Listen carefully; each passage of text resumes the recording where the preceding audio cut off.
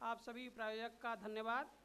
उम्मीद करते हैं कि आज का जो हमारा ये सेशन होगा बहुत ही आनंददायक होगा, सब इससे लाभ उठाएंगे।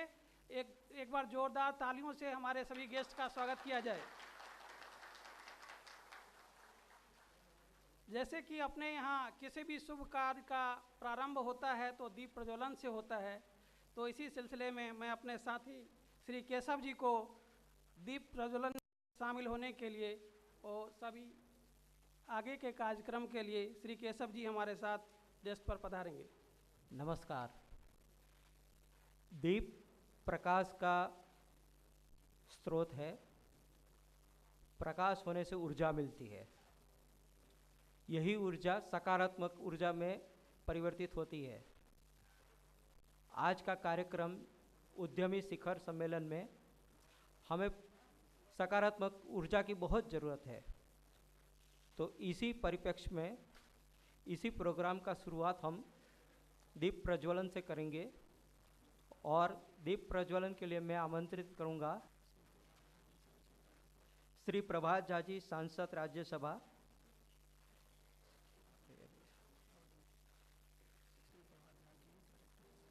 श्री प्रभात झा जी, डायरेक्ट NSIC, श्री रामनाथ प्रसाद जी, श्री धरणीधर झा जी, श्री अजय ठाकुर जी, श्री करसन पटेल जी, श्री अनिल झा जी, श्री डिम्पल झा, श्री नीरज जी, श्री राज किशोर जी, श्री कन्हैया पाठक, श्री हरखित पाठक, श्री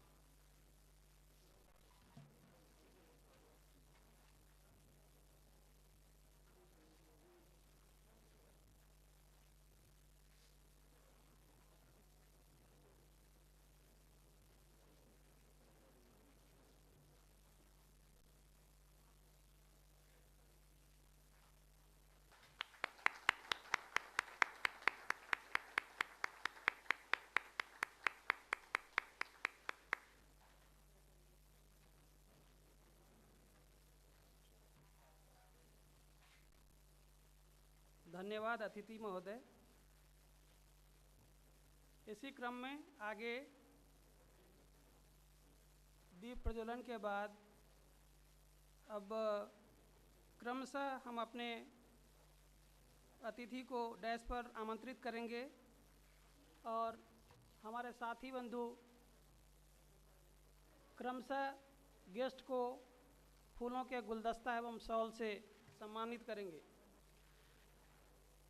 तो आमंत्रित करते हैं सबसे पहले हमारे मुख्य अतिथि श्री प्रभात झा जी, सांसद भारत सरकार, चीफ गेस्ट के तौर पे, और उनका सम्मान करेंगे श्री नीरज झा जी। साथियों जोर से और जोर से ताली बजाकर उनका स्वागत किया जाए।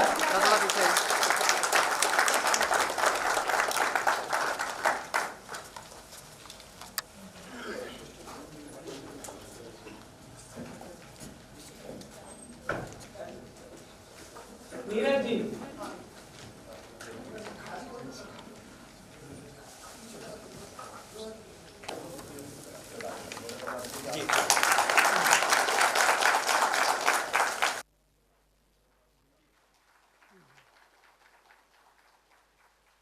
Shri Dharanidhar Jha ji, former justice Allahabad and Patna high court. दोस्तों जोरदार तालियों से स्वागत किया जाए। क्षमा चाहता हूँ, ये हमारे अतिथि थोड़ा विलंब से आएंगे। हाँ, आगे श्री रामनाथ प्रसाद जी, जोरदार तालियों से स्वागत किया जाए। ये हैं president director CED Gandhinagar, Shri Ramnath Prasad जी।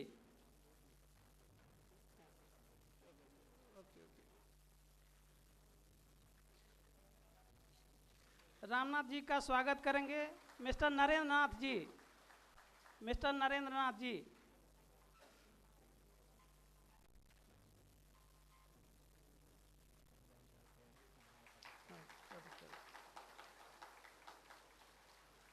अगले हमारे अतिथि हैं श्रीमान प्रभात झा जी, प्रेसिडेंट NISC, बहुत ही इनर्जेटिक और हमारे बहुत ही सपोर्टिव अतिथि, इनका स्वागत करेंगे मिस्टर कन्हैया पाठक जी।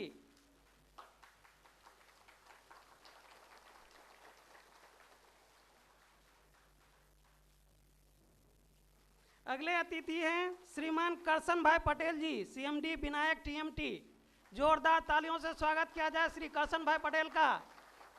और इनका फूलों से स्वागत करेंगे श्री राम कुमार मिश्रा जी। श्री राम कुमार मिश्रा जी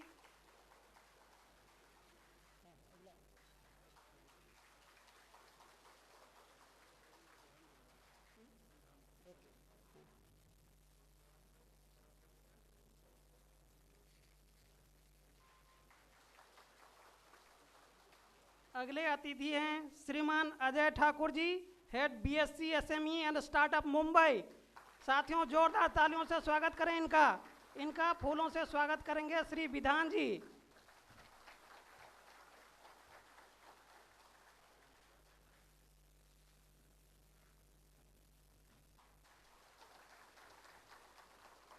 अगले अतिथि हैं अब हम श्रीमान प्रभात झा जी, एनएसआईसी, उनसे वेलकम स्पीच के लिए आग्रह करते हैं। साथियों जोरदार तालियों से स्वागत करें श्रीमान प्रभात झा जी का। सर्वप्रथम मंच पर आसीन श्री प्रभात झा जी सांसद, श्री रामनाथ जी, श्री अजय ठाकुर जी, सारे मिथिला रत्न और अद्भुत मिथिलावासियों जो यहाँ पर आए हैं, उनका मिथिला समाज और मैथिल समाज की तरफ से बहुत बहुत अभिनंदन हम करते हैं। यह शाश्वत मिथिला की एक सबसे बड़ी पहल है, बल्कि एकरा एहन कहल जाए जे हम सब एकटा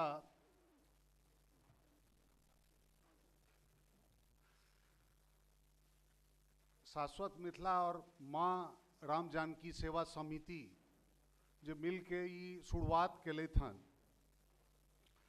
तो हमर एकेटा में ई कहना है जे हम जतेक मैथिल और मिथिलावासी छी, ई एकटा ऐतिहासिक धरोहर के हिस्सा बन रहल छी।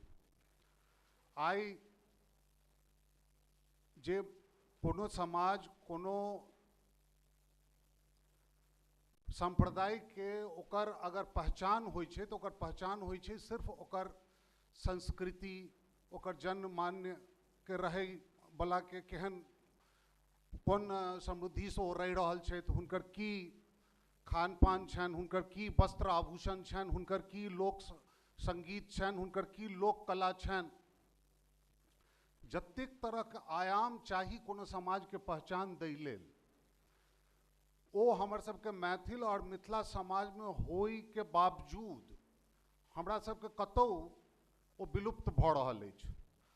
और ओ विलुप्तता के बहुत सारा कारण छै, लेकिन ओकर मंथन करे के लेल ई दुनू शाश्वत और राम जानकी सेवा समिति के तरफ से जे ई मुहिम शुरू कयल गेल हन, एकरा हम चाहे छी जे अपने सब जतेक एतऽ एकर सहभागी बनलो हन, एकरा जोरदार ताली से हिनकर सबके सहयोग के से अथी करियौन।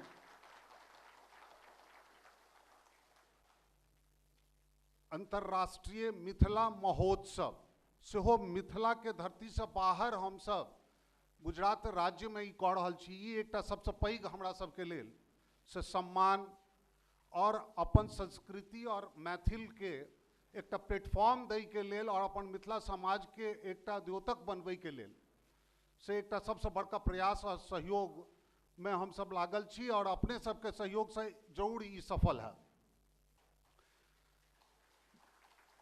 जत अपने के लोक नृत्य, लोक साहित्य, मैथिली समाज के जतेक जे चीज के ऊपर आने के काज होय छे, वो अहाँ के अंतर्राष्ट्रीय और राष्ट्रीय स्तर पर, अंतर्राष्ट्रीय स्तर पर एकर बहुत एक्सेप्टेबिलिटी छे। अपन मैथिल समाज के जे कोनो परंपरा अछि, जे कोनो संस्कृति अछि, जे कोनो ओकर लोक नृत्य अछि, लेकिन एकरा इंटरनेशनल स्टैंडर्ड में एक्सेप्टेबिलिटी होय के बावजूद विडंबना ई अछि जे हमरा सबके लोकल लेवल पर एकर से उपेक्षित अछि। और ई उपेक्षा किया अछि तो किया तो चूँकि हम सब मिथिला से बाहर रह के बाहर आबि के हम सब आपस में एक अपन प्लेटफॉर्म नहीं क्रिएट केने छी जे प्लेटफॉर्म पर हम सब एक दोसर के जान सकिए पहचान सकिए जे के आदमी की कऽ रहल छै तो और हुनकर अगर कोनो समस्या छन तो इस समस्या के निदान के लिए अपन कला अपन संरक्षण अपन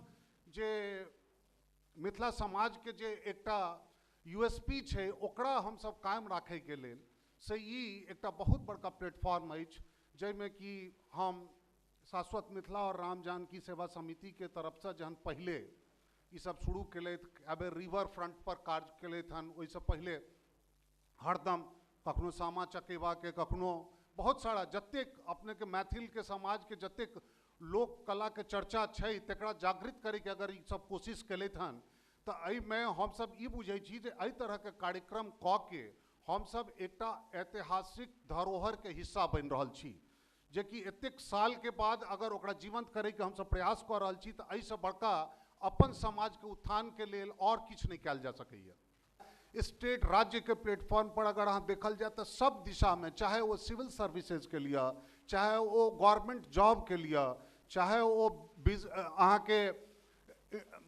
दोसर कला संस्कृति के लिए कोनो चीज में लिया अगर बिहार के मैथिल सबसे आगू झंडा गाड़ने छै और एकर एहिसँ बड़का अहाँ के से उदाहरण नहीं भेट सकैया जे कि गुजरात राज्य में ऊपर से नीचा तक ब्यूरोक्रेसी होई या ई होई सब जगह से अपन बिहार के मैथिल सब लोक छथि लेकिन हम सब छूट कतऽ गेलहुँ हन पाछू छूट गेलहुँ हन हम सब सिर्फ और सिर्फ पाछू बिजनेस में इंटरप्रेन्योरशिप स्किल में और वो इंटरप्रेन्योरशिप स्किल में हम सब किया छूटलहुँ हँ पाछू तो एहि दुआरे हम छूटलहुँ हँ पाछू जे हमरा सबके माइंडसेट चेंज नहीं कऽ पेलहुँ हमरा सबके जे माइंडसेट अछि ओहि माइंडसेट के अगर हम सब चेंज कऽ लेब तो हम अहाँ के अपने के एकेटा चीज कहै छी जे विश्व में हम करीबन ऑलमोस्ट 38 गो कंट्री के हम विजिट केने छी इंटरप्रेन्योरशिप से संबंधित जतऽ कि भारत सरकार के डेलीगेशंस लऽ के जाइ छी ओतऽ B2B मीटिंग करबै छियै ताहि दुआरे इंटरप्रेन्योरशिप के रूप में हम अपने के एकटा बात कहै छी जे अपन मैथिल और बिहारी से बड़का इंटरप्रेन्योर पूरा वर्ल्ड में विश्व में क्यों नहीं भऽ सकैया एकर कंपटीशन जतबे हिनका कंस्ट्रक्टिव रचनात्मक विचार अबै छनि आइ काल्हि के युग में ओहिसँ ज्यादा विध्वंसक विचार आबऽ लगलनि हन ओकरा ई ऊर्जा छियै ऊर्जा के तो कतौ यूज कयल जाए आब गवर्नमेंट सेक्टर्स के नौकरी सबके तो गवर्नमेंट सेक्टर के नौकरी नहीं भेट सकै छै तो हमरा सबके अगर ओकरा डाइवर्ट करी तो हमरो सबके बीच से आइ धीरू भाई अंबानी निकलत आइ हमरो सबके बीच से JRD टाटा निकलत तो ई कतौ हम सब छूट गेलहुँ एहि दुआरे जी हमर सबके पूर्वज के माइंडसेट से बढ़िया बेकारी वाला बात नहीं करा ई माइंडसेट के चलते हम सब जे छै से एकरा बड़ा उपेक्षित दृष्टि से देखलिए जे नहीं ई बढ़िया बेकारी and business is not our cake ई एकरा सब जे छै से मारवाड़ी करते या दोसर कास्ट करते ओकरा कहियो फला वो तो बढ़िया भऽ गेलै तो ई जे एकटा अंदर से जे एकटा भावना छलै हन वह माइंडसेट के चलते हम सब जे छै से पाछू छूट गेलहुँ हन आइ हम अपने के एकेटा बात कहै छी एहि महोत्सव के अवसर पर कि हमर सबके यंग जनरेशन्स अगर इंटरप्रेन्योरशिप में अगर कंट्रीब्यूट केना स्टार्ट करे और अपन बिजनेस स्टार्ट करे तो गवर्नमेंट के तरफ से हम अपने के ई बात के ई करे छी जे एहि से बढ़िया कंड्यूसिव एटमॉस्फेयर पूरा देश के अंदर कहियो नहीं छले हैं न्यू स्टार्टअप बिजनेस करे के लेल और हम धन्यवाद दै छी अखन के प्रधानमंत्री के जे कि वो एहन बैकअप क्रिएट केलथि हन MSME सेक्टर के लेल कहलखिन जे एहिमे सबसे ज्यादा रोजगार सृजन हेतै ई बैकबोन छी इकोनॉमी के और एहि के लेल एतेक सहज रूप से अहाँ इंटरप्रेन्योरशिप स्किल में जा सकै छी और अपन स्किल देखा के अहाँ जे छै एकटा सक्सेसफुल इंटरप्रेन्योर सक्सेसफुल बिजनेसमैन बनि सकै छी जकर जे कि अनमैचेबल हैत जेना हम अहाँके कहलहुँ जे देश राष्ट्र अंतर्राष्ट्रीय स्तर पर हमर सबके कियो सानी नहीं अछि अगर हम सब ओहि क्षेत्र में आगू बढ़ी तऽ एहि के साथे आब आगू तो हम सब चर्चा करब जे गवर्नमेंट के की स्कीम छै, ओकर प्रोविजंस की छै, सीईडी से जे स्टेट गवर्नमेंट के जे centre for entrepreneur development department छै तिनकर डायरेक्टर रामनाथ जी सेहो आयल छथि और सब अपन अपन अनुभव शेयर करता आगू आ रहे थे सिंगापुर। और जर्मनी से जब सिंगापुर आ रहे थे तो उनके बगल में एक लड़का बैठा हुआ था, ही वॉज एन इंडियन, वो भारतीय था। एंड भारतीय में भी वो मधुबनी के मिथिला का था एंड वहाँ पर वो पढ़ाई करने के लिए गया था। लेकिन मैं आपको एक एंटरप्रेन्योरशिप स्किल की एक छोटी सी एग्जांपल देता हूं कि कुछ देर के बाद आइंस्टीन ने उसको पूछा, do you know who I am? तो उसने बोला कि नहीं, क्योंकि हम पहचानते नहीं हैं। तो बोला I am the scientist. Einstein का नाम सुना है? तो बोला यस। तो बोला मैं ही आइंस्टीन हूं। तो बोला अच्छा सर। तो बोला ये 9 घंटे का फ्लाइट है, हम लोग कुछ करें। बोले क्या करें? आके आप लोगों को एक बात बताएं कि दुनिया में सबसे ज्यादा बेटिंग में होती है। वो लोग बैठेंगे तो आपस में बाजी और शर्त लगाएंगे, ये शर्त करो तो ये होगा, ये शर्त करो तो ये होगा। उन्होंने बोला कि मेरे साथ बेट करो। तो बोला कि क्या बेट करें? तो मैं तुमसे एक क्वेश्चंस पूछूंगा, अगर तुम जवाब नहीं दे पाओ तो $5 तुमको देना होगा, और अगर तुम मुझको पूछो क्वेश्चंस और मैं जवाब नहीं दे पाऊंगा तो मैं तुमको $5000 दूंगा। तो बोला नहीं नहीं नहीं, हम बेटिंग वगैरह में हम नहीं पढ़ते हैं। फिर कुछ देर के बाद वो मन में सोचा मधुबनी का लड़का कि ये तो बड़ा अच्छा रेशियो है, $5 तो जेब टटोला। उसने देखा कि मेरे पास तो $15 हैं अभी पड़े हुए, तो हम ऐसा क्यों ना करें कि हम ये बेट लगा लें। अगर हारे तो $5 अगर जीत गए तो $5000 जेब में आ जाएगा। तो उसने इमीडिएटली कहा कि चलिए ठीक है, खेलते हैं। आइंस्टीन ने उसको पूछा कि पहला क्वेश्चन पूछा कि बताओ पृथ्वी से चंद्रमा की दूरी कितनी है? तो वो सर खुजलाने लगा, बोला मेरे को तो आई डोंट नो। बोला लो लो $5 लो। तो उसने $5 दे दिया। बोला अब तुम पूछो। तो कुछ देर बोला कि नहीं नहीं बंद कीजिए। फिर बोला कि अच्छा ठीक है मैं पूछता हूं आपसे। तो उसने बोला कि हाँ पूछिए। तो उसने बोला कि भाई आप किसी ऐसे जीव का नाम बताइए जो 4 टांग से पहाड़ पर चढ़ता हो और 3 टांग से पहाड़ से नीचे उतरता हो। तो आइंस्टीन बड़ा सोच में पड़ गया, सोचता रहा। ये लड़का तो सो गया फ्लाइट में अपने सीट पे। 4 घंटा के बाद बहुत सोचने के बाद उसको कुछ मिला नहीं, तो उसने इसको झकझोर के उठाया और बोला कि भैया तुम हमको बताओ तो कि ऐसा कौन सा जीव है, मैं तो इस जीव के बारे में कभी सुना नहीं पृथ्वी पे। तो बोला आई डोंट नो, ये $5 लीजिए और इसमें से $4,995 मेरा है, और जेब में रख लिया, फिर सो गया वो। ये कहने के लिए छोटी सी बात है, लेकिन यह इंटरप्रेन्योरशिप स्किल का एक सबसे बड़ा नमूना है कि उसकी दिमाग वहां तक पहुंची कि मैं कुछ उटपटांग क्वेश्चन से पूछूं जिसका तो ये जवाब नहीं दे पाएंगे और हमको $495 मिल जाएगा। एग्जैक्टली यही इंटरप्रेन्योरशिप स्किल है। आज के विश्व बाजार में हम अपना कहां हम अपने ब्रेन को लगाएं, कहां हम पहुंच सकते हैं। इंटरप्रेन्योरशिप कोई रॉकेट साइंस नहीं है। इंटरप्रेन्योरशिप जो हमारे रोजमर्रा की जिंदगी में होता है उसमें हम क्या इन्वेस्ट करें और कैसे उससे हम कमाएं।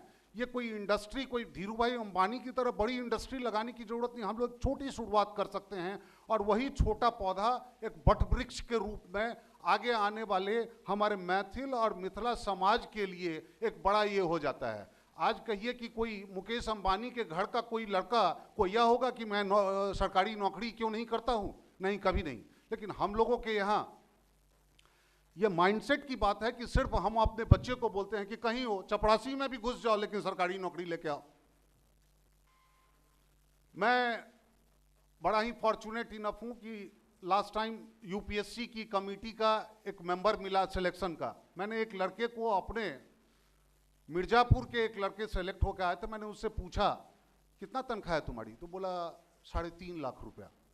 बॉम्बे में मैं 4 जोन का मल्टीनेशनल कंपनी का ये हूँ और मैं कंप्यूट करूँगी, क्यों आना चाहते हो इसमें? मेरे पिताजी ने हमको बोला है, वो फॉरेंसिक साइंस का यूपीएससी का कैडर था, तो मेरे पिताजी ने बोला है कि तुम 4.5 करोड़ रुपया भी कमा के लाओगे तो मैं तुम्हारे सिग्नेचर की वैल्यू देखना चाहता हूँ। तो मैं, ये तो सिग्नेचर की वैल्यू तो सरकार में ही हो सकती है, तो मैंने इसलिए ये किया है। इंटरव्यू खत्म होने के बाद जब मैं निकल रहा था, हम लिए बाबू ऐसा काम मत करो, 4.5 लाख को 4.5 करोड़ में प्राइवेट में बदलने की कोशिश करो तो वह अपने समाज के लिए भी एक अच्छा होगा, एक अपनी इंडस्ट्री खड़ा करो। और आज मैं बताऊं कि उस आदमी ने पुणे के अंदर अपनी एक इंडस्ट्री खड़ी कर रखी है और वह हमको फोन करके यह बताया कि सर मैं आपसे मिलने आना चाहता हूं। आज के डेट में हमारे पास 90 एम्प्लॉय काम कर रहा है और हम 8 महीने के अंदर हमारा टर्नओवर करीबन 15 करोड़ रुपए का हो गया है। तो इससे बड़ी बात क्या हो? कभी भी किसी भी जॉब में, चाहे वो प्राइवेट जॉब हो या गवर्नमेंट जॉब हो, हम तो ये पूरा नहीं कर सकते। तो इसलिए हम लोगों का एक ही मकसद है कि मिथिला का विकास कैसे, हमारी पहचान कैसे कायम रहे, हमारी संस्कृति का संरक्षण कैसे हो, हमारी लोक कलाएं कैसे बने। मैं अभी साउथ कोरिया में मैं जब गया तो मैंने देखा कि एक सैलून के अंदर टैटू बनाने के लिए लोगों की लाइन खड़ी है। हमने उससे पूछा कि ये टैटू, तो बोला ये दिस ओरिजिनेटेड फ्रॉम इंडियाना। तो हम उससे फिर पूछे कि कहाँ, do you know Bharat Hindustan? Yes. अब ये गोदना का जो हम लोग अपने दादा दादी के हाथ पे जो देखा करते थे, ये गोदना का रूप अब टैटू ने ले लिया और उस टैटू को देखिए कि वर्ल्ड के सारे प्लेटफॉर्म के ऊपर यह एक फैशन का प्रतीक बन गया। इसी तरह से हमारी लोक कलाएं, लोकगीत, हमारे खान पान, हमारे सब चीज अद्भुत है। मैं आपको बता सकता हूं कि वह अद्भुत है, लेकिन उस अद्भुतता को हम लोग उस अंतरराष्ट्रीय और राष्ट्रीय प्लेटफॉर्म के ऊपर लाएं जहां इसकी एक्सेप्टेबिलिटी बने, जहां हम लोग हीन भावना से ग्रस्त ना हो कि हम चूड़ा दही खाई छी, चार आदमी लग कोई चल, हमारे सबके डीएनए में हो एंड हम लोग उसी संस्कृति को लेके आज यहां तक पहुंचे हैं और आप सारे लोगों को प्रोत्साहित कर रहे हैं कि आज उस मंच पे हम लोग खड़े हैं और आप लोगों को प्रोत्साहित करके यह कहना चाहते हैं कि भारत सरकार की इससे बड़ी और इससे बढ़िया वातावरण कभी भी एमएसएमई सेक्टर के लिए नहीं था जो अभी बना है। चाहे वो 59 सेकंड लोन का हो, चाहे वह पीएमईजीपी स्कीम के अंदर, एम्प्लॉयमेंट जनरेशन प्रोग्राम के अंदर छोटे छोटे उद्योग लगाने की बात हो, चाहे वह किसी भी दिशा में कोई भी बिजनेस करने की बात हो, तो हम लोगों के यहाँ माध्यम से भारत सरकार की इतनी स्कीम्स, इतनी सुविधाएं हैं जिसका कि हम अभी आप लोगों को पिक्टोरियल प्रेजेंटेशन से बताएंगे और सीडी के तरफ से भी आपको दिया जाएगा, प्लस पीएमईजीपी स्कीम जो कि फ्लैगशिप स्कीम है गवर्नमेंट ऑफ इंडिया का, उसका भी प्रेजेंटेशन होगा। आप सारे लोगों को मैं आह्वान करता हूं और पूरे मिथिला वासियों को कि इसमें आगे आइए। यह गुजरात एक ऐसा धरती है जो कि जिसकी की इंडस्ट्रियल ग्रोथ रेट चाइना से ऊपर है। अगर स्टेट का ग्रोथ रेट लिया जाए तो ये चाइनीज ग्रोथ रेट से ये ऊपर है। तो इस धरती के ऊपर हम क्यों ना काम करेंगे सर, जहां हम अपने आप को सिद्ध करने में, और आपको मैं बताऊं कि आप लोगों की जो पोटेंशियल है उसके ऊपर आपको विश्वास हो या ना हो, हम लोगों को विश्वास है, क्योंकि हम लोग जानते हैं, हम लोग तो इस औद्योगिक जगत से 25 सालों से जुड़े हुए हैं। हम लोगों को पता है कि यहाँ के लोगों की क्या पोटेंशियल है और हमारे समाज की क्या पोटेंशियल है। इसके साथ ही हम माननीय सांसद प्रभात जी को आमंत्रित करता हूं कि वह आके अपने विचार प्रस्तुत करें। जय जय मिथिला, जय जय भारत।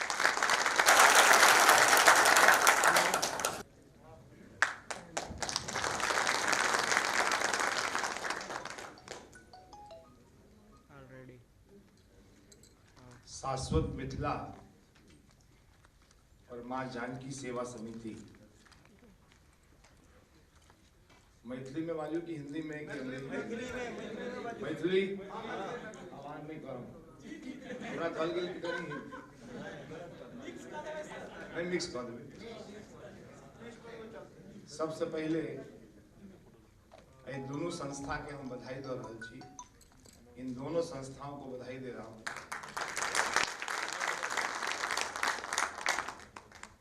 जहां से चले थे और जहां आए,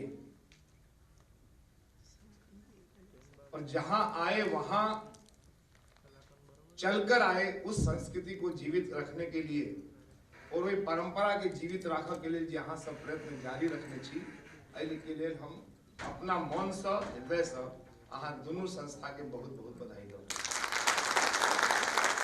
मंच पर हमार नाम राशि तखना वो हमरा कहलत कि हम प्रभात चाहता हूँ किसे मिले कि हम छी कि एहन मित्र माननीय प्रभात जी, माननीय अजय ठाकुर जी, माननीय पटेल जी, माननीय डॉक्टर रामनाथ जी, और दो गोटा के नाम हमरा मना के लिए था कि ककरो नाम नहीं लेबै, लेकिन दो गोटा के नाम लेना बहुत जरूरी है। अखिल भारतीय मिथिला संघ के विजय जी, विजय चंद झा जी, और चेतना समिति पटना के नोन समिति छे ओकर अध्यक्ष माननीय विवेकानंद जी, और एतो उपस्थित जे गोटा इस शिखर सम्मेलन में भाग ल रहल छी उनका सब गोटा के नमस्कार।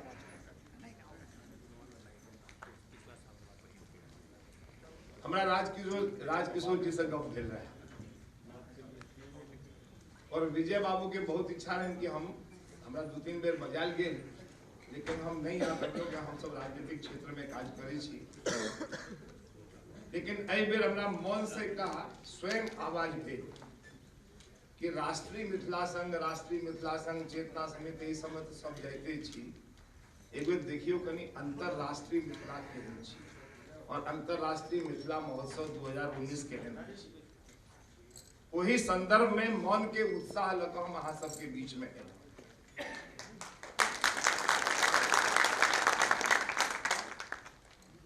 प्रभात जी बहुत बात कहलखिन है। हम सब बहुत सामान्य परिवार से निकलल छी, और अहाँ जे कहलिया कि मैथिल, तो हम मध्य प्रदेश में आपातकाल में आयल रही बम्बई सब भाई का, और हमार बहनों छला टेक्सटाइल इंजीनियर जियाजीराव कॉटन मिल में। हम जखन एलौ तो हमरा पर वारंट रहा इमरजेंसी में, तो हमार बहनों कनी घबरा गया कि अहाँ के चक्कर में हम नहीं चल गए, तो वो बॉम्बे डाइंग में चल गया, Bombay. And we people are very committed for our cause. अपना सैद्धांतिक पक्ष पर सदैव काज करे के लिए कमिटमेंट जो है, प्रतिबद्धता, वो हमने सदैव अपने मन में रखी। और 26 दिसंबर 1975 के बाद मैं पलटकर कहीं गया नहीं। मैंने कहा कि अब जाऊंगा तो जेल तो यहीं जाऊंगा, और अपने जीवन का रास्ता मैं तय करूंगा तो मध्य प्रदेश में ही करूंगा। हमारा कतो नहीं बुझल, हम तो एक टूटल फुटल साइकिल पर चले थे, सामान्य साइकिल पे चलता था, और मैं बॉम्बे नेशनल कॉलेज में पढ़ता था। मेरे फादर जालान ग्रुप के जीएम थे। जहां बात कहले ना कि जिजीविसा जे होई छे, जुनून जे होई छे, और साइंस कहे छे कि मिथिला सन ब्रेन कतौ नहीं छी, विश्व में सबसे पैघ ब्रेन अगर कतौ छिए तो मिथिला। अगर एक उदाहरण आपको उसका उदाहरण देखने जाना है तो आप बनारस चले जाइए। आप इलाहाबाद चले जाइए, कौन भूलेगा सर गंगानाथ झा को? कौन भूल सकता है अमरनाथ झा जी को? कौन भूल सकता है पहले लेफ्टिनेंट गवर्नर आदित्यनाथ झा को? कोई नहीं भूल सकता है सबको। कौन भूल सकता है डॉक्टर जयकांत मिश्रा, इलाहाबाद के इंग्लिश के head of the department, delete थे। ऐसे एक नहीं अनेक लोग हमारे बीच में रहे। कल मैं ललित बाबू के कार्यक्रम में गया था। 2 फरवरी 1922 को उनका जन्म हुआ था, ललित नारायण जी मिश्र का। उनके पोते ने एक कार्यक्रम रखा था कॉन्स्टिट्यूशन क्लब में। मैं और लाल बहादुर शास्त्री जी का बेटा अनिल शास्त्री भी था। वहां पे प्रभा जी जब हम गए तो मुझे खुद सुनकर आश्चर्य लगा। मैंने खुद भी उनके बारे में पढ़ा है।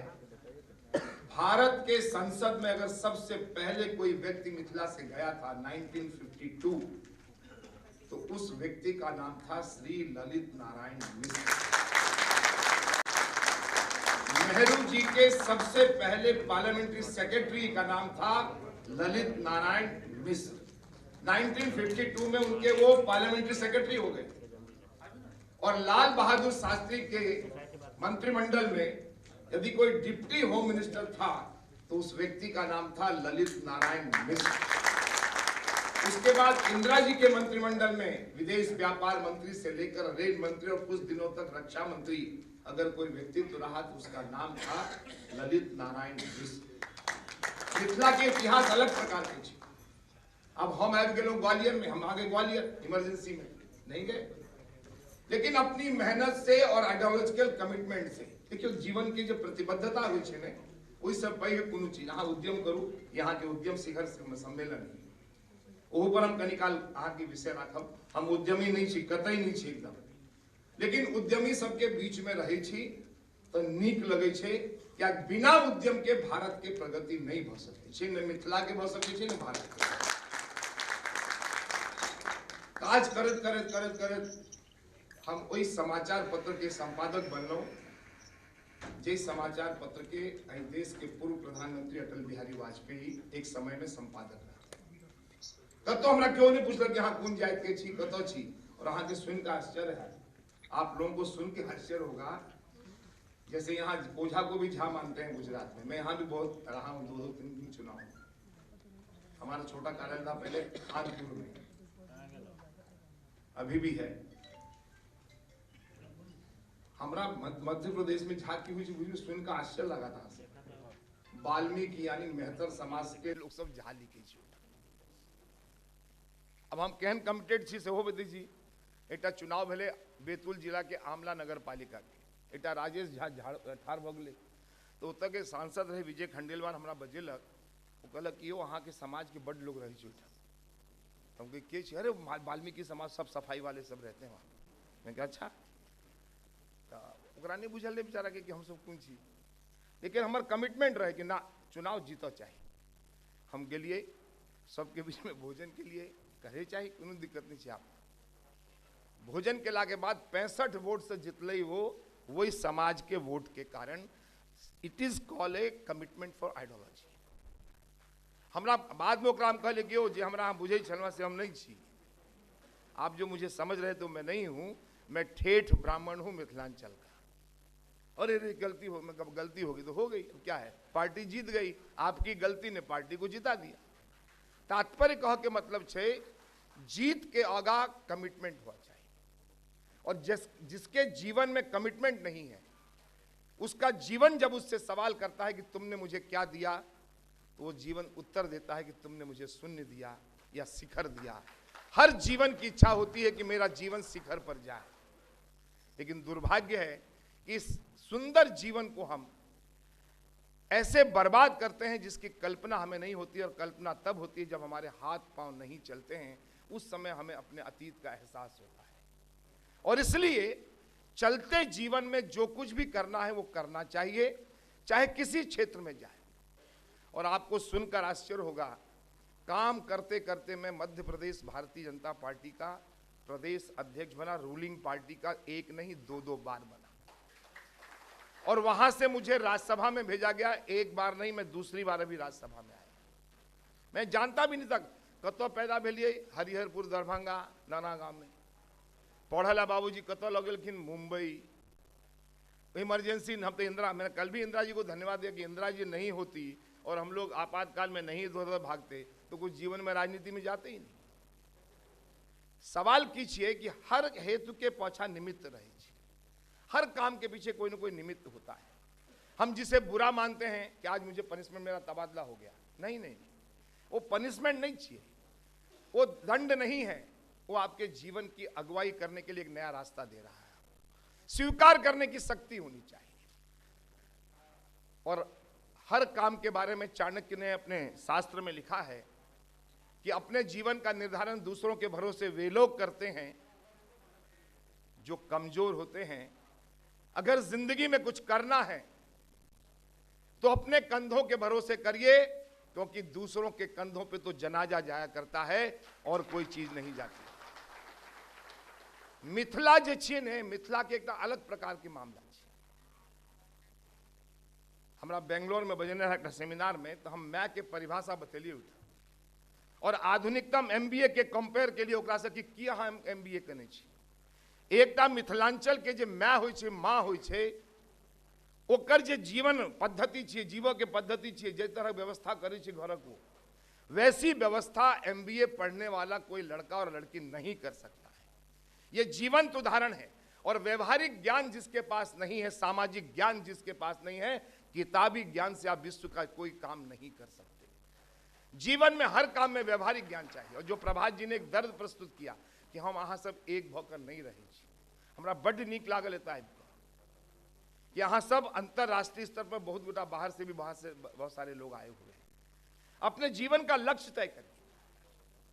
हमरा बहुत गोटा, हमको मध्य प्रदेश में बोलते हैं लोग, क्या है, कहाँ से आ गए, क्या आ गया, कुछ। मैं आपको बताऊं, मैं शाखा से लेकर आज तक मुझे किसी ने नहीं पूछा कि आप किस धर्म के हो, किस जाति के हो, कहाँ से आए हो, कहाँ पैदा हो, किसी ने नहीं पूछा। लेकिन यहाँ चल जाओ, हम फर्स्ट टाइम राज्यसभा में लाऊं तो राष्ट्रीय सहारा में मेरा दोस्त है एक हरीश पाठक, मेरे सीनियर थे जब मैं जर्नलिस्ट था, तो उन्होंने पूछा कि अगर बिहार में होते तो क्या होता आपका, तो हम कहलिए कि गांव का मुखिया भी नहीं बन सकता था। एक गोटा बढ़े छे, चार गोटा खींचे छे। निश्चलानंद जी सरस्वती, हम विजय जी संगे गेल रही पुरी में उनका निमंत्रण देव। लास्ट ईयर बहुत गोटा आयल है अपने सब देखने है। ताल कटोरा में बहुत पैघ कार्यक्रम अखिल भारतीय मिथिला संघ के भेल रहे, जिसमें पुरी के शंकराचार्य जी, सुमित्रा महाजन, राजनाथ सिंह जी सब मिथिला पर बजल। और Nitish Kumar, we compelled him 18 minute Maithili में बाजा पढ़, हमके मैथिली में बाजा पड़ रहा कि बाकी कोनो भाषा नहीं चलत। और नीतीश कुमार मैथिली में बोले वहां। और इस ये बात हम एहि लेल कहै छी कि अपना भाषा के भान हुआ चाहिए। आई विश्व में कोनो भाषा एहन छै ऐसा नीक, यो कनी अबियौ ने, सुर में संगीत में अगर कोनो भाषा छियै तो ओकर नाम छै मैथिली। सुर संगीत छियै, लोग हारमोनिया पर संगीत निकाले छै, हमरा सबके मुंह से निकले छै। सोचिए बैसियौ ने यो, एतऽ की कहै छै, बेसुजा बेसुजा। हमरा हरियाणा हरियाणा में तो कहे ए बैठ जा बैठ जा। एहन सुंदर भाषा कतो नहीं। और एकरा बिसरल छी। हम काल्हिओ कहलिए ललित बाबू के कार्यक्रम में कि एकटा चीज हम सबसे मंगै छी, जतऽ जाइ छी एकटा चीज हमरा जरूर दिया, गाम नहीं बिसरू, गाम के जीवित रख। और गाम से पैघ उद्यमी कतौ नहीं छे लोग के। यो चार पर का कुम्हर और कदीमा सजमनि से तो हमर सबके तरकारी के घर खर्च निकल जाए छे। कनिक सा के बगीचा, ओहि में भट्टा, ओहि में मिर्चाई, सब चीज रोप दै छलिए, आलू। उद्यमी में हमरा सबसे पैघ के है, कौन हो सकता हमसे ज्यादा उद्यमी। और बुद्धि विवेक के अगर काज पड़ते तो भारत में कखनो एखनो के छथि फाइनेंस सेक्रेटरी, के छथि बुझल यहाँ सबके, एएन झा।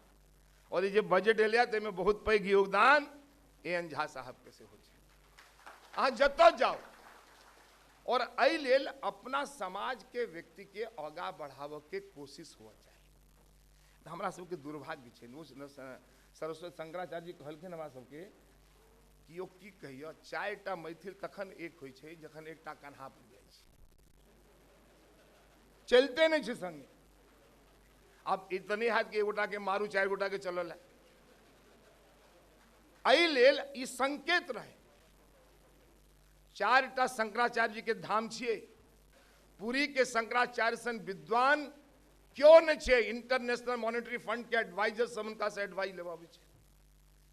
नरेंद्र मोदी कोनो चीज में फंसे छथि और उनका कोनो दिक्कत होवे छन तो अगर वो सलाह करे छथि तो निश्चलानंद जी सरस्वती पुरी के शंकराचार्य से सलाह करे।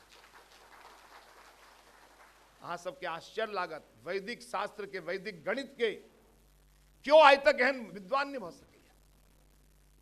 कंप्यूटर पर खेलाई छथिन, खेलते हैं कंप्यूटर के साथ। और हम सब वही प्रांत से अबै छी, वही मिथिलांचल से जकरा लोग कहै छी चारू वेद के रचना कतऽ भेल छै। जजुआर में ऋजुवेद, अथरी में अथर्ववेद, सामा में सामवेद और कतऽ छै एकटा वेद है रीगा में ऋगुवेद।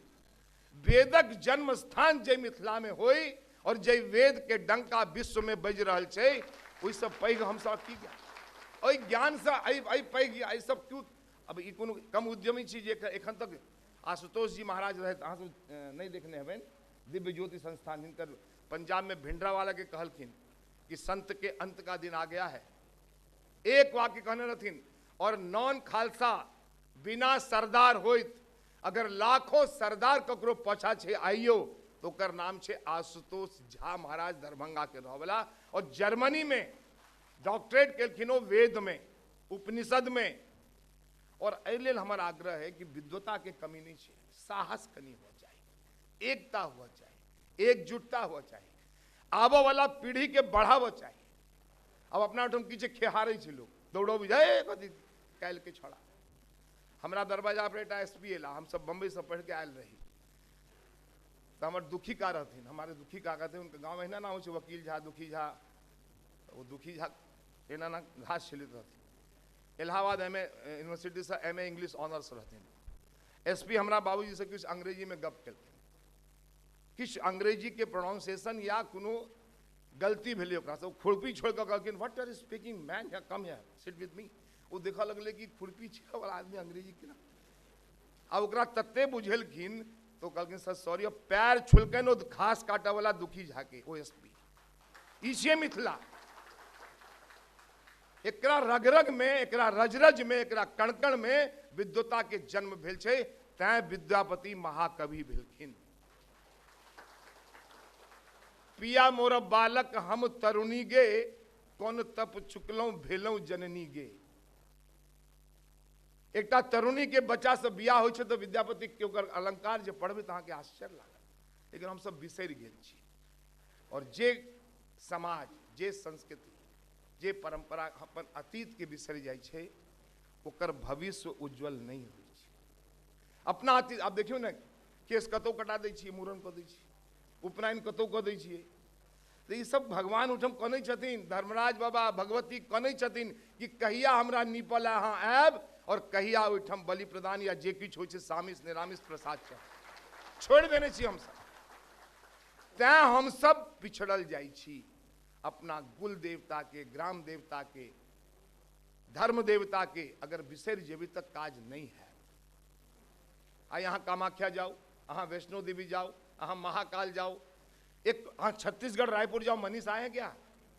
जाइए। छत्तीसगढ़ के 36टा गढ़ के अगर पॉलिटिकल सेक्रेटरी और पॉलिटिकल पुजारी क्यों रहे तो मिथिला से आयल रहे वही राजा सबके बुद्धि देव के लेल और पूजा कर। और आई सब मंदिर पर क्यों अगर पुजारी छे तो सबसे अधिक पुजारी मिथिला के छे, मुख्य पुजारी। अब हमरा सबके बुझल नहीं है। अपना घरक व्यक्ति के सम्मान नहीं करबे तो के करबे? सबसे पहिल काज है कि अपना विचार, अपना घर के लोग क्यों नीक काज करिया, क्यों नहीं उत्साही। जेना प्रभा जी छे, if he is doing well तो वी ऑलवेज विथ हिम, हम उनका साहस देव पर अहाँ नीक काज करू। अगर एठम के शाश्वत मिथिला और जानकी काज कर रहल छे, जेना विजय जी मिथिला संघ चेतना समिति सब चलबे छे, सबके पाछा ठाड़ हो और ककरो खिदांस कर, किसी की बुराई करने की बात नहीं है। देखिए सबसे बड़े साहसी आप लोग हैं कि अपने घर को छोड़कर यहाँ आए हैं और गुजरात में, मध्य प्रदेश में जतो जाओ। हमरा पूछलक लालू जखन शपथ ले ली तो लालू जी पूछे कि आप कैसे पहुंच गए वहां पे मध्य प्रदेश, झंडा गाड़ दिए। हम कहे जैसे शरद यादव बिहार में पहुंच गए वैसे हम पहुंच गए। अब शरद यादव मध्य प्रदेश के रहे। अभी आश्चर्य है कि नहीं, हम कतो के रह वाला कतो, लेकिन नहीं है डेडिकेशन, निस्वार्थ भाव से यदि यहाँ अपन समाज के काज करबै, अपन कोनो काज कर जे भगवान देखाई छथिन तकरा तो हम रोज पूजै छी, लेकिन जे मनुष्य रूपी भगवान हमरा बीच में काज करै छथि हुनका हम नहीं देखै छियनि। मनुष्य रूपी ईश्वर के सेहो ताकऽ पड़त, और वो ईश्वर वो होइ छै जे हमरा सबके बीच में नीक काज करै छै। उनका पर ईश्वर के विशेष कृपा, उस पर ईश्वर की विशेष कृपा होती है तभी वो काम करता है। आदि शंकराचार्य जी के खड़ाओं और उनके पूजने वाले शिव को आज भी निश्चलानंद सरस्वती रोज पूजा करते हैं। दो टूक सवाल करते हैं, उन्होंने कहा मैं जब बोलूंगा तो राजनाथ सिंह बैठेंगे नहीं, और सच ही हुआ भी कि उनके सत्य को सुनने का साहस किसी मंत्री में नहीं है। वो जिस तरह की भाषा और जिस तरह का उदाहरणार्थ प्रस्तुत करते हैं, एक एक चीजों के तथ्यों के साथ रखते हैं। और आई लेल हमार आग्रह है, इसलिए मेरा आग्रह है आप सबसे कि उद्यम हो, समाज का कोई काम हो। देखिए समाज डिवेल्युएट हुआ है, इसलिए आप राजनीति में अक्सर लोग कहते हैं अरे सब बदमाश लोग राजनीति, एहन बात की छै, एखनो नीक लोग छै। अब हम तो उद्यम नहीं छी, हमर फीस कॉलेज में के भरल के ग्वालियर में आज तक हमरा नहीं बुझल, हमर पजामा कुर्ता के सिया के लबे हमरा नहीं बुझल, हमर बियाह में हमरा कोट पैंट सिया के देलक कुशाभाऊ ठाकरे ककरो नहीं कहल गई उसका कोट पैंट सिला के नाप लेके आ जाओ। अब वो जीवन जीव के लिए तैयार रह पड़े छे ने। हम नहीं देखलिए कि दिवाली की हो, हम कहिया दिवाली, मैं ऐसा कार्य करता हूं जो 32 साल कार्यालय में रहा हूं, 10 साल भोपाल, 10 साल ग्वालियर और 12 साल केंद्रीय कार्यालय। ओकरा बावजूद कार्यकर्ता के परख हुई थी, चिन्ह छी लोग, लेकिन मैंने अपने ध्येय को कभी नहीं छोड़ा। मेरा लक्ष्य था कि जिस विचारधारा के लिए हम आए हैं उस विचारधारा की प्रगति में अगर मैं एक गिलहरी की भूमिका भी निभा सकूं तो मुझे अच्छा लगेगा। और इसीलिए अब हमरो दूटा बेटा है, आप लोग जानते होंगे बॉम्बे में बिहार से जाकर नासिक में 400 एकड़ में वेस्टर्न महाराष्ट्र का सबसे बड़ी यूनिवर्सिटी कोई चलाता है तो उसका नाम है doctor Sandeep Jha, doctor Sandeep foundation, पहली यूनिवर्सिटी है। और बिहार में नीतीश कुमार ने अगर किसी को पहले प्राइवेट यूनिवर्सिटी दी है तो मधुबनी में डॉक्टर नित्यानंद यूनिवर्सिटी को दिया है।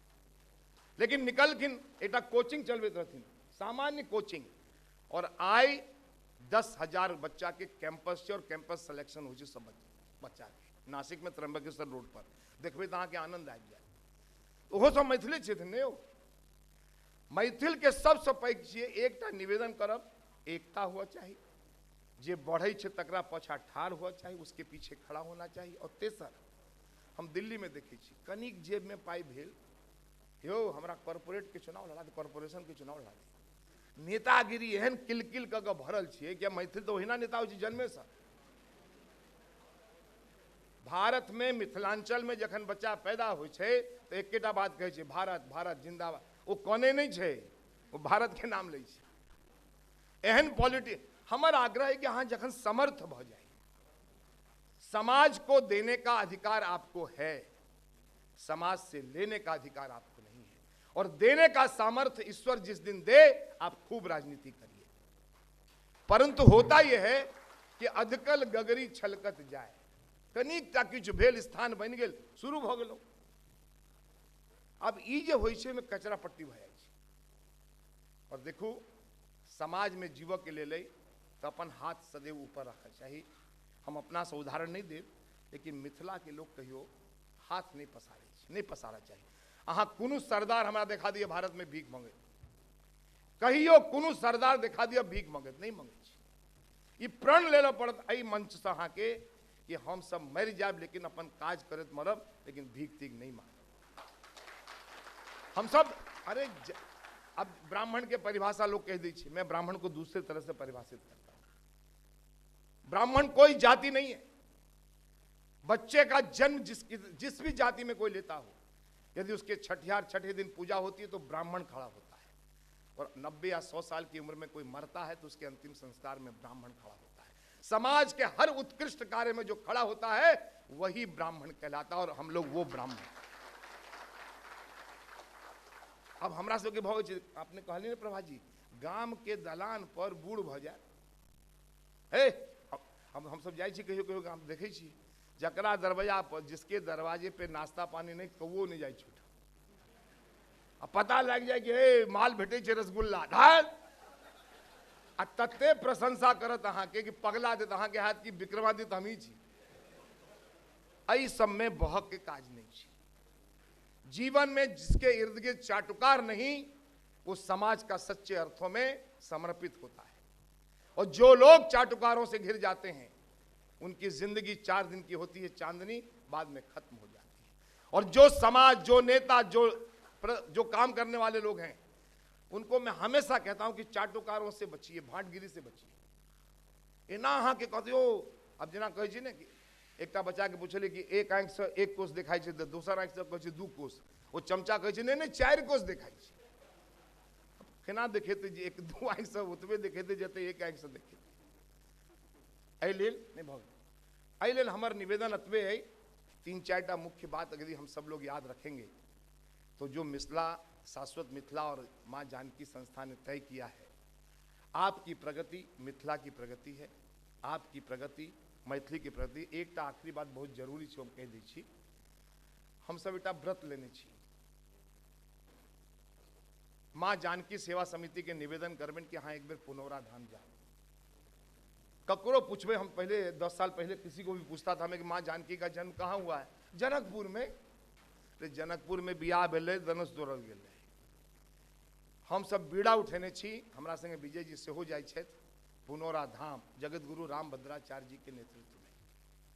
माँ जानकी के जन्म स्थान पर काज शुरू भेलै, ओकरा तकैत तकैत ओहि पुनौरा धाम के अहाँ सब दर्शन करऽ जरूर जाओ। सीतामढ़ी से 3.5 किलोमीटर दूर छै, जतऽ माँ जानकी प्रकट भेल रहती, जहाँ वो प्रकट हुई। वो कुंड भी आज वहाँ पर है।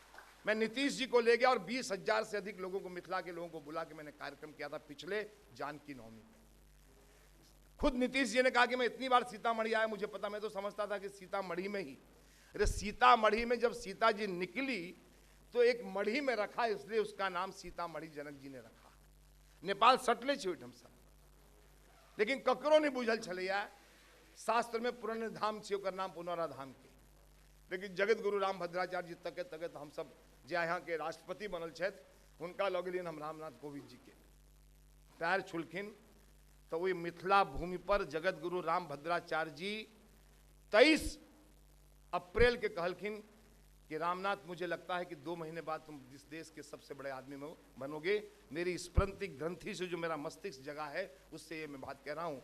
और 2 महीना बाद वो देश के राष्ट्रपति बनलखिन, ई माँ जानकी के जन्म स्थान के प्रभाव। और आई आग्रह के साथ कि यहाँ सब जरूर जाओ, सबके जीवन में परिवर्तन आयत हो। पुनौरा धाम मतलब देखिए, अगर अयोध्या बहुत पैघ छै तो माँ जानकी के अपने सब तो सीताराम कहै छी ने, पहले राम सीता नहीं कहै छी।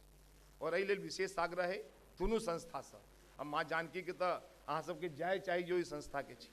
अहाँ हमरा बजेलहुँ एहिठाम, हमरो नीक लागल, हमको भी अच्छा लगा आप सबके बीच में आके। और मैं कोशिश करूँगा, राज्यसभा के सदस्य बहुत छोटी बात होती है, लोकसभा सदस्य बहुत छोटी बात होती है। मुझे उससे ज़्यादा गौरव है कि मैं मिथिला का बेटा हूँ और एक मैथिल हूँ। इस नाते जब भी मैं, मेरे शरीर का एक बूंद भी यदि आपके काम आएगा तो मैं समझूंगा कि मेरी माँ ने जो मुझे जन्म दिया था वो सार्थक हुआ। धन्यवाद। जय हिंद, जय मैथिली।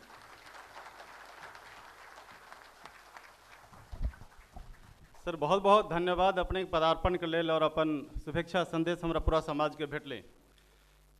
जैसे आप जानते हैं कि आज के कार्यक्रम का मुख्य थीम है आर्थिक, साहित्यिक और सांस्कृतिक समृद्धि की परिकल्पना, रीइमेजिनेशन ऑफ आर्थिक, साहित्यिक एंड सांस्कृतिक, ये तीनों।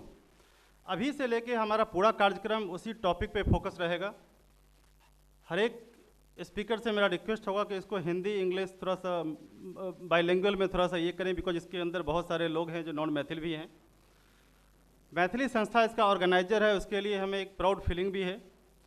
और एक बार पुनः आप सभी का जो इस हॉल में बैठे हुए हैं, जो आए हैं दूर दूर से, कुछ टेक अवे के लिए, कुछ बेनिफिट के लिए कि यहाँ पे हमें क्या ऐसा ज्ञान मिलेगा, कौन सी ऐसी नई जानकारी मिलेगी जिससे हम सरकारी सहायता का कुछ उपयोग कर सकते हैं या उसका फ़ायदा उठा सकते हैं। बिजनेस अगर ऑलरेडी आप कर रहे हैं तो उस बिजनेस को कैसे आप आगे और प्रमोट कर सकते हैं। इन्हीं सब चीज़ों के साथ ये कार्यक्रम आयोजित है। सिर्फ हमारे पास अब 1.5 घंटे का समय है, 1 बजे हमें स्टॉप करना पड़ेगा क्योंकि 2:30 बजे दूसरा कार्यक्रम है, फिर लंच का भी कार्यक्रम होगा। इस बीच हमारे बहुत गणमान्य व्यक्ति सब इस हॉल में उपस्थित हैं। फॉर्मर जस्टिस श्री धरणीधर झा जी जो पटना से इसी कार्यक्रम में वो आना नहीं चाह रहे थे, जैसे प्रभात जी भी का भी थोड़ा सा प्लान वैसे ही था, तो बहुत रिक्वेस्ट के बाद उन्होंने हमारी बातों को स्वीकार किया, वो यहाँ उपस्थित, उनके लिए जोरदार तालियों से स्वागत कीजिए।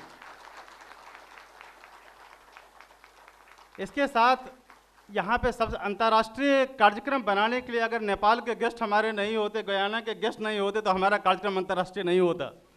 तकरीबन 10 से 12 लोग जो अंतर्राष्ट्रीय प्लेटफॉर्म से यहाँ पे आए हैं सारे भारतीय, हैं सारे मैथिल जो यहाँ पे आए हैं। अनिल जी हैं जो फॉर्मर उद्योग मंत्री रहे हैं नेपाल सरकार का और आरजेपी के अध्यक्ष हैं। इनकी धर्मपत्नी डॉक्टर डिम्पल झा जी हैं जो वर्तमान में राज्य मंत्री हैं, ये भी नेपाल से आए हैं। कौशल जी हैं, भगवान जी हैं, जरा आप लोग भी एक बार थोड़ा सा खड़े होके। प्रवीण नारायण जी हैं, ये भी नेपाल से एक साहित्यकार हैं, और यहाँ गयाना के हमारे गेस्ट हैं अजय जी। आप सबों का हार्दिक अभिनंदन। कार्यक्रम को आगे बढ़ाते हुए मैं ललित जी को इनवाइट करता हूँ कि वो अगले स्पीकर को बुलाए। सम्मान समारोह थोड़ा सा हम लोग बाद में करेंगे, कुछ जो गेस्ट आए हैं, लेकिन थोड़ा सा जो अपना ऑब्जेक्टिव है उस ऑब्जेक्टिव की तरफ हम चलते हैं। और मैं चाहूँगा कि स्पीकर जो यहाँ पे होंगे वो यहाँ बैठे हैं, अदरवाइज हम सभी नीचे आ सकते हैं, जिससे कि सब या आइए। धन्यवाद सर। कार्यक्रम का रूपरेखा ऐसा था कि 10 से 1 बजे और 12 बजे टी ब्रेक है, इसलिए हम अपने अतिथिगण से ये रिक्वेस्ट करेंगे कि थोड़ा संक्षेप में अपना अनुभव शेयर करेंगे। जैसा कि आज का सम्मेलन है उद्यमी शिखर सम्मेलन 2019 अहमदाबाद, और मैं 10 साल अहमदाबाद में रहने के पश्चात ये तो ज़रूर जाना कि उद्यमी बनना पढ़ाई करने से बड़ा होता है, क्योंकि इसमें जिसके पास रिस्क टेकिंग एबिलिटी होगा वही उद्यमी बन सकता है। पढ़ाई आप कितना भी कर ले ज़्यादा मायने नहीं रखता है। आप एग्जाम्पल बहुत सारा आप देख सकते हैं। हमारे जो अगले अतिथि हैं वो हैं श्रीमान रामनाथ प्रसाद जी, डायरेक्टर सीईडी। इनका जोरदार तालियों से स्वागत करेंगे। हमारे अतिथि अपना अनुभव शेयर करेंगे हमारे नए जो यहाँ बैठे एंटरप्रेन्योर हैं उनके साथ। श्रीमान रामनाथ प्रसाद जी।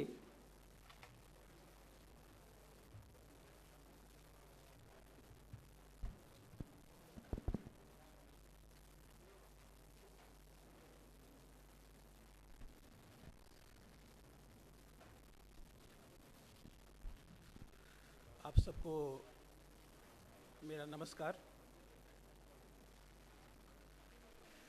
समय का अभाव है और ये जो उद्योग साहसिकता का जो अभी समिट हम लोग यहाँ कर रहे हैं, तो मैं चाहूँगा कि मैं अपने स्पीच को फोकस्ड रखूं और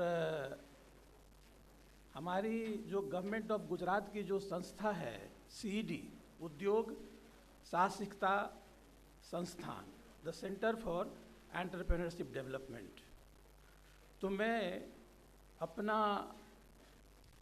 पूरा अटेंशन उद्योग साहसिकता के विकास में गवर्नमेंट ऑफ गुजरात की जो संस्था है सीईडी, वो क्या कर रही है उस पर ज़रा मैं फोकस करूँगा ताकि आप उसका फ़ायदा उठा सकें।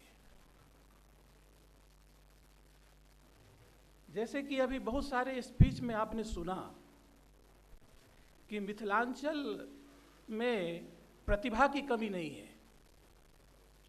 हमारे पास प्रतिभा है,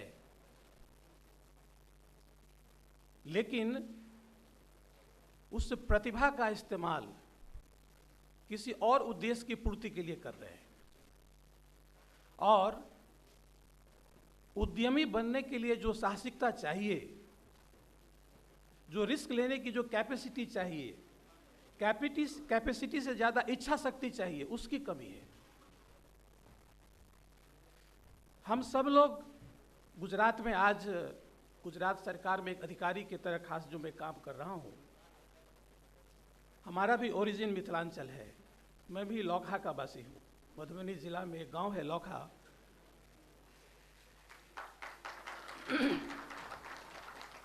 वहाँ का वासी हूँ मैं, आज भी बहुत लगाव है। 25 साल से बाहर हूँ, लेकिन कोशिश रहती है कि हर साल गांव जाऊं। हमारे तरफ में पूरे अपने जितना मेरा अनुभव है उसका मैं निचोड़ आपको बताना चाहता हूं। हम लोग बहुत ज़्यादा फोकस करते हैं,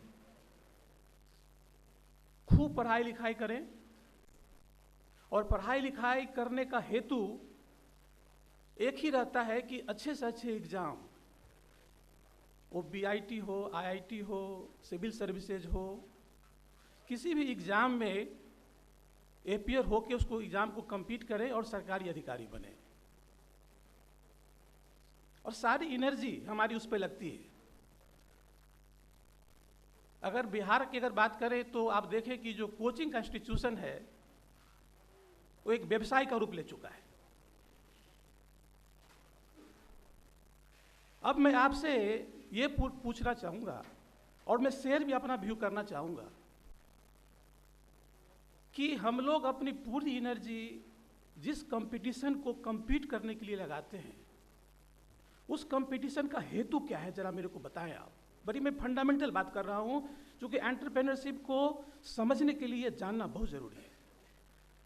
हमें कोई वैकेंसी, मान लीजिए 1000 की वैकेंसी है, उसमें 90,000 कैंडिडेट अपियर होते हैं। उस 90,000 में से 1000 को सिलेक्शन करने का हेतु है कि 89,000 को रिजेक्ट करने का हेतु है। जरा आप इस चीज़ पर जरा गौर कीजिए। जितने भी कॉम्पिटिटिव एग्जामिनेशंस हैं, वो कॉम्पिटिटिव एग्जामिनेशंस का अगर आप हार्डकोर ट्रूथ अगर देखने के लिए जाएं तो फोकस रहता है 1000 सिलेक्शन करने पे नहीं, 89,000 को कैसे रिजेक्ट करें। तो अगर काफ़ी डेप्थ में जाएंगे तो आपको ऐसा लगेगा कि हम एक रिजेक्शन के टेस्ट में बैठे हैं, और अगर रिजेक्शन के टेस्ट में अगर बैठे हैं तो आप रिजेक्ट हो गए तो खुशी मनाइए। मैं तो ऐसा मानता हूँ, क्योंकि जिस 1000 का सिलेक्शन हो रहा है, उस सिलेक्शन में कोई गारंटी नहीं है कि जिस जॉब के लिए उसका सिलेक्शन हो रहा है, अगर इंजीनियर बनने के लिए सेलेक्ट हो रहे हैं या डॉक्टर बनने के लिए सेलेक्ट हो रहे हैं, तो वो अच्छे इंजीनियर और अच्छे डॉक्टर बनेंगे उस कंपटीशन कंपीट करने के बाद, इसकी कोई गारंटी नहीं है। अगर ऐसा होता तो हमारा सिलेक्शन प्रोसीजर्स में जो लोग जहां बैठ रहे हैं, चले गए हैं, वो एक्सेल करते, बहुत ज़्यादा कंट्रीब्यूट करते सिस्टम को, सिस्टम हमारा स्ट्रांग बनता, समस्याएं सॉल्व होती, लेकिन होता नहीं है। इसका मतलब है कि जिनको जो चीज़ बनना चाहिए वो नहीं बन रहे हैं। जिनको अच्छा डॉक्टर बनना चाहिए वो कुछ और बन गए। तो हमारा पूरा जो सिलेक्शन का सिस्टम है, अगर आप गौर से देखिए तो बड़े गौर फरमाने की बात है कि ये कितना इफेक्टिव है आज के डेट में। अगर फिजिक्स, केमिस्ट्री, मैथमेटिक्स अगर आपका बहुत अच्छा हो और IIT आप कर जाएं, अगर ये सही टेस्ट है तो IIT करने के बाद आपको एक अच्छा इंजीनियर बनना चाहिए। आपको IIM जाने का नहीं सोचना चाहिए, आपको IAS बनने का नहीं सोचना चाहिए। लेकिन हम करते हैं, हमारा पूरा समाज उसके लिए, समाज में उसका रिस्पेक्ट है। तो आज हमारे पूरे सिलेक्शन सिस्टम में कहीं पर भी मैं ऐसा नहीं देखता हूं कि कोई ऐसा टेस्ट है जो आपके एप्टीट्यूड, आपके पैशन, आपके इनहेरेंट इंटरेस्ट को टेस्ट कर करके आपको सेलेक्ट करके उस जगह पर बिठाए। ऐसा कोई सिस्टम है नहीं।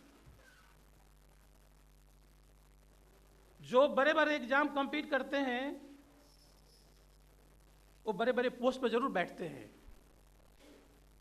लेकिन जो रिजेक्ट होते हैं उनकी भी हिस्ट्री है, जो बड़ा बड़ा एम्पायर खड़ा करते हैं। बहुत सारी ऐसी कहानी है जिनको रिजेक्ट कर दिया गया, लेकिन रिजेक्ट करने के बाद उन्होंने हिम्मत नहीं हारा और अपनी जो उनकी जो प्रतिभा है उसको उन्होंने पहचाना। दुनिया ने पहचाना या नहीं पहचाना बात की बात है, पहले उन्होंने अपने को पहचाना, फिर उन्होंने यात्रा आरंभ की, मुकाम पर पहुंचे और साहसिक बने, जिसको कि हम उद्यमी बोलते हैं, उद्योग साहसी बोलते हैं। ढेर सारे ऐसे एग्जाम्पल्स हैं। आज ये कल्चर आ रहा है। आज अगर आप IIM में जाएं, वहाँ भी इस चीज़ का महत्व दिया जा रहा है कि आप नौकरी के इच्छुक नहीं रख करके आप उद्योग साहसी बन करके उद्योग खड़ा कर करके नौकरी क्रिएट करने की तरफ जाए, क्रिएटर बने। आप जॉब के क्रिएटर बने, जॉब के इच्छुक न बने। हमारा जो CAD, एक ही स्लाइड में मैं सारी बात, मैं ज़्यादा स्लाइड नहीं, मैंने ये एडवर्टीजमेंट रिसेंटली हमारे पेपर में वाइब्रेंट गुजरात में हमने निकाला था। एक ही स्लाइड के थ्रू मैं आपको सब कुछ बताऊंगा। ये मैंने आपको थोड़ी भूमिका बता दी कि हम जो CED में उद्योग साहसिकता के विकास के लिए जो कार्य कर रहे हैं, उस कार्य के पीछे हमारी खुद की फंडामेंटल थॉट क्या है, जो मैंने आपसे शेयर किया। हमारे 5 रीजनल ऑफिसेज हैं।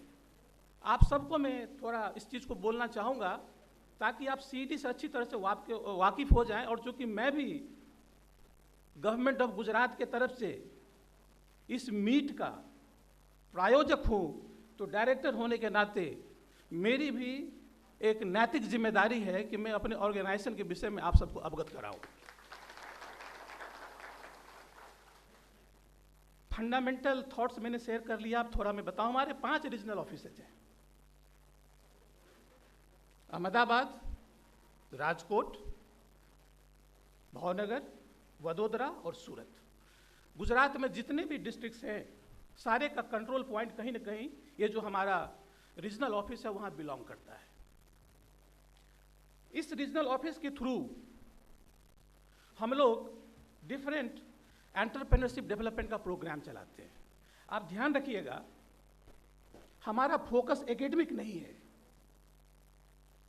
हम कोई डिग्री भी नहीं देते। और हमारा जो प्रोग्राम है, इसका नाम हमने रखा है ट्रेनिंग प्रोग्राम। इसमें कोई एकेडमिक इंक्लिनेशन नहीं है, और ना हम किसी सर्टिफिकेट या डिग्री धारी को या उसके आधार पर इसमें कोई विभेद करते हैं। ये हमारा ट्रेनिंग प्रोग्राम नॉर्मली 15 दिन का या 1 महीने का होता है, जो हमारे रीजनल ऑफिस के थ्रू जो ये कार्यक्रम होता है। आपको मैं बताना चाहूँगा कि इस प्रोग्राम में एडमिशन के लिए ये कोई भी क्राइटेरिया ऐसा नहीं है कि आप ग्रेजुएट होने चाहिए या PhD होने चाहिए या क्या, इस तरह का कोई क्राइटेरिया नहीं है। हम मिनिमम एक 10th का क्वालिफिकेशन रखते हैं कि ताकि आप समझ सकें कि जब आपको ये ट्रेनिंग दी जा रही है तो आपकी मिनिमम कैपेसिटी आप में होनी चाहिए। हमने कोई क्राइटेरिया इसलिए नहीं रखा है क्योंकि ऑलरेडी इतने सारे सिलेक्शन प्रोसीजर, सिलेक्शन टेस्ट, चाहे वो UPSC ले रहा हो, चाहे IIT ले रहा हो, बहुत ज़्यादा इफेक्टिव नहीं रहा, बहुत ज़्यादा फायदा सिस्टम को नहीं हुआ उससे। तो हमने खुला रखा हुआ है, मंच खुला है, कोई आ सकता है इसमें। इवन कि हमारा सिलेबस जो है उसमें टॉपिक्स है, 43 लेक्चर्स से 43 टॉपिक्स है। उस टॉपिक्स का भी कोई सिलेबस नहीं है। और एक टॉपिक को अगर सूरत में अगर कोई एक फैकल्टी मेंबर ले रहे हैं, उनको छूट दी जाती है कि आप शेयर करो जो आप इस टॉपिक पे बोलना चाहते हो। जैसे फाइनेंशियल मैनेजमेंट का टॉपिक है, एक चार्टर अकाउंटेंट सूरत में कुछ और शेयर करेगा, और कच्छ में अगर हो रहा है तो कुछ वहाँ के जो चार्टर अकाउंटेंट या जो भी फैकल्टी मेंबर है, जरूरी नहीं कि वो CA हो, वो कुछ और शेयर करेंगे। क्यों? क्योंकि हमारे फैकल्टी मेंबर, हम प्रमोट करते हैं कि हमारे फैकल्टी मेंबर कोई एकेडमिक डिग्रीधारी ना हो, बल्कि एक्चुअल एंटरप्रेन्योर हो, जिन्होंने जो सीखा है वो अनुभव शेयर कर रहे हैं। तीसरी बात मैं बताना चाहता हूं, इस ट्रेनिंग के बाद कोई एग्जाम हम नहीं लेते। जैसे ही एग्जाम की बात आती है तो हमारे यहाँ सब हम लोग इसके भुक्तभोगी हैं। हम लोग उसको अंदर लेके निगलने का प्रयास करते हैं। हमने ले लिया, फिर कहीं उगल देना है उसको। एग्जाम क्या चीज़ है? एक पर्टिकुलर मोमेंट पे आपके दिमाग में जितना सारा चीज़ है, आपने वहाँ पे उसको उगल दिया। आपके मुताबिक क्वेश्चंस था तो अच्छी बात है, और आपके मुताबिक क्वेश्चंस नहीं था तो आप फेल हो गए।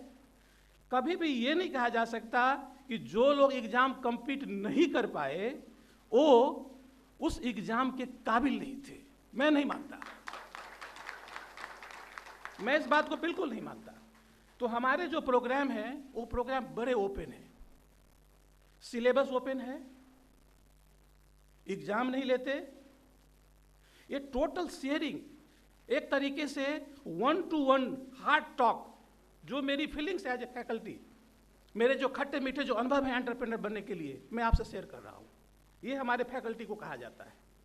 हाँ, अब इस तरह के सिस्टम में कुछ चेक्स एंड बैलेंस होने चाहिए, क्योंकि वो सर्टिफिकेट मिलने के बाद उसकी महत्ता है। आप जब फिर कुछ उद्योग साहसी बनने के लिए, कुछ आप उद्योग धंधा लगाने के लिए जाएंगे, तो गवर्नमेंट के जो डिपार्टमेंट्स है, डिस्ट्रिक्ट इंडस्ट्री सेंटर, वो आपको प्राथमिकता देगी।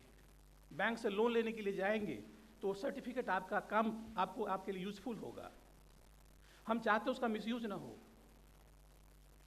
तो हमने सिर्फ एक कंडीशन रखा है कि आपको 80% अटेंडेंस आपको मस्ट है, 80% जो है सो अटेंडेंस तो चाहिए, और उसके लिए हमने बायोमेट्रिक अटेंडेंस की व्यवस्था की हुई है। हाथ से लिखने की बात नहीं है, बायोमेट्रिक अटेंडेंस। और मजेदार बात मैं आपको बताता हूं कि हम खुद एंटरप्रेन्योरशिप डेवलपमेंट में रहते हुए भी जो लोग इस प्रोग्राम को चलाते हैं पीपीपी मोड में, वो खुद भी एंटरप्रेन्योर हैं।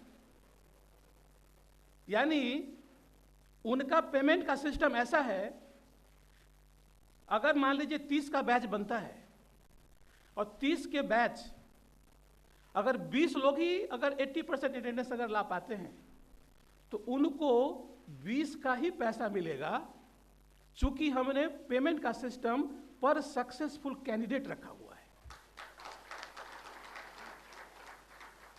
तो इस तरह की हमने फाइन ट्यूनिंग की है कि आप हमारे साथ जुड़ रहे हैं एज ए कोऑर्डिनेटर और एज ए सीडी एम्बेसडर।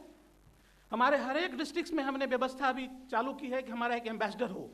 हम उनका ओहदा भी देना चाहते हैं, क्योंकि हम बहुत सारे लोग उससे प्रसन्न होते हैं, उनको अच्छा लगता है कि मैं सीडी का एम्बेसडर हूँ, उनका मनोबल बढ़ता है।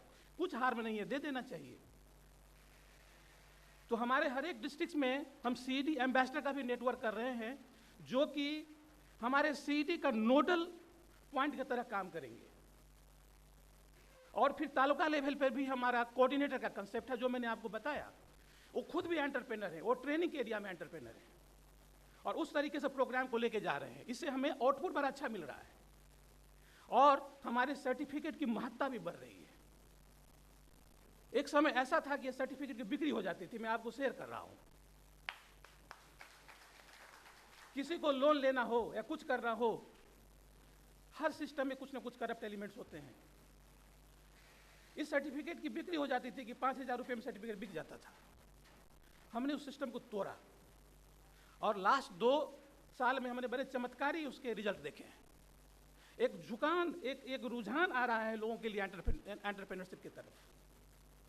अब दूसरी बात, रीजनल ऑफिस की बात तो हो गई। अब मैं एक और आपको ऐड करना चाहूँगा, टाइम अभी होगा थोड़ा सा 5 मिनट, 5 मिनट। एक और मैं आपको बोलना चाहूँगा कि हम लोग जब एंटरप्रेन्योरशिप की बात करते हैं तो दिमाग में क्या आता है?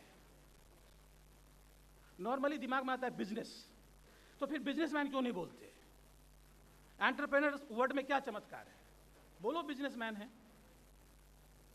बिजनेसमैन मैं आपको बताता हूं, प्रैक्टिकली एंटरप्रेन्योरशिप और बिजनेस में हम ज़्यादा डिफरेंस नहीं देखते प्रैक्टिकली, जिसको कि हम मास एंटरप्रेन्योरशिप का नाम देते हैं, क्योंकि हमारा टारगेट हर गांव में वो लास्ट आदमी है जो अनएम्प्लॉयड है।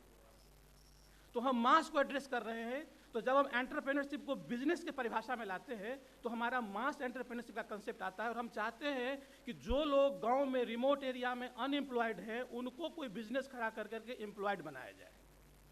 लेकिन जब हम एंटरप्रेन्योर की बात करते हैं, रियल सेंस में एंटरप्रेन्योर, तो मेरे समझ से एंटरप्रेन्योर का डिफिनीशन ऐसा है कि एंटरप्रेन्योर एक इनोवेटिव माइंड का आदमी होता है। कुछ नया करने की तमन्ना होती है उसको, उसके लिए उसको पैशन होता है, एक बर्निंग डिजायर होता है, और बिजनेस उसके लिए टूल है। तो जब बिजनेस उसके लिए टूल है तो प्रॉफिट मैक्सिमाइजेशन उसका मोटो नहीं है, उसका मोटो है अपने पैशन के पीछे भागना, अपने रिजल्ट को अचीव करना, और बिजनेस को टूल की तरह इस्तेमाल करता है।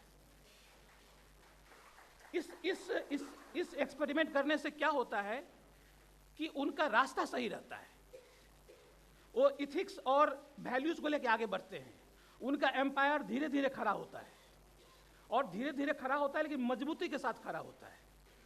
लेकिन अगर हम उसको बिजनेस की तरह प्रॉफिट प्रमोट करते हैं या बोलते हैं कि आप प्रॉफिट मैक्सिमाइजेशन, तो उस होड़ में, प्रॉफिट को मैक्सिमाइज करने के होड़ में कभी कभी वो पथ से विचलित हो जाते हैं, अनइथिकल प्रैक्टिस की तरफ चले जाते हैं, और बिजनेस का जो पूरा कंसेप्ट है उसको समाज में एक डिसरिस्पेक्ट क्रिएट कर देते हैं उसके लिए।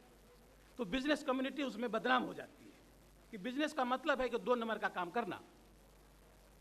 ये बड़ी बड़ी विडंबना है। अब एजुकेटेड क्लास जो कि बिजनेस से बाहर भागते हैं, बिजनेस करने की इच्छा नहीं रखते, उनको कैसे हम इसमें लाएं?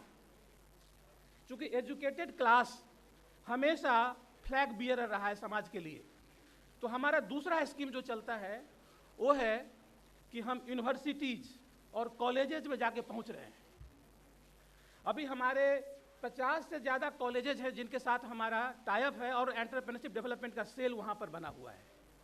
यूनिवर्सिटीज़ हैं जिनके साथ हमने टाइप किया है और उनको बोला है कि आपके यहाँ आप क्यों नहीं हमारे एंटरप्रेन्योरशिप मॉड्यूल को एक कोई विशेष दर्जा देने की बात नहीं है, आप अपने सिस्टम में क्यों नहीं उसको इनबिल्ट कर लेते।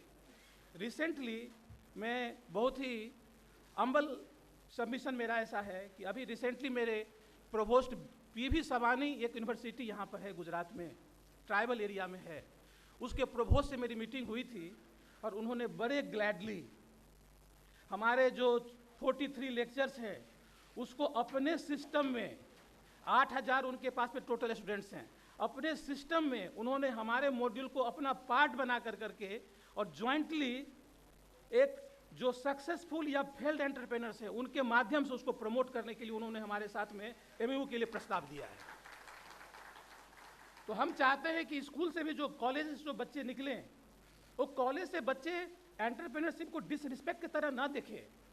वो आपको जब वो अपने सिस्टम में जब उनको आप इनकॉर्पोरेट कर देंगे और दिन रात उसको सुनेंगे पढ़ेंगे तो उनके प्रति रिस्पेक्ट होगा। क्योंकि हमेशा अगर आप पढ़ाई लिखाई में अगर आपको बता दिया गया कि इसका पर्पस है इंजीनियर बनना, आईएएस बनना, तो वही दिमाग में बैठा है। अगर एंटरप्रेन्योरशिप के प्रति भी अगर इस तरह का सम्मान पैदा किया जाए, successful entrepreneurs, even failed entrepreneurs भी बड़े टीचर होते हैं, मैं बता रहा हूँ, शायद फेल्ड एंटरप्रेन्योर्स आपको ज़्यादा मार्गदर्शन करेंगे सक्सेसफुल की तरह। ये दोनों तरह के लोग को हम प्रमोट करते हैं कि आप आके अपना एक्सपीरियंस शेयर करें। और जैसे मैंने बताया ये एकेडमिक एक्सरसाइज बिल्कुल नहीं है, ये एक तरीके से इंफॉर्मेशन शेयरिंग, एक्सपीरियंस शेयरिंग, उसको मज़ेदार बनाने की बात है। हमारे गणपत यूनिवर्सिटी, पीवी सवानी यूनिवर्सिटी और जीएसएफसी यूनिवर्सिटी, ये 3 यूनिवर्सिटी हमारे पार्टनर बन चुके हैं पूरे एक्सरसाइज में। तो मैंने आपको ब्रीफ में सीडी इस एरिया में क्या कर रहा है बताया। लास्ट एक चीज़ मैं बताना चाहता हूँ, चूँकि एंटरप्रेन्योरशिप बिजनेस की तरह मैंने बोल दिया, इनोवेशन की तरह हमारा खुद का एक कैंपस है नरोडा में। आप वो जो देख रहे हैं फोटो, नरोडा कैंपस में लास्ट 2 ईयर में हमने इसको पूरा ग्रीन कैंपस में कन्वर्ट किया है। हमारे 50 किलोवाट के ऊपर सोलर रूफ प्लांट हैं और हमारी टोटल एनर्जी जो आज हमारी वहाँ होती है हम खुद जनरेट करते हैं, इनफैक्ट हम सप्लाई करते हैं। ये हमारे नरोडा कैंपस में। इस नरोडा कैंपस में हमने कुछ इनोवेटिव प्रोग्राम्स कंडक्ट करने का प्रयास किया है। जैसे 1 प्रोग्राम की बात मैं करूंगा कि हमारे एंटरप्रेन्योरशिप डेवलपमेंट में हमने योगा का, रेकी का, मेडिटेशन का सेपरेट बैचेज चलाया। अब मैं आपको एक बात बोलना चाहता हूं कि सरकार ने आयुष्मान इंडिया का प्रोग्राम चलाया है। आपको क्या लगता है कि उस प्रोग्राम के तहत जितने लोग बीमार पड़ेंगे क्या सबको इलाज करने के लिए सरकार के पास पैसे हैं? नहीं है, गलत है।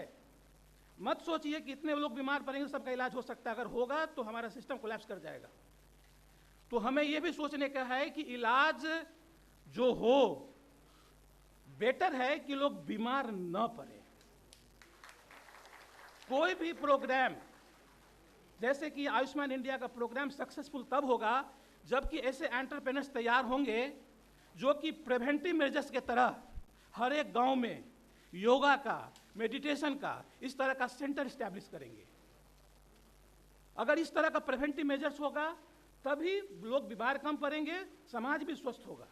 मेडिटेशन की जब मैं बात करता हूं, मैंने खुद विपश्यना किया हुआ है। विपश्यना में 10 दिन चुप रहना पड़ता है, कुछ नहीं बोलना पड़ता है। मेरा ऐसा मानना है कि आप कितना भी अच्छा भाषण दे दें, मौन रहना सबसे सशक्त भाषण है। बड़ी बड़ी बातें आप कर लें, लेकिन जिस दिन आपने मौन रखना सीख लिया, और रियल में मौन इस तरह का मौन कि आपका कंसंट्रेशन है, भटकन नहीं है, आपका नहीं बोलते हुए भी शानदार स्पीच आपका होगा। जहां भी बैठेंगे आप, आपकी ऑरा ऐसी होएगी कि लोग आपसे इन्फ्लुएंस होंगे। मैं कभी कभी सोचता हूं कि हम उस एरिया में क्यों नहीं सोचते, एंटरप्रेन्योरशिप के एरिया में हम उस तरह का एंटरप्रेन्योर्स क्यों नहीं निर्माण करना चाहते। हमारे हर एक गांव में क्यों नहीं एक मेडिटेशन और योगा का सेंटर हो। हमने एक बैच चलाया, मैं आपको ये भी शेयर करना चाहता हूँ, बहुत अच्छे रिस्पॉन्स नहीं थे, लेकिन एज ए डायरेक्टर मैं घबराता नहीं हूँ। हमने जो एक प्रयास चालू किया है, मैं समझता हूँ हर अच्छे चीज़ के प्रति लोगों का आकर्षण शुरू में नहीं होता है, इसीलिए अच्छी चीज़ को छोड़ना भी नहीं चाहिए। गलत चीज़ के प्रति बहुत आकर्षण होता है, इसीलिए लोग खूब स्पीड से वो काम करते हैं, लेकिन अच्छे चीज़ में आकर्षण कम होता है। लेकिन जो लोग उसे बिलीव करते हैं, उनको उसको सस्टेन करने के लिए मेहनत कंटिन्यूस करते रहना चाहिए। हमारा एक इनोवेटिव प्रोग्राम इस तरह का है, हम सोलर के एरिया में भी इनोवेटिव बैच चला रहे हैं एंटरप्रेन्योरशिप डेवलपमेंट का। मैं खुद ऑर्गेनिक फार्मिंग, बायो पेस्टिसाइड्स, आज हमारे सॉइल की जो हालत ख़राब वगैरह इतनी हो गई है, या हमारे जो भी इस तरीके से रिलेटेड चीज़ है, मैं चाहता हूँ उस एरिया में एंटरप्रेन्योर बने। और एक बात मैं और बोलना चाहता हूँ कि जो लोग ट्रेनिंग लेते हैं हमसे, हम उनको बोलते हैं जिस तरीके से आपने ट्रेनिंग लिया, आप क्या एंटरप्रेन्योर बनकर करके खुद इस तरह का ट्रेनिंग प्रोग्राम कंडक्ट करना चाहते हो, आ जाओ हमारे साथ। इसीलिए अगर हमारे 30 का बैच अगर बनता है, तो हम 30 को ये खुलेआम ऑफर देते हैं सीडी की तरफ से कि जिस बैच के तहत आपने ट्रेनिंग लिया, इस तरह का बैच आप जहां पर रहते हैं अगर कंडक्ट करना चाहते हैं, सीडी आपको फुल सपोर्ट करेगा। एडवर्टीजमेंट सीडी की तरफ से होगा, फैकल्टी के फी सीडी की तरफ से होंगे, और आपको मेहनताना जो आपका जो ऑनरेरियम है, एक फिक्स रकम एक प्रोग्राम के ऊपर वो हम देंगे। तो हम लोग अपने प्रोग्राम में भी एंटरप्रेन्योर ढूंढने की कोशिश करते हैं, जिसका कि उस ट्रेनिंग में पैशन है, जिस चीज़ के लिए वो आए हैं वो करें। लास्ट में एक बात मैं बोलना चाहूँगा, एंटरप्रेन्योर हमें बनना चाहिए, क्योंकि मेरा पर्सनल अनुभव भी ऐसा है, नौकरी में भी वही लोग सक्सेसफुल हैं और वही एंजॉय कर रहे हैं जिनको कि एंटरप्रेन्योर के तरह उस काम के लिए पैशन है, वो काम करने में मजा आता है। बाकी लोग अपना समय पास कर रहे हैं। मैं आपको बहुत अच्छे तरीके से बता रहा हूँ। नौकरी भी आप इस तरह से लेके मत चलिए कि कोई ऐसा चीज है, उसको वही एंजॉय कर रहा है जो कि पैशनेट है। एंटरप्रेन्योर मैं हमेशा मानता हूं बेटर है, इसलिए चूंकि आप स्वतंत्र हैं बहुत कुछ मायने में, आपका कोई बॉस नहीं है, आप अपना टाइम टेबल खुद फिक्स कर सकते हैं, आप वो काम करते हैं जो काम करने में आपको आनंद आता है, और हर चीज हम जो कुछ भी करते हैं आनंद के लिए करते हैं। पैसा भी आनंद के लिए कमाते हैं, पोस्ट भी आनंद पाने के लिए करते हैं। आनंद है कि नहीं वो अलग चीज है, वहां पहुंचने के बाद फिर मालूम होता है उसमें आनंद है कि नहीं, लेकिन हर चीज आनंद के लिए करते हैं। तो एंटरप्रेन्योर का तो मेन मकसद यही होता है कि मैं जो कुछ भी करूं उसमें मेरे को खुशी मिले। और ऐसा देखा गया हुआ है कि एंटरप्रेन्योर का हैप्पीनेस इंडेक्स जॉब सीकर या जॉब करने वाले से बेटर है। ये रिसर्च स्टडी में बता रहा हूं आपको, एक अमेरिकन यूनिवर्सिटी का रिसर्च फाइंडिंग्स है कि जो एंटरप्रेन्योर्स हैं उनका हैप्पीनेस लेवल जो जॉब सीकर्स हैं या जो जॉब करते हैं उनसे बहुत बेटर है। मैं इसके साथ अपना ये वक्तव्य अब खत्म करना चाहूँगा। सीडी के माध्यम से मैं आप सबको आमंत्रण देता हूँ, आप साइट पे विजिट कीजिए। एंटरप्रेन्योरशिप तो हमारा एक काम है, हम पायोनियर हैं उस मामले में, चूँकि 1979 में पहली ये संस्था पूरे हिंदुस्तान में बनी, और इसका जगह जगह दूसरे जगह प्रयास भी हुआ, लेकिन जो सक्सेस सीडी आज तक ले पाया है वो सक्सेस किसी दूसरे संस्था को पूरे हिंदुस्तान में कहीं नहीं मिला। और यही कारण है कि हमारे पास में स्किल डेवलपमेंट का भी गुजरात सरकार का प्रोग्राम है, जो कि ऐसा प्रोग्राम है वो गवर्नमेंट ऑफ इंडिया के प्रोग्राम से भी फार बेटर है। अभी गुजरात ऑफ सरकार का जो हमारा प्रोग्राम है और गवर्नमेंट ऑफ इंडिया का जो स्किल डेवलपमेंट का प्रोग्राम है वो रिम्बर्समेंट की स्कीम है। हम तो यहाँ पे बच्चों को जो पढ़ाया जाता है वो इंडस्ट्री फ्रेंडली है कि नहीं, वहाँ से शुरुआत कर करके बड़ी लंबी सफ़र करते हैं। 7 स्कीम हमारे हैं जो कि चर्चा में आज कर नहीं सकता। जो भी इस एरिया में सीईडी के साथ जुड़ना चाहते हैं, पार्ट टाइम बेसिस पे, फुल टाइम बेसिस पे, एज ए एंटरप्रेन्योर वेंचर के तरह रियल पैशनेट होकर के आपके अपने एप्टीट्यूड को ख्याल करते हुए मैं सबका दिल से स्वागत करता हूं। और आप लोग मिथिलांचल छोड़ करके गुजरात में यहाँ आए हैं तो बिना पर्पस के गुजरात में मत रहिए, आप पर्पस के साथ में रहिए। और गुजरात सरकार का मैंडेट है, सब सरकार का मैंडेट है, गुजरात में जो लोग रहते हैं वो किसी भी अंचल के कहीं के भी बिलोंग करते हो, उसका ख्याल रखना सरकार की जिम्मेदारी है। बहुत बहुत धन्यवाद। धन्यवाद Ramnath sir, thank you CED. Programme को आगे बढ़ाते हुए, जैसा कि दोस्तों आपको पता होगा, देश के जीडीपी का अप्रॉक्सीमेट 40% योगदान स्मॉल मीडियम एंटरप्राइज और स्टार्टअप का होता है, और किसी भी देश का बिजनेस में इस सेक्टर का सबसे बड़ा योगदान होता है। और हम आज सौभाग्यशाली हैं कि हमारे बीच में हमारे एक ऐसे अतिथि मौजूद हैं जो बीएससी एसएमई एंड स्टार्टअप के डायरेक्टर मुंबई से श्री अजय ठाकुर जी हैं। हम उनका जोरदार तालियों के साथ स्वागत करते हैं कि इस टॉपिक पे अपना कुछ अनुभव शेयर करें।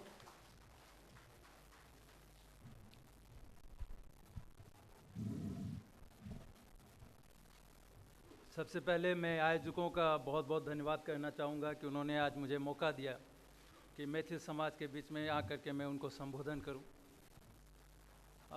विगत 7 सालों से जब से मैंने एसएमई प्लेटफॉर्म का निर्माण किया इस देश में, मुझे नहीं लगता है कि मुझे मैथिल समाज के बीच में आके कभी संबोधन करने का मौका मिला। हो सकता है उस इंडस्ट्रीज़ में कुछ मैथिल रहे होंगे, लेकिन इतनी बड़ी मैथिल संख्या मैंने पहली बार देखी है और पहली बार मैं उनको संबोधन करने जा रहा हूँ।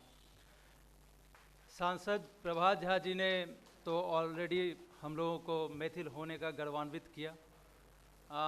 मैं 25 साल से कैपिटल मार्केट में काम कर रहा हूँ। मुझे गुजरातियों से, सिंधियों से, मारवाड़ियों से, पारसियों से हर हमेशा बात करने का मौका मिलते रहता है, लेकिन कभी मैथिल बिजनेसमैन से इतना बात करने का मौका नहीं मिला। लेकिन जब भी वो 2-3 बिजनेसमैन कभी हमारे सामने आए तो हमें बहुत खुशी मिली और हमने उनको जितना हो सका सहायता किया या करने की कोशिश की ताकि उनका ग्रोथ हो सके। हमारे बीच में प्रभात झा जी भी मौजूद हैं, एनएसआईसी के वेस्टर्न और सेंट्रल जोन के जो चीफ हैं। मैं सही आपको बताऊं, हमने बहुत सारे इवेंट किए साथ में। मैंने शायद प्रभात झा जी को पहले कभी इतना बात करते नहीं देखा जितना आज उन्होंने बात किया।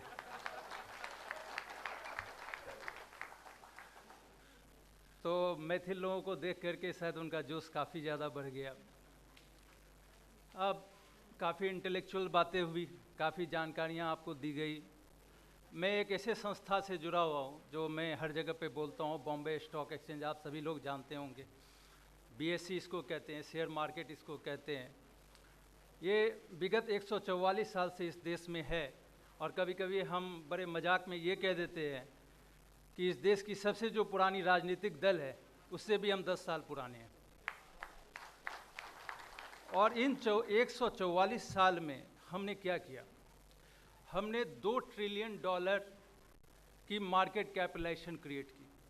आप जिनका भी नाम सुन रहे हैं, चाहे वो रिलायंस इंडस्ट्री सुन रहे हैं, इन्फोसिस सुन रहे हैं, विप्रो सुन रहे हैं, या आप जो भी कंपनी ले लें, या जिनके साथ भी आप प्रधानमंत्री जी को स्टेज पर शेयर करते देखें, उन्होंने अगर अपनी संपत्ति बनाई है तो उसका एक ही कारण रहा है, एक ही निमित्त रहा है, और वो रहा है बॉम्बे स्टॉक एक्सचेंज। और हमने एक चीज़ देखा है कि कर्ज ले करके आप कभी भी बड़े नहीं बन सकते। दुनिया में कोई भी कंपनी ले लें आप उठा करके, आप कर्ज से नहीं बन सकते। आपकी जो अपनी इक्विटी है वो सबसे बड़ी ताकत है। वो रामबाण है या उसको ब्रह्मास्त्र कह लीजिए, आप उसको जो भी कह लीजिए, बिना आप उसका प्रयोग करें कभी भी आप अपनी कंपनी को बड़ा नहीं कर सकते हैं। ये प्रूवन है, ये हर जगह पे प्रूव हुआ है।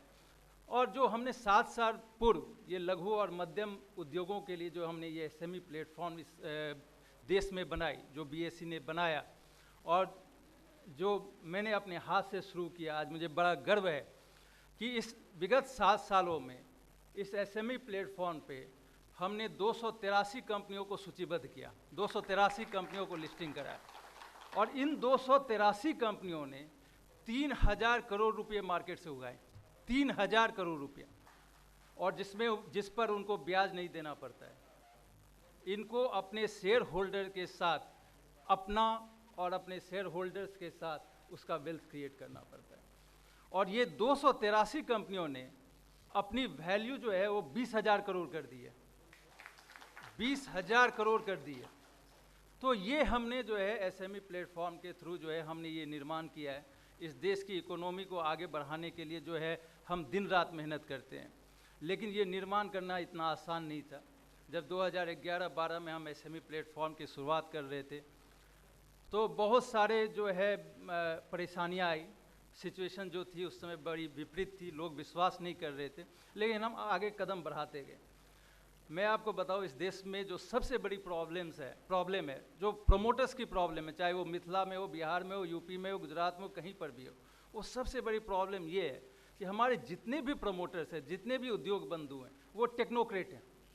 फाइनेंशियल लिटरेसी की इस देश में बहुत अभाव है। घूम फिर के हमारे पास चार्टर अकाउंटेंट हैं और 2-4 एडवाइज़र मिलते हैं, लेकिन शायद पूरी तरह से हमें जो है वित्तीय जानकारी नहीं है, और इसलिए ये बहुत ज़रूरी होता है कि हम उन्हें जो है फाइनेंशियली कैपेबल कर सकें। तो इन 7 सालों में मैंने करीब 1600 सेमिनार किए। अकेले गुजरात में मैंने 100 सेमिनार किया है, बिहार में मैंने 10 सेमिनार किए, पूरे देश में सेमिनार किए। और कभी कभी मैं मजाक में ये कहता हूँ कि शायद विनोबा भावे के बाद देश का सबसे ज़्यादा भ्रमण मैंने ही किया था। और इन 7 सालों में मैंने 28,000 एसएमई से मिला, 28,000 स्मॉल एंड मीडियम एंटरप्रेन्योर से मिला, और तब जा कर के 350 कंपनियां परिणत हुई जिन्होंने ये हमको विश्वास दिलाया कि वो अपनी कंपनी को स्टॉक एक्सचेंज में लिस्ट कराएंगे। सिर्फ 350 कंपनी, लेकिन लक्ष्मी चंचल होती है, जिनको आना है उनको ही आएगी। तो जो मान गए उन्होंने तो अपनी कंपनी को लिस्ट करा लिया या आगे लिस्ट कराने जा रहे हैं, और जो नहीं मान रहे हैं उनको उनका भगवान भला करे। तो इसमें जो है हमने नियम जो है काफ़ी कम रखे हैं। मैं सीधे बात पे जाऊंगा, बाकी आप सब लोग मैच्योर्ड हैं, मैं ज्ञान ज़्यादा दे नहीं सकता हूं, तो मैं अपने बात को बड़ी सीमित रखते हुए बोलूँगा, समय का भी अभाव है, कि हमने इसमें नियम जो है बड़े कम रखे हैं। नियम हमने ये रखा है कि अगर आपकी कंपनी 3 साल पुरानी है, जिसमें से 2 साल अगर प्रॉफिट है, और नेट टेंजिबल एसेट मतलब फिक्स एसेट्स और कैश एंड रिजर्व जो आपके अकाउंट में, कैश और एफडी और इन्वेंट्री ये सब जो आपके अकाउंट में है, वो सब मिला करके 3 करोड़ होनी चाहिए। तो अगर आप इन सारे कायदों को पूरा करते हो तो आप अपनी कंपनी को एसएमई प्लेटफॉर्म पे लिस्ट करा सकते हैं, आप फंड रेज कर सकते हैं।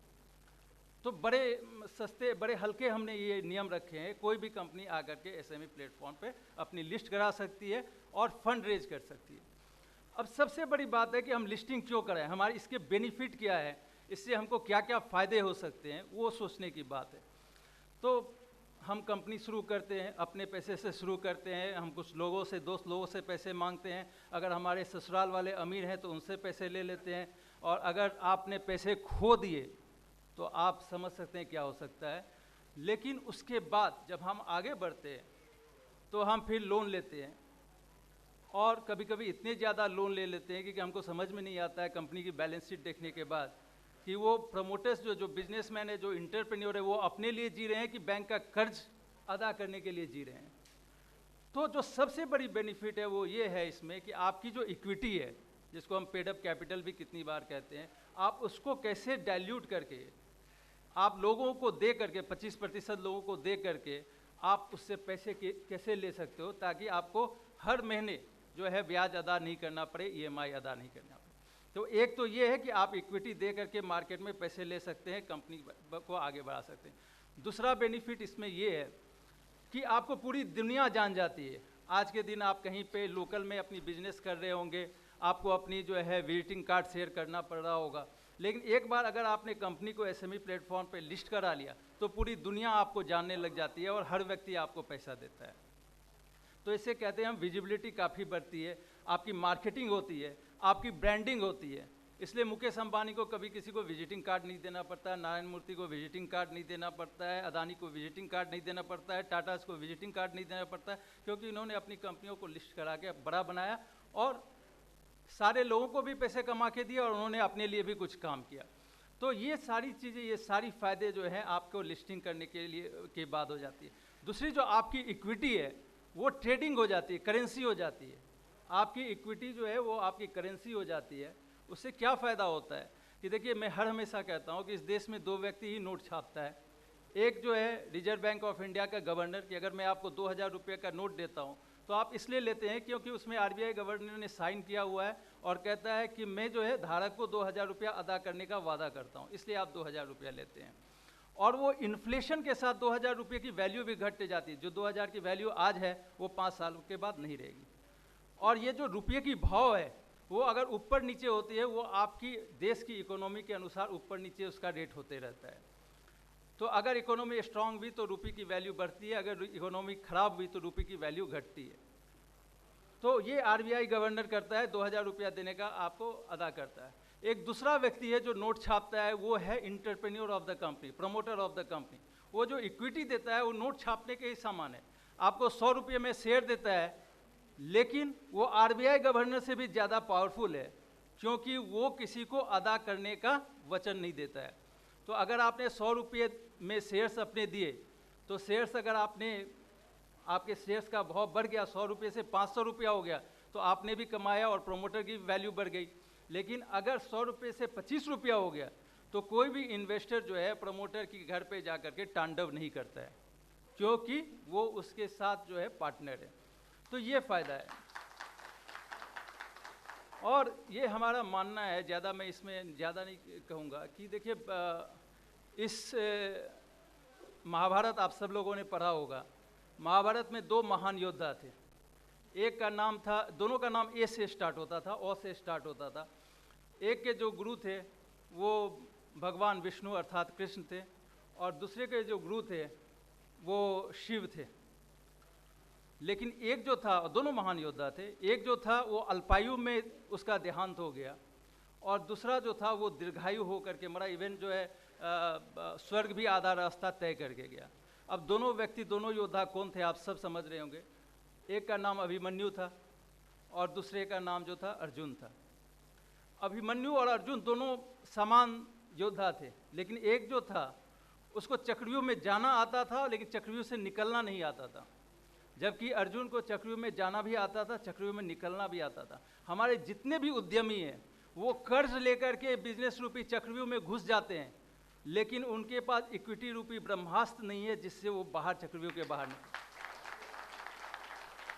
और यही चीज़ धीरू भाई अंबानी इसीलिए अर्जुन हुए, नारायण मूर्ति इसीलिए अर्जुन हुए, इन्फोसिस ये अपने अदानी इसीलिए हुए, टाटा इसीलिए हुए, बिरला इसीलिए हुए। आप नाम लो, ये सारों का बिजनेस जो है बरसों से चला आ जा रहा है, ये डूबे नहीं, लेकिन बाकी लोग डूबते चले गए।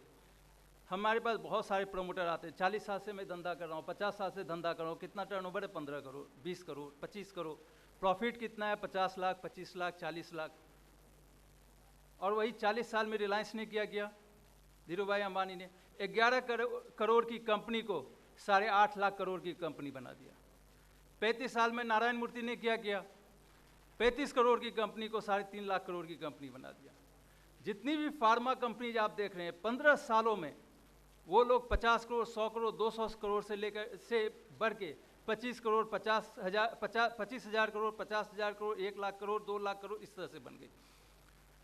तो हमने ये बहुत अच्छा प्लेटफॉर्म खड़ा किया है, जिसको हम एसएमई प्लेटफॉर्म कह रहे हैं, ताकि हम जितने भी उद्यमी हैं, चाहे वो देश के किसी भी कोने से हैं, चाहे वो मिथिलांचल हैं। और मुझे बड़ा गर्व हो रहा है, आज मुझे पता भी चला कि मैथिल लोग बहुत इंटेलेक्चुअल होते हैं, इसलिए शायद विपरीत परिस्थितियों में हमने ये एसएमई प्लेटफॉर्म का निर्माण कर दिया। नहीं तो हम हनुमान जी की तरह हो गए थे कि जब तक बताता नहीं है कोई, तब तक अपने ताकत का अनुमान नहीं होता है। तो ये बड़ा अच्छा, यहाँ पे बड़ा गर्व का भी अनुभव होता है कि चलिए हमने कुछ काम किया। माँ पिताजी से अपना नाम नहीं हुआ, अपने उद्यम करने से ही नाम हो रहा है। और हमारे पहले वक्ता रजनीश प्रसाद जी ने भी बताया कि एक पैशन के साथ काम करें, तो काम करना है।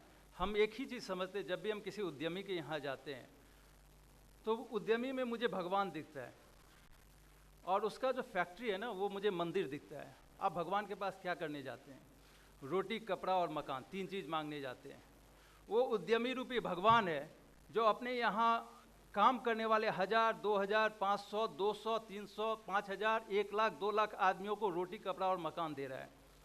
इसलिए वहाँ पे हमारा पैशन जो है बढ़ जाता है कि कैसे हम ये सूक्ष्म उद्योगों को लघु उद्योग बनाएं, लघु उद्योग को मध्यम उद्योग बनाएं, मध्यम उद्योग को उच्च उद्योग बनाएं। ये हमारा काम है। दूसरा, मेरा उद्यमी लोग से एक हर हमेशा आग्रह होता है कि जब भी आप बिजनेस की रूपरेखा बनाएं ना, तो आप ये सब भूल जाएं कि सरकार है या कोई भी संस्था है या कोई भी चीज़ है। आप समझिए कि दुनिया में जब सब कुछ अस्त हो रहा है, कोई भी व्यक्ति मेरे सहारे के लिए खड़ा नहीं है, तब हम कैसे बिजनेस की रूपरेखा बनाएं। और अगर उस तरह की आप बिजनेस की रूपरेखा बनाएंगे तो गवर्नमेंट का सपोर्ट या कोई और संस्था की सब्सिडी आपकी कंपनी में कैटलिस्ट का काम करेगी। हर हमेशा इस ध्यान रखिए, सहारे को तलाशिएगा तो आप तेज नहीं दौड़ पाएंगे। अपने ऊपर दौड़ने की कोशिश कीजिए, बाद में बाकी सहारे आपके साथ जुड़ते जाएंगे और आपकी कंपनी को बड़ा बना देंगे। कभी इस चीज़ की बहुत सारी चीज़ें आती है। हम तो कभी कभी इसलिए, कितने हमने बिजनेसमैन को सुना है, वो कहते हैं जब भी गवर्नमेंट की सब्सिडी कोई डिक्लेयर होती है तो हम उस बिजनेस से बाहर निकलने का कोशिश करते हैं, क्योंकि हम ये समझते हैं कि अब इसमें हर्ड मेंटेलिटी आएगी, भेड़ चाल आएगी और ग्रोथ जो है वो कम हो जाएगा। तो हर हमेशा कोई भी बिजनेस आप सेटअप करें तो ये सोच के सेटअप करें कि आपके आगे पीछे कोई नहीं है, आगे नाथ ना पीछे पगा। यही सोच करके अपने बिजनेस एम्पायर को बनाने की कोशिश करें और आगे बढ़ते जाएंगे। एक बार फिर से मैं यहीं पे अपने वाणी को पूर्ण विराम देता हूं और मैं आयोजकों को बहुत धन्यवाद देता हूं कि उन्होंने ये मौका दिया है कि मैं आप सब के समक्ष आके खड़ा हुआ।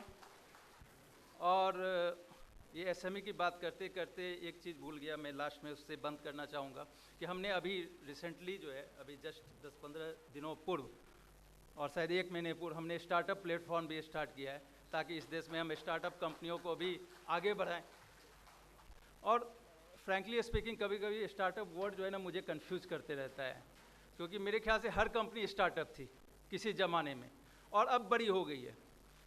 और बहुत सारे स्टार्टअप सिर्फ वैल्यूएशन को दिमाग में रखते हैं। जब भी आप वैल्यूएशन सिर्फ दिमाग में रखेंगे और बिजनेस पे ध्यान नहीं रखेंगे, उसका रेवेन्यू और प्रॉफिट मॉडल आप ध्यान में नहीं रखेंगे, आप अपने बिजनेस को आगे नहीं बढ़ा सकते हैं। तो इन चीज़ों को ध्यान रखिए। और हमारी जैसी संस्था और भी बहुत सारी संस्था जो इस देश में है, वो आपको बढ़ाने के लिए दिन रात आपके लिए तत्पर रहेगी।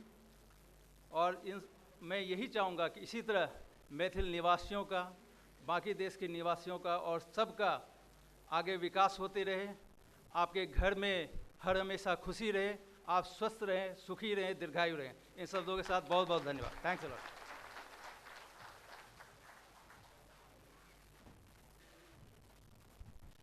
धन्यवाद ठाकुर साहब। नज़र को बदलो तो नज़ारे बदल जाते हैं, सोच को बदलो तो सितारे बदल जाते हैं। कश्तियाँ बदलने की ज़रूरत नहीं, दिशा को बदलो, किनारे खुद ब खुद बदल जाते हैं।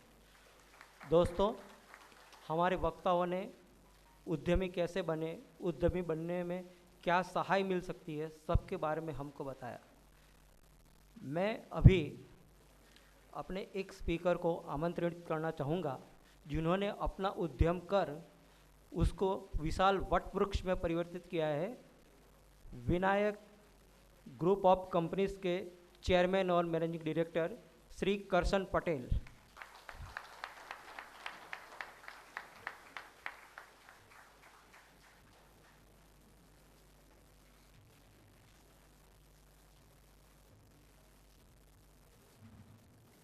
नमस्ते, जय हिंद, जय भारत।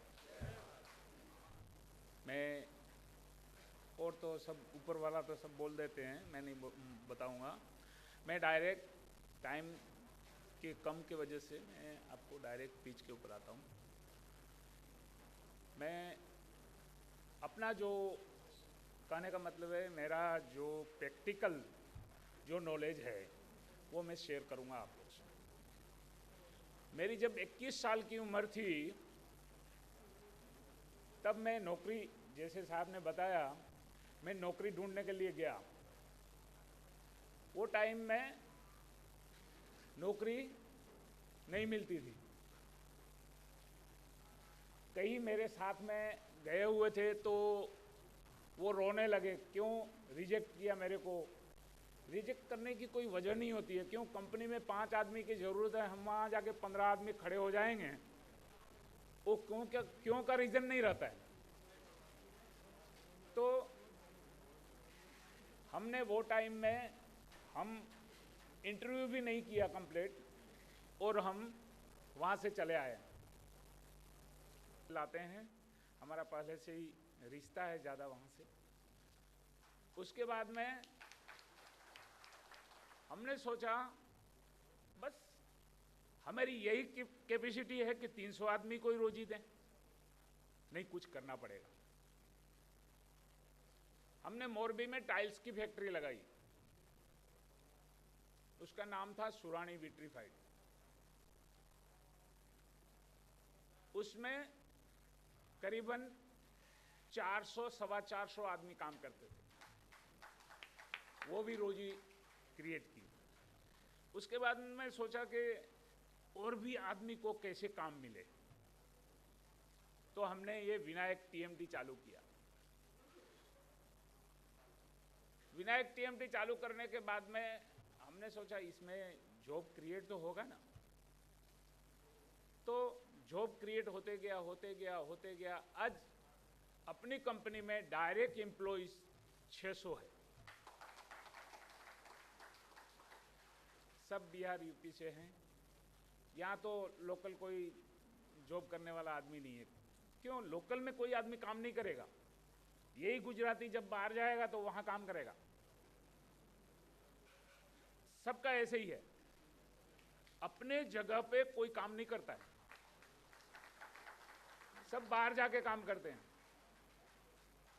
तो दूसरा एंटरप्रेन्योर की बात है, तो आप मत सोचिए कि मेरे पास पैसा नहीं है, मैं काम नहीं कर पाऊंगा। जैसे साहब ने बताया, इंस्टीट्यूट बहुत है सारे, आप काम की ठान लो, काम को पकड़ो,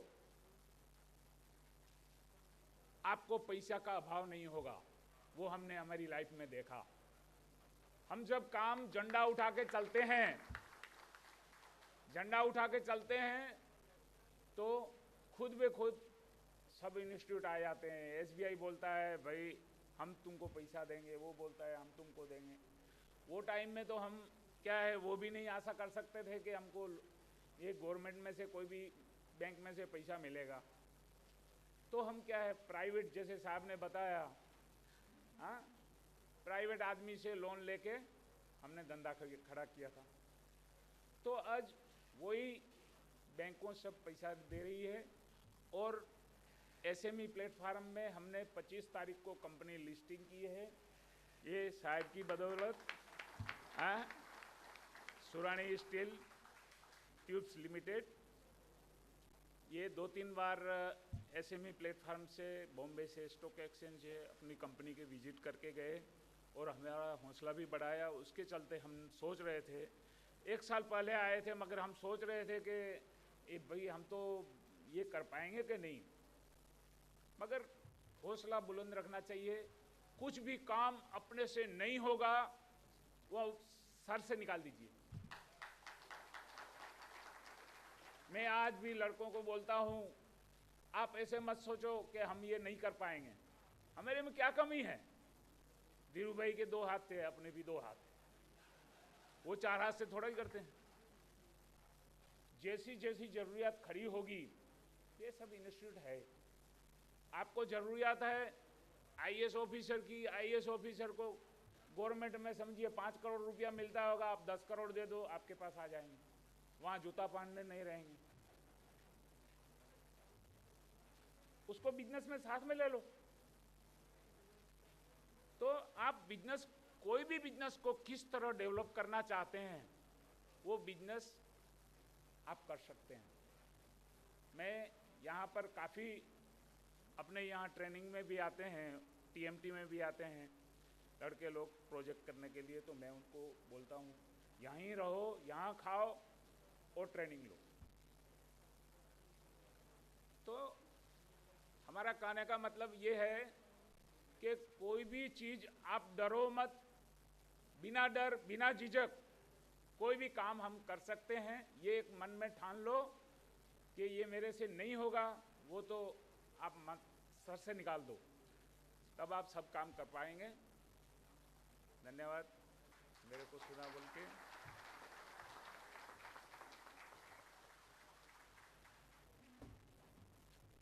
धन्यवाद करसन भाई।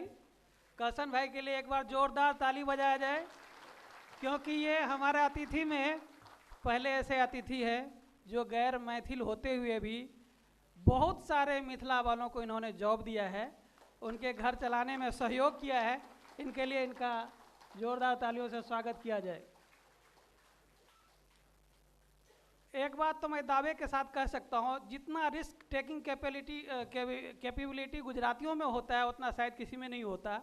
और यही कारण है कि आज स्टॉक एक्सचेंज के सबसे बड़े जो खिलाड़ी लोग हैं वो गुजराती ही होते हैं। क्योंकि मैंने खुद शेयर मार्केट में कुछ दिन काम करके देखा है, बीपी बढ़ जाती है दोस्तों, ये सबके पास की बात होती नहीं है। और वैसे ही नया बिजनेस चालू करना और उसको सही ढंग से चलाना भी एक बहुत बड़ा रिस्क लेने जैसा होता है, वो हर किसी में नहीं होता है। अगर आप में है तो आप एक सफल एंटरप्रेन्योर बन जाएंगे। मैं अब जो अगले अतिथि को बुलाना चाहता हूँ, एकदम ही डायनामिक इंटरनेशनल श्री अजय झा जी, वो आएंगे, अपना अनुभव हम सबों को जरूर शेयर करेंगे। श्रीमान अजय झा जी, और जोर से कनी ताली बजाइयो।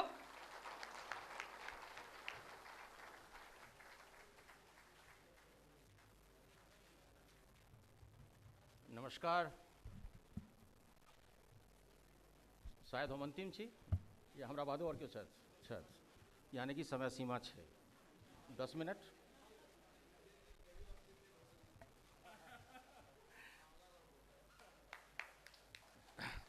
एक बेर फिर से नमस्कार। 20 साल विदेश रहि कऽ एकटा चीज सिखलहुँ, जहन कोनो सभा होइ छै तऽ शुरुआत होइ छै आदरणीय महोदय 1 2 3 4 करीब 5 मिनट लागि जाइ छै। ओतऽ बड़ा नीक जहने मंच पर केओ अबै छै, ऑल प्रोटोकॉल ऑब्जर्व्ड, यानी कि प्रभात जी नमस्कार करै छी अपनेके, हमर जे नाम नहीं लेलहुँ लेकिन अपने ओहिमे सेहो शामिल भऽ गेलियै। अहाँ सब हम सब जनै छी जे सूर्योदय पूरब में होइ छै, और शायद यदि हम कही जे पश्चिम में भऽ गेलै तो अहाँ सब या तो अहाँ सब या विश्वास नहीं करब। मिथिलांचल के जे सूर्योदय भेलैए, और खास कऽ उद्यमी के संदर्भ में, वो पश्चिम में भेलैए, आ वो साक्षात सूर्योदय ई प्रभात जी जे छथि हिनका माध्यम से ई सूर्योदय भऽ रहल अइ, और हम एकर साक्षी छी। जाहि तरह से सबके समेट रहल छथि, जाहि तरह से खोज खोज कऽ लाबि रहल छथि।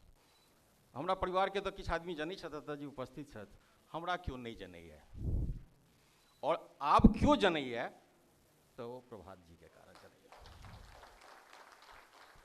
पिछला बेर सेहो ई बात हम कहने छलहुँ। हम जानऽ चाहै छी जे अहाँ समय से कते आदमी पिछला ये जे मिथिला मिरर कॉन्क्लेव छलै ओहिमे छलहुँ। चलो बहुत बहुत धन्यवाद। तो अहाँ सब पिछला बेर शायद सुनि चुकल छी हमरा, तो जहन सुनि चुकल छी तो हम प्रयास करब जे सबटा बात नहीं बाजी, लेकिन किछु किछु बात जरूर बाजी जे नहीं छलाह हुनका लए। अब हमरा बाजऽ के उद्यमी पर, मैं बीच बीच में हिंदी में भी आऊँगा जो जिनको मैथिली में तकलीफ है जी। जे सब पिछला उद्यमी संगम में नहीं छलौं हँ, तिनका हम अपन छोट भ्राता अजय जी के बारे में कनी परिचय दऽ दी, जे हमर सबके मैथिल के धीरू भाई अंबानी यह छै। हमरा कियो कहलक जे कियो एहन मैथिल के नाम बताबऽ जकर अपन चार्टर्ड एरोप्लेन होय, तो ई पहिल मैथिल छै जिनका अपन चार्टर्ड एरोप्लेन छनि।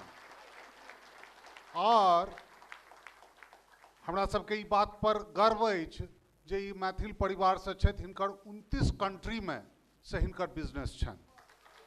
वियना हिनकर हेडक्वार्टर छनि, और सब मैथिल के ई बात पर गर्व होय के चाही जे अखनो ई मैथिल संस्कृति से एतेक जुड़ल छथि जे अखनो जेठ छोट के एतेक ज्यादा हिनका से अथी छन जे आदर भाव और एतेक संपर्क छन जे एक बेर हिनका अगर फोन करियो वर्ल्ड बैंक कतौ हेता तो ई रेस्पॉन्ड करता।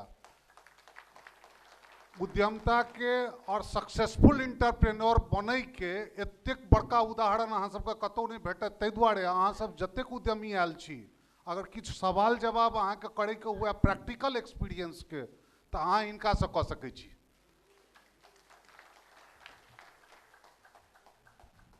अंग्रेजी में कहै छै आई एम रियली ब्लेस्ड। शुरुआत भेल सीनियर से, हमर एमएल एकेडमी के सीनियर छथि, तो हम ओहि समय सर कहै छलियनि हैं, जहन क्लोज भेलहुँ तो प्रभात जी कहलियनि, आब हम भैया कहै छियनि।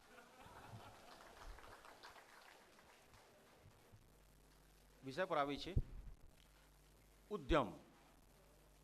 और हम सब ओहि क्षेत्र से छी, खासकर जहन हम स्कूल में छलहुँ तो स्कूल में गेलहुँ तहन गाम गेलहुँ तहन आस पड़ोस तहन एकैटा बात कि खो मंगला पड़ल रह,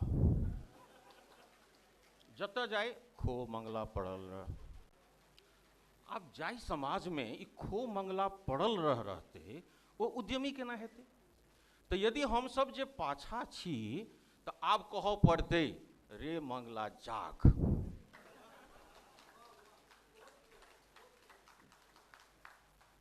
एहि मंगला के जतेक खाए के छलै खा चुकलै, जतेक सुतऽ के छलै सुति चुकलै, आ सुतलाक कारण जतेक नुकसान होबाक छलै से भऽ चुकलै। अंग्रेजी में एकटा कहावत छै, no construction is possible without total destruction. Mithila में हमरा ई कहऽ में कनिको गुरेज नहीं है, और आब कनिक बेसी है। ओना 15-20 साल से हम देश के बाहर छी। संयोग से जे सोशल मीडिया के आइ काल्हि चलि रहल छै, ओहिमें व्हाट्सएप फेसबुक पर सब आदमी जुड़ल छी। जहिया हमरा किछु ग्रुप में जोड़ल गेल, और खास कर जो मिथिला से संबंधित ग्रुप छलै, तो ओहिसँ जुड़ला के बाद हमरा पता चलल जे जाहि तरह कुंठा एहि समाज में छै, कुंठा से मतलब इन्फिनिटी कम्प्लेक्स। ओ इन्फिनिटी कम्प्लेक्स जे छै ओ निगेटिविटी के जन्म दै छै। ओहि निगेटिविटी से जे लेग पुलिंग जे हम सब हर आदमी चर्चा करै छी, ओ लेग पुलिंग मतलब अहाँ यदि कनिको बढ़िया कऽ रहल छी तो अहाँ के एक आदमी यदि धोखो से बढ़िया कहि देलक तो अहाँ के 100 आदमी खराब कहऽ वाला है। आ ओकर सबसे बड़का एग्जाम्पल हम छी। हमरा क्यों नहीं जानै छलै, हम बहुत खुश छलहुँ। प्रभात बाबू और पिछला मिथिला मिरर कॉन्क्लेव ललित नारायण जी छियै, तो ओहो से परिचय हमर देने छलाह, मिथिला मिरर से बाहर छथि। तो ई सब थोड़ बहुत हमरा जहन बाहर लेलत, नेपथ्य से स्टेज पर एलहुँ तो एहन एहन खिस्सा हमरा अपना बारे में पता चलल जे हम स्वयं नहीं जानै छलहुँ। केरला से एक फोन एले, अच्छा वो हम देख रहे थे मिथिला मिरर का कॉन्क्लेव, और वो हमारा एक रिलेटिव के फोन एले, अजय झा वही है क्या? एक लड़की को लेकर भाग गए थे, शायद वही है ये। लिया ये कौन बात बोले? और बहुत रास किस व्हाट्सएप ग्रुप में तो पता नहीं वो गाली गलौज सब शुरू कर दिल के, और की वर्ड सब यूज कैल गेले, वो प्रभात जी एखन बाहर गेला है बतेता, तो वो तो विश्वास करो योग्य नहीं है जेहन एहन शब्द अहाँ के यूज कैल जाए। चलू हम एकरा चूँकि ई जरूरी छलै कहनाइ, भूमिका जे कहै छी अपने सब। राजकिशोर जी हमरा 5टा पॉइंट भेजलत है। विकास में उद्यमिता भूमिका एवं महत्व, सूक्ष्म एवं लघु व्यवसाय प्रारंभ करे के प्रक्रिया, डिजिटल एवं सामाजिक क्षेत्र में उद्यमिता अवसर एवं भविष्य, उद्यमक विकास लेल सही आ सटीक विज्ञापनक चयन, उद्यमिताक विकास लेल सरकारक पहल आ विभिन्न योजना। अच्छा हम की आबि सकै छी पर स्टेज भेज सकै छी प्लीज, जो हम भेजने छलहुँ पीपीटी भेज सकै छी? ओ नहीं आबि रहल छै पीपीटी। अच्छा चलू ओकरा छोड़ू। क्या हिंदी में बोलना है? अच्छा हिंदी में भी थोड़ा सा बोलना है। तो सबसे पहले मैं पहला पॉइंट उठाता हूँ, विकास में उद्यमिता भूमिका एवं महत्व।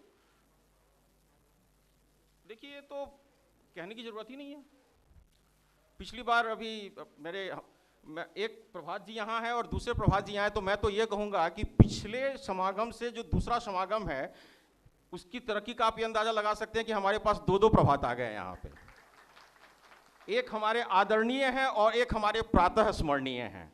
और मैं बचपन से इनके बारे में सुनता था, बस परसों ही पहली बार मेरा परिचय हुआ। मेरे बड़े भाई की लड़की की शादी थी, वहाँ हमारी मुलाकात हुई और वो चूँकि मध्य प्रदेश कैडर से हैं तो बड़ा स्वाभाविक है कि इनकी चर्चा हो रही थी। जो एक बात इन्होंने अपने बारे में नहीं बताई, जो शायद मैं जानता हूँ, और अब ये हाँ या ना कहें वो इनकी मर्जी, कि एक समय ऐसा भी था कि हमारे अपने प्रातः स्मरणीय ये मध्य प्रदेश के मुख्यमंत्री भी बन सकते थे, जैसा कि मुझे पता चला था। तो विकास में उद्यमिता भूमिका, और इस पे संदीप जी ने पिछली बार जब वो आए थे तो उन्होंने साफ कहा था कि मिथिलांचल में जो पहला झुकाव होता है लोगों का वो नौकरी की तरफ होता है। बड़ा स्वाभाविक है, वहाँ पे चूंकि उद्योग नहीं है, उद्यम नहीं है, तो लोग पढ़ाई करते हैं, और पढ़ाई में हम लोग आगे हैं तो गवर्नमेंट जॉब में जाते हैं। इसका फल ये हुआ है कि बहुत सारे IAS IPS बने हैं। मेरे अपने घर में अब पता नहीं, अब काउंटिंग थोड़ा सा मुझे भी अब करना पड़ता है कितने हैं, लेकिन इससे समाज का विकास नहीं हुआ, या यूं कहें कि पूरी तरह नहीं हुआ, या शायद समाज को फायदा नहीं मिला। वो टिट्स एंड बिट्स कहते हैं ना, वो बिट्स एंड टिट्स, वो थोड़ा थोड़ा हुआ, क्योंकि जिनको तनख्वाह मिलती है, जिनको पेंशन सिक्योर है, वो तो पहले अपना देखेंगे ना, उनको क्या जरूरत है बाहर का देखने का। और यदि बाहर का देखेंगे भी तो वो उपकार करेंगे। उद्यम ऐसा है कि इसमें आप जिसके साथ काम करते हैं वो तो आपके ऊपर निर्भर है, लेकिन आप उसके ऊपर ज्यादा निर्भर हैं। तो इस वजह से उद्यम में जो संबंध बनता है, आप एक IAS या आप किसी भी सरकारी नौकर, या माफ कीजिएगा किसी नेता के पास भी जाते हैं, वो यदि आपको कुछ करता है तो वो आपके ऊपर एहसान करता है। लेकिन उद्यम बिजनेस ऐसा है कि एक दूसरे के ऊपर जो आपकी निर्भरता है, इस वजह से वो आपके बिना नहीं है, आप उसके बिना नहीं है, तो कोई किसी के ऊपर एहसान नहीं करता, और इस वजह से विकास होता है। अभी पटेल साहब जैसा कि बता रहे थे कि उन्होंने पहले एक फैक्ट्री शुरू की 300 को, अब मैं 600। उन्होंने ये नहीं कहा कि एक फैक्ट्री शुरू की तो मुझे अब मान लो 10 जितना भी 100 करोड़ का प्रॉफिट हुआ हो पता नहीं, तो अब मैं 200 करोड़ का प्रॉफिट करूंगा, मैं 500 करोड़ का। वो उन्होंने नहीं कहा। उन्होंने क्या कहा? उन्होंने ये कहा कि मैं 300 को पहले मैं नौकरी दे रहा था, मेरी इच्छा हुई कि अब मैं 500 को दूं और 600 को दूं, इस तरह उन्होंने कहा।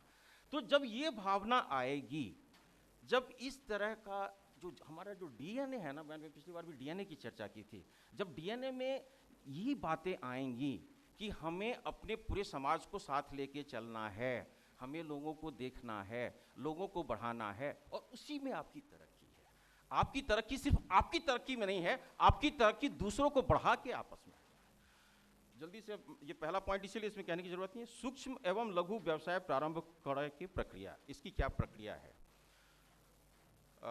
मेरे पिताजी अब नहीं है इस दुनिया में, लेकिन मुझे उनका उदाहरण देना पड़ेगा। ये जो मेरी प्रक्रिया शुरू हुई, मैं उससे अपना उदाहरण देता हूँ। दरभंगा के जो भी हैं, आप लोग जानते होंगे, दरभंगा टावर पर जब स्ट्रेट आप जाते हैं तो एक सेंट्रल बैंक ऑफ इंडिया है जी। तो सेंट्रल बैंक ऑफ इंडिया में पिताजी एक बार कुछ काम से गए और मैं भी उनके साथ था। तो हमारे एक परिचित होंगे, मैं नहीं जानता था उनको, अब जानने लगा हूँ। उन्होंने पिताजी से कहा कि आप वही हैं क्या, IG साहब के पिताजी आप ही हैं क्या? तो मेरे पिताजी बड़े एक्साइटेड हो गए। ब्रदर उस समय शायद भोपाल में IG थे मेरे बड़े भाई, तो बड़े एक्साइटेड हो गए और बड़े खुश हो गए। उनको लगा कि यार मेरे दूसरे बच्चों के बारे में तो पूछ ही नहीं रहा है। तो उन्होंने कहा मेरा जो छोटा बेटा है वो बिहार में ये वो भी कोऑपरेटिव डिपार्टमेंट चला रहा है, उसमें है। तो संयोग से मैं उनके पीछे खड़ा था, तो नंबर मैं तो नंबर 1 से नंबर 3 पे चले गए। तो मुझे थोड़ा सा अजीब लगा। तो वो जो भाई साहब थे वो कुछ ना कुछ पढ़ लिया, और मेरा चेहरा भी पिताजी से मिलता जुलता है। तो उन्होंने कहा कि ये भी आपके लड़के हैं, ये क्या है? तो पिताजी ने बड़े गर्व से ही कहा कि ये कॉर्पोरेट, उसमें मैं नौकरी करता था, कॉर्पोरेट वर्ल्ड में है और अच्छा करते हैं। उनको जब कहने, हर पिता चाहता है बच्चा के बारे में अच्छा ही कहना, तो उन्होंने कहा कि ये इसकी जो तनख्वाह है ये हमारे दोनों बच्चों से डबल है। लेकिन वो जो हमारे सामने जो भाई साहब थे उन्होंने कहा प्राइवेट नौकरी करी छत ने।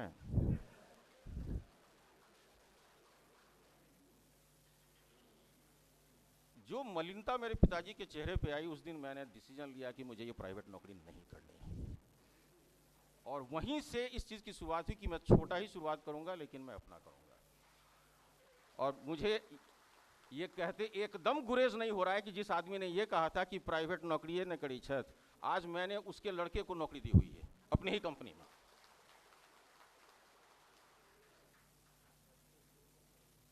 साउथ अमेरिका से संबंधित बातें करूंगा, क्योंकि वहीं से मेरी बिजनेस की शुरुआत हुई थी 2004 में। यहाँ हमारे नेपाल के कुछ मित्र बैठे हुए हैं, मैं खासकर भगवान झा का नाम लेना चाहूँगा। ये हमारे मित्र रहे हैं और हमारे साथी भी रहे हैं। मैं इनके साथ कुछ बिजनेस नेपाल में कर चुका हूँ, तो बहुत कुछ उनको पता है और बहुत कुछ मुझे सीखने का मौका मिला है इनसे। नेपाल में हम लोग साथ साथ टेंडर डालते थे। एक टेंडर में ऐसा हुआ कि जब ये जा रहे थे तो टेंडर का टाइम खत्म हो गया, तो गाड़ी पूरा ये काठमांडू में भी ट्रैफिक बहुत ज़्यादा है। तो इन्होंने क्या किया कि जो साथ वाला, देखिए ये बिजनेसमैन है, और प्लस साथ वाला एक मोटरसाइकिल वाला जा रहा था, तो हम लोग साथ में बैठे हुए थे गाड़ी पे, तो वो खिड़की खोल के नीचे करके मोटरसाइकिल वाले को कहते हैं कि मेरे, जो भी नेपाली में, कि हमारे टेंडर में देर हो रही है, आप ऐसा करोगे क्या, मुझे जरा बैठा लोगे पीछे। वो हंसने लगा, उसने कहा जल्दी आ जाओ। तो जल्दी से गेट खोल के ये अपना टेंडर डॉक्यूमेंट लेके मोटरसाइकिल पर बैठ गया, दूसरे किसी की मोटरसाइकिल पे, और उसके बाद वो वहाँ से निकले, और जैसे तैसे हम लोगों ने लास्ट मोमेंट में वो टेंडर डाला। तो ये जो उद्यमिता का जो है, ये पैशन कहते हैं इसको। और इस पॉइंट पे मैं थोड़ा सा आगे बढ़ना चाहूँगा कि जब मैंने चर्चा की थी खूब मंगला पड़ल रहा, तो सबसे पहले बिजनेस के लिए आप में पैशन होना चाहिए, नंबर 1। या तो आप में है या आप में नहीं है। यदि आप में नहीं है तो मैं आपसे ये भी कहूँगा, चूंकि अब पिछले 15 साल में बहुत लोग मेरे संपर्क में आए हैं, यदि नहीं है तो आप नौकरी कीजिए। बिजनेसमैन या उद्यम या अपना कुछ खड़ा करना सबके बस की बात नहीं है। मैं बहुत खुल के और कटी और टूटी हुई बात मैं करता हूँ। यदि आप में पैशन है तो दूसरा आप में ये लाना पड़ेगा कि आपको मेहनत करनी पड़ेगी। दूसरा, आपने चेक करिए अपने आप में कि आप मेहनती हैं या नहीं हैं। और मेहनती से मतलब, मैंने अभी भगवान जी का जो एग्जाम्पल दिया, वो यही एग्जाम्पल दिया कि ये चीज़ होता है मेहनत। स्वयं बिजनेस होते हुए उन्होंने ये नहीं देखा कि ये अच्छा होगा बुरा होगा, नहीं, कूद गए। और तीसरा, जब आप मेहनत भी कर सकते हैं तो तीसरा आपको करना पड़ेगा कि आपको अपने अंदर से डर निकालना पड़ेगा। ये जो आप डर गए कि अब क्या होगा, या नुकसान हो जाएगा, या ये हो जाएगा, वो क्या कहेगा, घर कैसे चलेगा। साहब, घर चलाने के लिए मैं जितना जान रहा हूँ कि चाहे आपके पास कितना भी पैसा हो, पटेल साहब भी बैठे हैं, खानी तो 2 रोटी है, और कपड़े आजकल सबके पास हैं, छत का भी इंतजाम हो ही जाता है ना करके भी। तो यही 3 चीज़ है। बाद में आप मोबाइल वगैरह जो भी ऐड करना करते रहिए, लेकिन ये रोटी, कपड़ा और मकान आज की तारीख में, खास के भारत देश में, और हमारे जो कुछ भी हमारा सिस्टम रहा है, इतना तो है। इसके बाद यदि आप में ये 3 चीज़ है तो फिर आप उद्यम में कूद जाइए, इससे अच्छा कुछ नहीं है। अभी हमारे साहब कह रहे थे कि जो हैप्पीनेस इंडेक्स है वो उद्यम का सबसे ज़्यादा है। बड़ा स्वाभाविक है ना। अब चाहे मैं तो अपने घर में देखता हूँ कि चाहे आपकी तबीयत खराब है, घर में चाहे कुछ भी ज़रूरत है, यदि 9 बजे जाना है तो 9 बजे जाना है, 8 बजे जाना है तो 8 बजे जाना है। आज की तारीख में मेरी मर्जी, मेरा अपना बिजनेस, मेरा अपना धंधा, मेरा अपना, जब सो के उठूँ तब उठो। You are master of your own. एक जिंदगी मिली है, इस एक जिंदगी को क्या आप किसी ऐसे सिस्टम को देना चाहेंगे जिस सिस्टम के अनुसार आपको चलना है? ऐसे मालिक को देना चाहेंगे जिसके अनुसार आपको चलना है? या वो जिंदगी आप अपने आप को देना चाहेंगे कि आपके अनुसार आपको चलना है? इन चीजों के लिए आपको हटाना पड़ेगा। मैं जितने भी उद्यमी हैं, चूंकि ये उद्यम का समागम है, तो मुझे कहना है कि आप लोग इन चीजों से डर हटाइए। अब डर हटाने की बात आ गई, अब लास्ट में आता है इनसिक्योरिटी, फियर ऑफ फेल्योर। जो फियर जो मैं कहता हूं, उसको मैं थोड़ा सा और आगे बढ़ाता हूं कि यदि एक नुकसान हो गया, तो अभी जो अभिमन्यु की बात कर रहे थे इससे पहले हमारे मित्र, ये बात सही है कि यदि आप चक्रव्यूह में घुस गए तो आप निकलना भी आपको जानना चाहिए। आप जब निकलेंगे तभी आप सक्सेसफुल हो पाएंगे, क्योंकि बिजनेस के अंदर जो मैंने देखा है कि आप यदि 100 डिसीजन लेते हैं, 100 डिसीजन में एक डिसीजन भी आपका यदि सुपर सक्सेसफुल है तो दैट इज 100% सक्सेस। 99 यदि खराब गया तो जाने दीजिए। औरंगजेब के बारे में भी यही कहा गया था कि वो लड़ना जानता था, वो जीतना जानता था, लेकिन कहाँ उसको पीछे हटना है वो नहीं जानता था। इसका मैं अपना एग्जाम्पल दूंगा, चूंकि मैं बहुत ही भावुक इंसान हूँ, सभी कहते हैं। तो संदीप जी से वो कही छला हमरा जे अपने बड़ भावुक छी, अपने बिजनेस केना कऽ लै छियै। तो भावुक हम छी अपना मिथिला के लऽ कऽ, भावुक छी हम अपना मैथिल के लऽ कऽ, भावुक छी हम अपना परिवार के लऽ कऽ। जहन बिजनेस के बात आबै छै तो ओतऽ हम भावुक नहीं छी। दरभंगा में इच्छा हुई कि चूंकि मैं इंडिया में बहुत सारी कंपनीज को काम देता हूँ, यहाँ से बहुत सारा माल हमारा बनता भी है और जाता भी है। मेरा अपना डिस्ट्रीब्यूशन का बिजनेस है फार्मास्यूटिकल का। गयाना बेस्ड हूँ मैं। गयाना साउथ में आप लोग जानते होंगे ब्रिटिश गयाना था। गयाना को 3 भाग में बांटा गया था, सूरीनाम, फ्रेंच गयाना। हमारे अनिल जी बैठे हुए हैं, सूरीनाम की चर्चा कर रहे थे। मेरा बेस सूरीनाम में भी है। 2004 में मुझे वहाँ जाने का मौका मिला। अभी चूंकि वो पीपीटी काम नहीं कर रहा है, अदरवाइज मैं आपको दिखलाता कि मेरी शुरुआत एक बस से हुई थी वहाँ पे। और जब मेरी तबीयत खराब हुई तो वहाँ मैंने पैरासीटामोल टैबलेट, जो बहुत ही सबसे आसान ये दवा होती है, मैंने डिमांड किया कि मुझे पैरासीटामोल दो, थोड़ा टेम्परेचर कमेगा। तो वो जो मेरे पास लाया और जो बिल जो उसने मुझे दिया, उस समय में उसने $2 का बिल दिया और डब्बा लेके आया था। तो मैंने उसे कहा कि भैया तुम उसको, मुझे 2 टैबलेट चाहिए। तो वो मेरे ऊपर बड़ा अजीब ढंग से देख रहा था कि ये टैबलेट क्या मतलब। आपको मैं बता दूं कि इंडिया को छोड़ के और बाकी अपना एशिया इस पार्ट को छोड़ के पूरी दुनिया में जो अपने यहाँ जो जाते हैं ना फार्मेसी में, और वो कैंची से 2 टैबलेट 2 जी 3 टैबलेट, वो जानते ही नहीं है इस चीज़ को कि टैबलेट वो जो स्ट्रिप है उसको काट के दिया जाता है, वो जानते ही नहीं है इस चीज़ को। आपको यदि खरीदना है तो आपको पूरा डब्बा खरीदना है। फिर मैंने सोचा कि $2 यहाँ अपने इंडिया में, तो एक्चुअल में क्योंकि मैं तो यहाँ मैन्युफैक्चरिंग में भी करवाता हूँ, तो मैन्युफैक्चरिंग तो 10 पैसा लगता है उस जमाने में। अब तो थोड़ा महंगा, मैं रेट नहीं खोलना चाहता, जो यहाँ पे बिजनेसमैन है उनके लिए। मैं गया वहाँ पे, बिजनेसमैन है मिस्टर माइक। मेरा जितना भी बिजनेस है वो माइक से इसी वजह से है, क्योंकि एक तो उसने शुरुआत की थी, दूसरा उसके नाम से थोड़ा लक भी ठीक ठाक है, तो अपने आप वो भी मानते हैं कि कौन लकी कौन अनलकी, वो सब बातें हैं। इसीलिए जो माइक मेरे साथ जुड़ा हुआ है, मेरी कंपनी का नाम माइक है, इसी वजह से।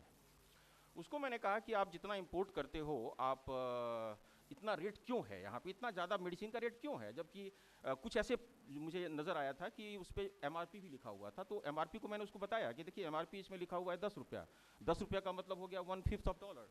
टाइम क्या होगा तो बताते जाइएगा प्लीज़, साइड कर दीजिए मैं, क्योंकि बोलते वक्त वाकई में माइक पकड़ने के बाद पता नहीं चलता है कितना टाइम हो गया। आप लोगों को लगता होगा कि बहुत बोल रहा है, लेकिन सामने वाले को याद तो बोलता चला जाता है वो। तो मैंने जब उससे कहा तो उसका कहना था, 2 मिनट, ओके ओके,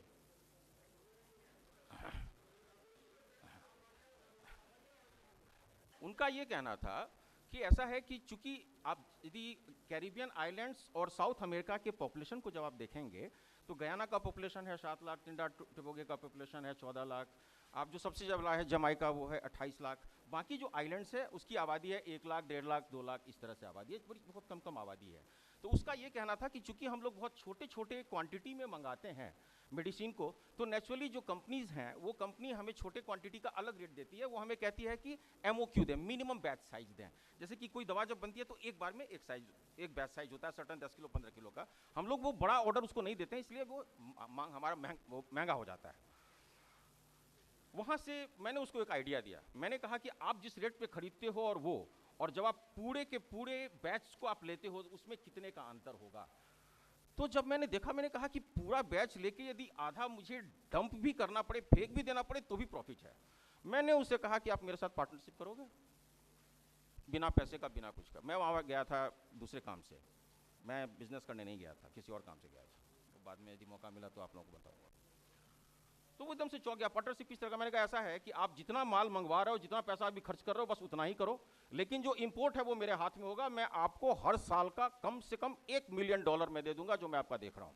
$1 मिलियन आज की तारीख में 7-8 करोड़ होता है। तो पहले तो वो चौंका कि ये संभव है, कि मैं एकदम संभव है। आप ऐसा करो कि आप मुझे, चूंकि 2 महीने लगते हैं, तो आप मुझे 6 महीने का ट्रायल दो। उसने कहा कि ठीक है, $1 मिलियन का हमारा आपका डील रहा। साहब मैंने आज की तारीख में, जैसा कि मेरे प्रभात भैया ने कहा कि मैं तकरीबन 28 कंट्री में मेरा डायरेक्ट बिजनेस है, 2 कंट्री में हमारे प्रोजेक्ट चल रहे हैं, तो 29 जो उन्होंने कहा एकदम सही कहा, और बहुत जल्दी मैं 30वां कंट्री भी ऐड करने जा रहा हूँ। तो हुआ क्या कि मैंने क्या किया कि उसी पैसे से जो वो इंपोर्ट करता था, मैंने बड़े बड़े साइजेस मंगाने शुरू किए। अब जब बहुत ज़्यादा माल आ गया तो अब हो गया कि गयाना तो छोटा सा कंट्री है, तो बाकी का वो क्या करेगा, वो एकदम से मेरे ऊपर नाराज हो गया। मैंने कहा कोई बात नहीं। फिर वहाँ से मैंने उसको फैलाना शुरू किया। तो जो विदेशों में दूसरे कंट्री में जाना वो मेरी व्यवस्था थी, it was not out of choice, it was out of compulsion. इसीलिए धीरे धीरे करके मैंने उस चीज़ को खपाने के लिए आगे बढ़ा मैं, और ये छोटी छोटी कंट्री में मुझे डालना पड़ा। और वो जो प्लेन भी मुझे लेना पड़ा वो भी सच पूछिए तो आउट ऑफ कंपल्सन था, क्योंकि इतने छोटे छोटे आइलैंड्स हैं कि वहाँ पे लॉजिस्टिक बहुत ही डिफिकल्ट होता है। यदि आपका अपना साधन है, उनका डिमांड मान लीजिए थोड़ा सा है, तो एक छोटा प्लेन लेके चलो वहाँ पे लैंड करवा दो, तो उसमें मार्जिन अच्छा हो जाता है और बिजनेस उसमें ठीक ठाक चलता चला गया।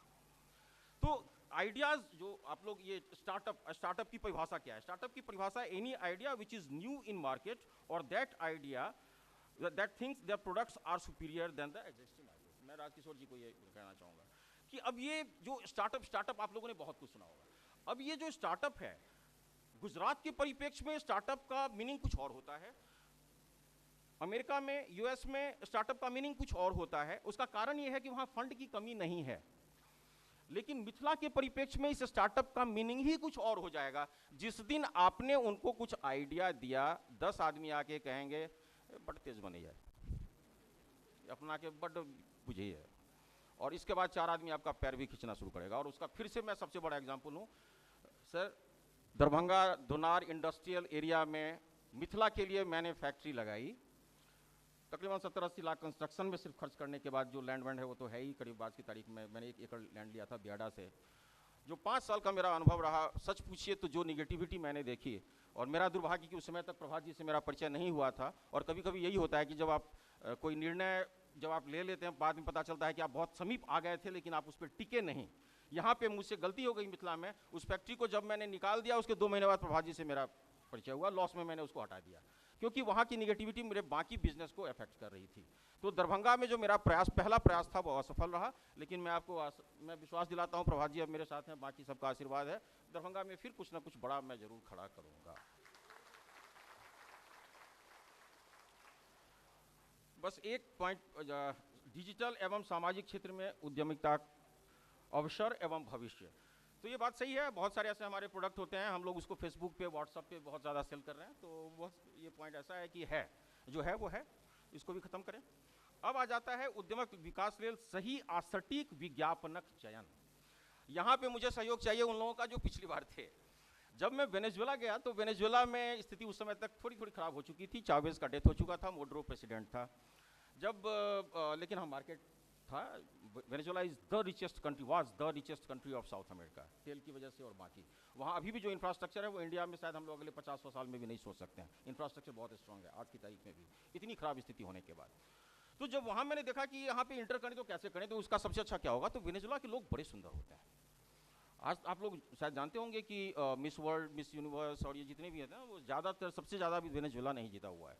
और वहाँ एक और चीज़ मैंने देखा, आप यहाँ पे जैसे है ना अपना वो क्रिकेट हर गली में होता है, वहाँ हर कॉलोनी, हर इलाके में ये, जैसे कोई मान लीजिए मिरांडा कोई जगह है तो मिस मिरांडा, अब यहाँ भी वैसे शुरू हो गया है स्कूल कॉलेजेस में, अपने यहाँ भी वो सिस्टम हो गया। तो वहाँ मैंने क्या किया कि एक लार्ज स्केल पे मैंने एक ब्यूटी कंटेस्ट का आयोजन किया। तो पिछली बार मैंने फोटो दिखलाया था कि मेरे साथ एक बड़ी समस्या थी कि चूंकि मैं स्पॉन्सर था तो वो सारी लंबी लंबी लड़कियां थी, तो फोटो खिंचाने में थोड़ा बुरा तो लग रहा था, लेकिन हमने खिंचवाया और दिखलाया, आप लोगों को पिछली बार दिखलाया था। जो नहीं देख पाया सॉरी, आज वो पीपीटी नहीं हो पा रहा है। दूसरा, जब गयाना में मैंने बिजनेस का वो मैं सोच रहा था कि क्या किया जाए, तो वहाँ पे cricket is religion like us, जैसे अपने इंडिया में है। तो वहाँ पे कार्ल हूपर के साथ मिलके, कार्ल हूपर वहाँ के आप लोग जानते होंगे, वेस्ट इंडीज़ के कैप्टन रहे हैं, तो उनके साथ मिलके हमने वहाँ पे एक बच्चों के लिए टूर्नामेंट शुरू किया। तो वो टूर्नामेंट बड़ा सफल रहा। उसमें हमने अपने जो हमारे कुछ प्रोडक्ट्स हैं, उस प्रोडक्ट के नाम से हमने उस टूर्नामेंट का नाम रखा। आज की तारीख में वो टूर्नामेंट काफ़ी सक्सेसफुल है और हमने 3 टीम वहाँ पे बनाई हुई है, जिसमें एक माइक्स बच्चे की टीम है, माइक्स वुमेन टीम है और एक मास्टर्स है, जिसमें हम 50 साल से ऊपर वालों को खेलने को कहते हैं। और ये तीनों के टूर्नामेंट अब इंटरनेशनल है। अभी तक मैं उसका आयोजन 3 कंट्री में कर चुका हूँ। यूएस में बहुत सक्सेसफुल है, अभी तक मैं न्यूयॉर्क, मायामी में कर चुका हूँ, उसको कनाडा में हमने किया हुआ है। तो जहाँ पे आप, विज्ञापन का मतलब ये होता है कि जहाँ जो चीज़ अपील करे वहाँ पे आप वो चीज़ डालिए। यानी इंडिया में यदि कोई बेसबॉल के कोई, जैसे अमेरिका में बेसबॉल सबसे बड़ा गेम है, तो आप बेसबॉल का आप ये यहाँ पे यदि स्पॉन्सर करें या उसके प्लेयर को आप ले आए तो कोई जानेगा नहीं, समझेगा नहीं। तो हमें उस चीज़ को विज्ञापन में लेना है जो अपील करे, और उस चीज़ को लेके आप आगे बढ़ें। आप सामने वाला का देखिए, वो आपको देखेगा और इस तरह आपका बिजनेस डेवलप करता रहेगा। और ये लास्ट, उद्यमिता विकास लेल सरकारक पहल आ विभिन्न योजना। मुझे लगता है मुझे इसमें कुछ भी कहने की जरूरत नहीं है, पहले भी इससे बहुत कुछ कहा जा चुका है। आप लोगों को बहुत बहुत धन्यवाद, सबका स्वागत है इस उद्यम के समागम में ही नहीं बल्कि इस उद्यम के संसार में। जैसा मैंने कहा, शुरुआत हो चुकी है, पश्चिम में सुबह हो चुकी है, 2 प्रभात जी अपने सामने आए, आशीर्वाद इनका है, तो सफल हम लोग होंगे ही। धन्यवाद, बहुत बहुत धन्यवाद। धन्यवाद अजय जी, खूब खूब आभार। दोस्तों, उद्यमी वो व्यक्ति होता है जिसके आंखों में सपना होता है और दिल में हिम्मत होता है, और वो उस सपना को पूरा करने के लिए कूद पड़ता है। क्योंकि धीरू भाई ने एक बार कहा था कि अगर आपके पास सपना है तो उसको पूरा करने के लिए कूद पड़िए, नहीं तो अगले ही क्षण आपको कोई हायर कर लेगा जो आपसे अपना सपना पूरा करवाएगा। इसलिए अगर आपके पास सपना है तो हिम्मत करके आगे बढ़ जाइए। दोस्तों, प्रोग्राम का भी अंतिम क्षण आने वाला है। 2 स्पीकर हमारे पास बचे हुए हैं। अगला जो स्पीकर है हमारे बीच वो हैं श्री कृष्ण गोपाल लड्डा जी। ये हैं divisional president CSR TCS Gandhinagar के। हम स्वागत करते हैं श्री कृष्ण गोपाल लड्डा जी का। सर जी ज़रा समय की पाबंदी है, इसलिए जितना शॉर्ट में हो सके अनुभव शेयर करने का कोशिश करेंगे। धन्यवाद।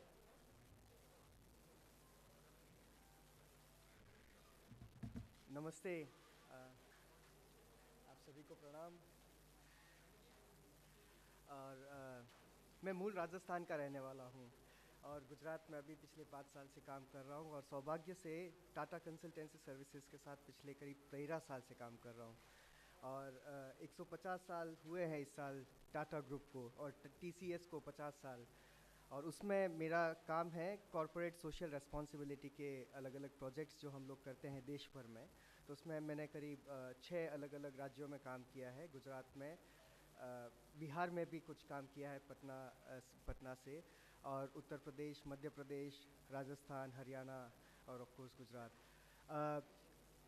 बहुत कुछ सीखने को मिला मुझे आज सुबह से, जो आप सभी लोगों ने एक्सपीरियंस शेयर किए। हूँ तो मैं एक एम्प्लॉई, मगर जो स्पिरिट है शायद एंटरप्रेन्योर की है। मगर आज मैं अपनी बात और अपना काम TCS के 2 उदाहरण शेयर करना चाहूँगा, मगर 2 और उदाहरण जो बिहार से संदर्भ रखते हैं। मैं राजकिशोर जी को भी ग्रेटिट्यूड व्यक्त करना चाहूँगा कि it's because of him that I am here today and he thought that I may add some value. So सबसे पहला उदाहरण तो अहमदाबाद में, आप गैस करेंगे कितनी, और मेरा जस्ट बिफोर दैट मेरा जो मुद्दा है वो सामाजिक और डिजिटल एंटरप्रेन्योरशिप के ऊपर है। अहमदाबाद में कितनी रैक पिकर बहनें होगी, कचरा उठाने वाली बहनें? Any gases? कचरा जो उठाती है सुबह, ऐसी कितनी बहनें होगी? कोई नंबर दिमाग में आता है? 5,000, 1 लाख, मोर देन 10 लाख, 40,000। 5,000 और 1 लाख के बीच में कहेंगे 40,000 women इन अहमदाबाद ओनली। सुबह उठती है, 2-3 बजे जाती है, क्योंकि बाद में जाएगी तो कचरा उठाने को नहीं मिलेगा। कचरा उठाती है, 10 किलो कचरा उठाने के लिए 1,000 बार झुकना पड़ता है उनको। और वो जब 10 किलो कचरा बेचती है तो उसके रिटर्न में उनको, अगर जो कबाड़ी वाला है, अगर वो फेयर वेट कर रहा है और फेयर प्राइस दे रहा है तो उनको 150 से 200 रुपया मिलता है, 20 किलो कचरा का, सॉरी। और उससे वो अपना घर चलाती है। अगर बरसात आई, कचरा नहीं मिला, तो उस दिन शायद उसका घर ना चले। तो ऐसे में एक मित्र है हमारे, आपके बिहार से संबंध रखते हैं, इरमा से उन्होंने MBA किया। PPT में दिखा नहीं पा रहा। उन्होंने जब रिसर्च किया तो इसका पूरा साइकिल समझा कि देयर आर 6 लेयर्स ऑफ इंटरमीडिएटर्स। जो ये कचरा बहन लेकर आती है, इतनी प्रताड़नाओं के साथ में, इतनी मेहनत के साथ में, उसको जब वो बेचने जाती है तो उसके साथ क्या गुजरती है और कैसे उसका जो मेहनत का पैसा बीच के लोग लेते हैं।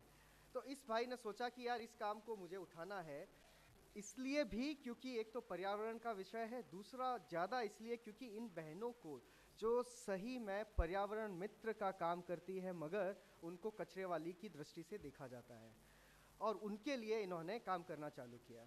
एक कबाड़ी का दुकान, लिटरली कबाड़ी शॉप चालू किया अपने गांधी आश्रम के सामने। रामापीनो टेकरो जगह है, आप में से कोई भी जाना चाहे would be happy to take you around. और वहाँ पे उन्होंने इसकी प्रोसेसिंग सॉर्टिंग यूनिट चालू की, 50 बहनों के साथ चालू किया। बड़ा मुश्किल काम 5 साल पहले। अभी समय कम है इसलिए मैं संक्षिप्त में बताता हूँ। 300 से ज़्यादा बहनें काम करती है, बहुत थोड़ा नंबर है। 40,000 के संदर्भ में it's just a minuscule number, but what it is doing is creating immense respect for those women.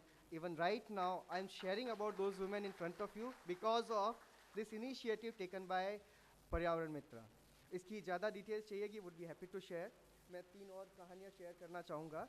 दूसरा, TCS का ही एक कार्यक्रम लेते हैं हम। देश की, हमने फिनेंशियल लिटरेसी की बात करी। Sir, I would totally echo with you. BSc वाले सर हमारे चले गए और आप सब भी रिलेट करेंगे।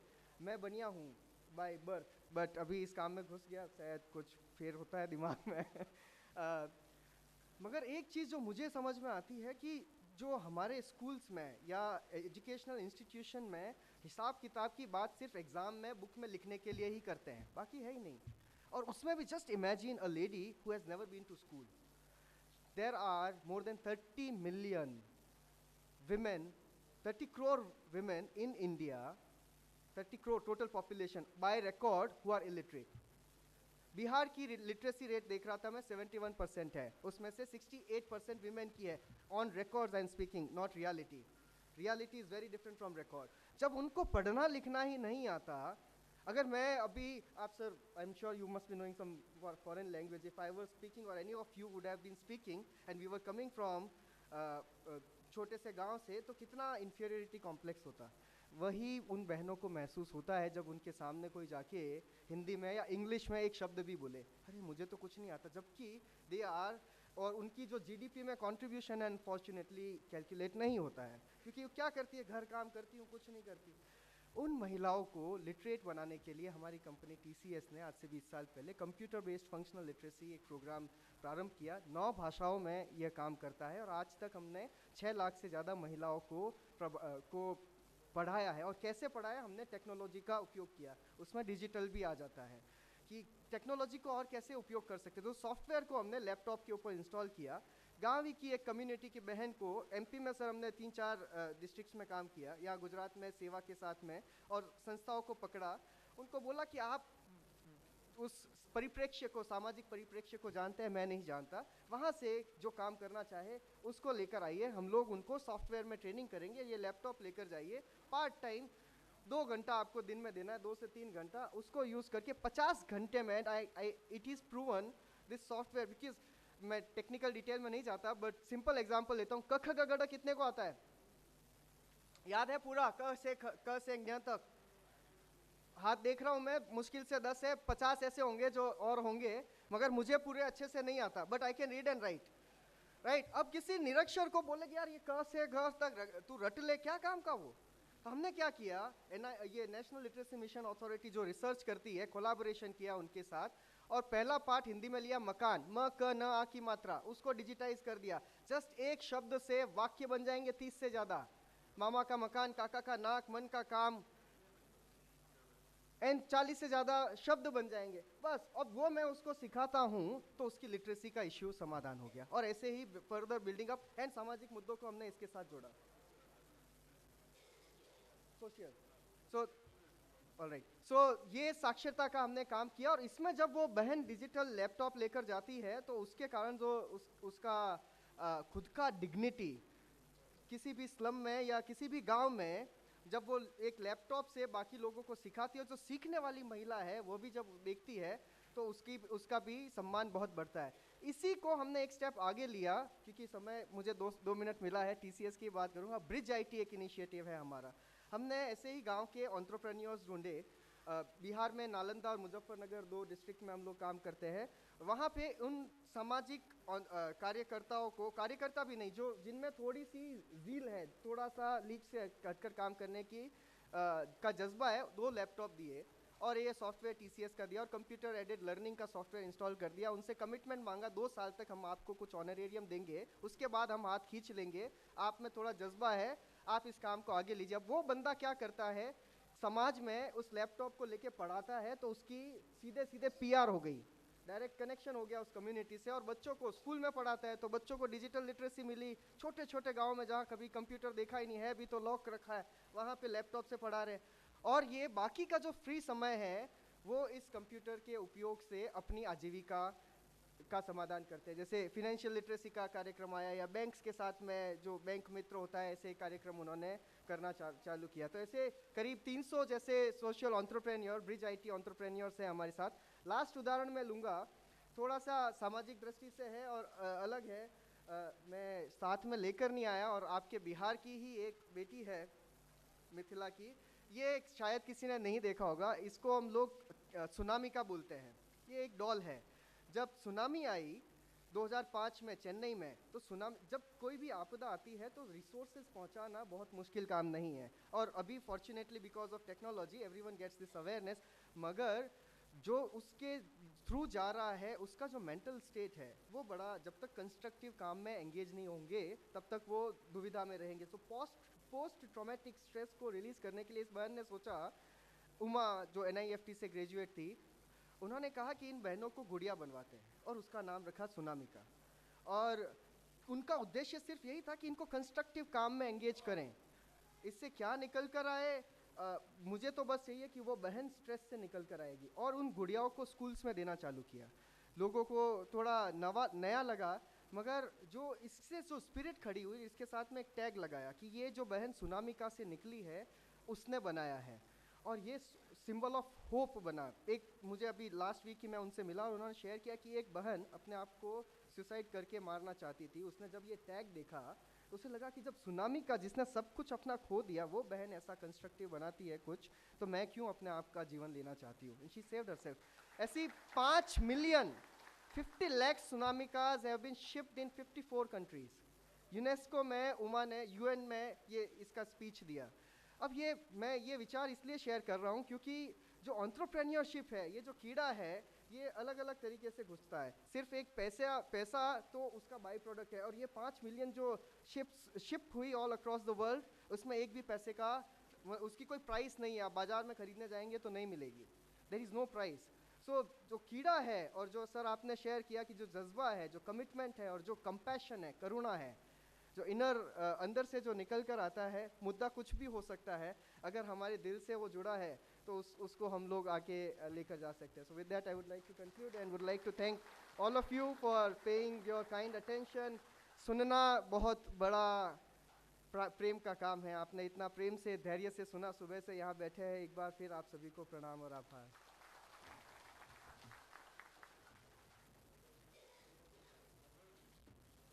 थैंक यू लड्डा साहब। TCS और टाटा ग्रुप के कॉरपोरेट सोशल रिस्पॉन्सिबिलिटी की जितनी भी सराहना की जाए बहुत कम है। दोस्तों, आज इस सभा के आखिरी प्रोग्राम के तौर पे हम आखिरी वक्ता के तौर पे श्री राकेश सिंह जी को इनवाइट करते हैं। ये पुणे से उद्यमी हैं, आके अपना एक्सपीरियंस ज़रूर शेयर करेंगे। शॉर्ट में रखेंगे सर, क्योंकि अगला प्रोग्राम तुरंत शुरू होने वाला है। धन्यवाद।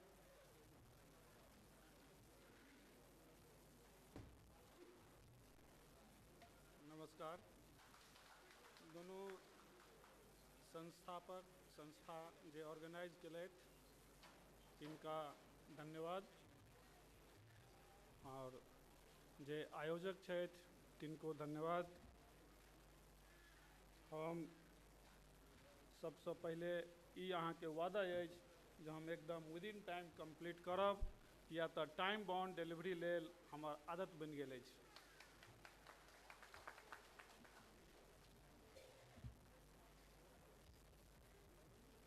सबसे पहले हम अपन परिचय देव। कतौ अहाँ नवीन जगह जइयौ तो के छी अहाँ से शुरुआत हेतै, तैं हम अवश्य अपन परिचय देव। एकदम संक्षिप्त में परिचय देव अहाँके।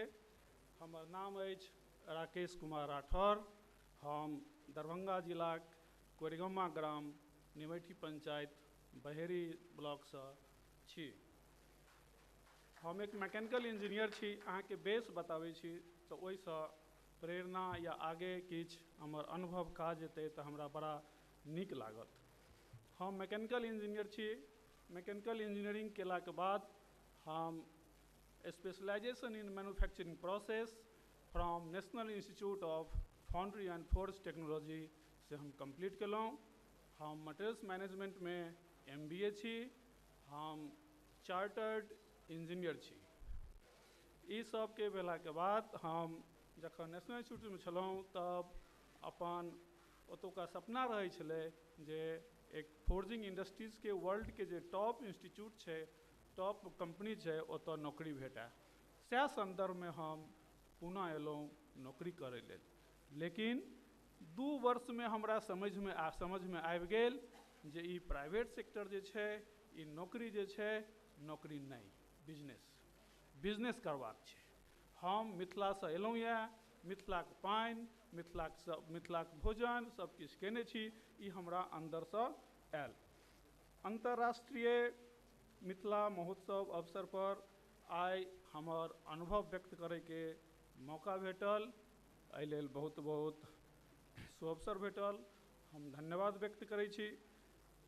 हम पूर्णतः अपन व्यवहारिक अनुभव के आधार पर चर्चा करब कि how to start a small business.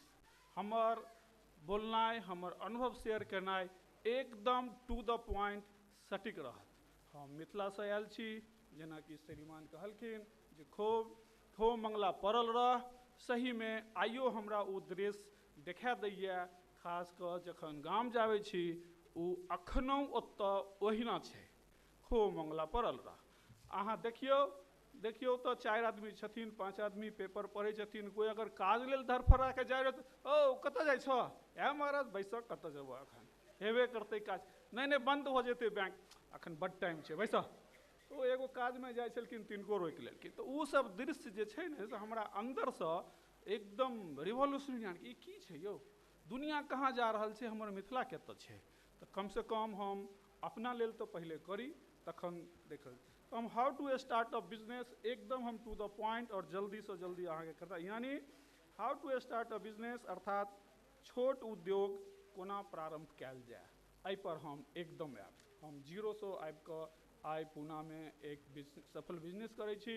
50 employee छै हमरा यहाँ, 50 परिवार चलै छै ओहि पर।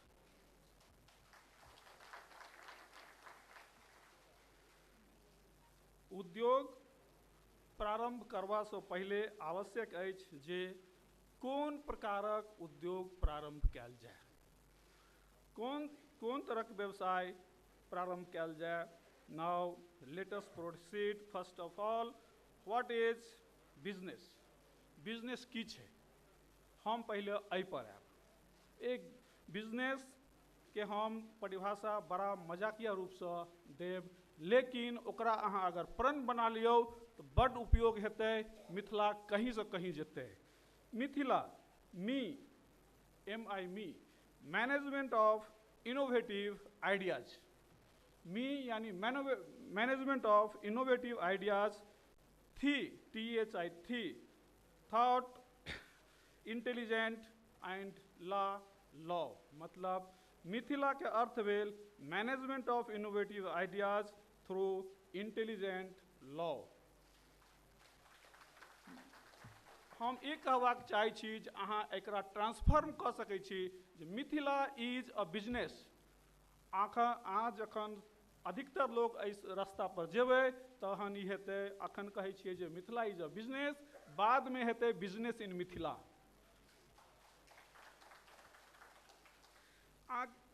बड़ा आश्चर्य छै जे अहाँ लॉ किया कहै छियै, नियम कानून किया कहै छियै। देखो हम बिजनेस जीरो से स्टार्ट करबाक कहै छियै, तऽ अहाँ जखन बिजनेस स्टार्ट करबै, जे किछु अहाँ बाजबै, जे किछु अहाँ कहबै, से एक रूल बनतै ओहि कंपनी में, ओहि ऑर्गेनाइजेशन में, एकटा वो रूल के तरह काम करतै, अहाँके वो कानून के तरह काम करतै।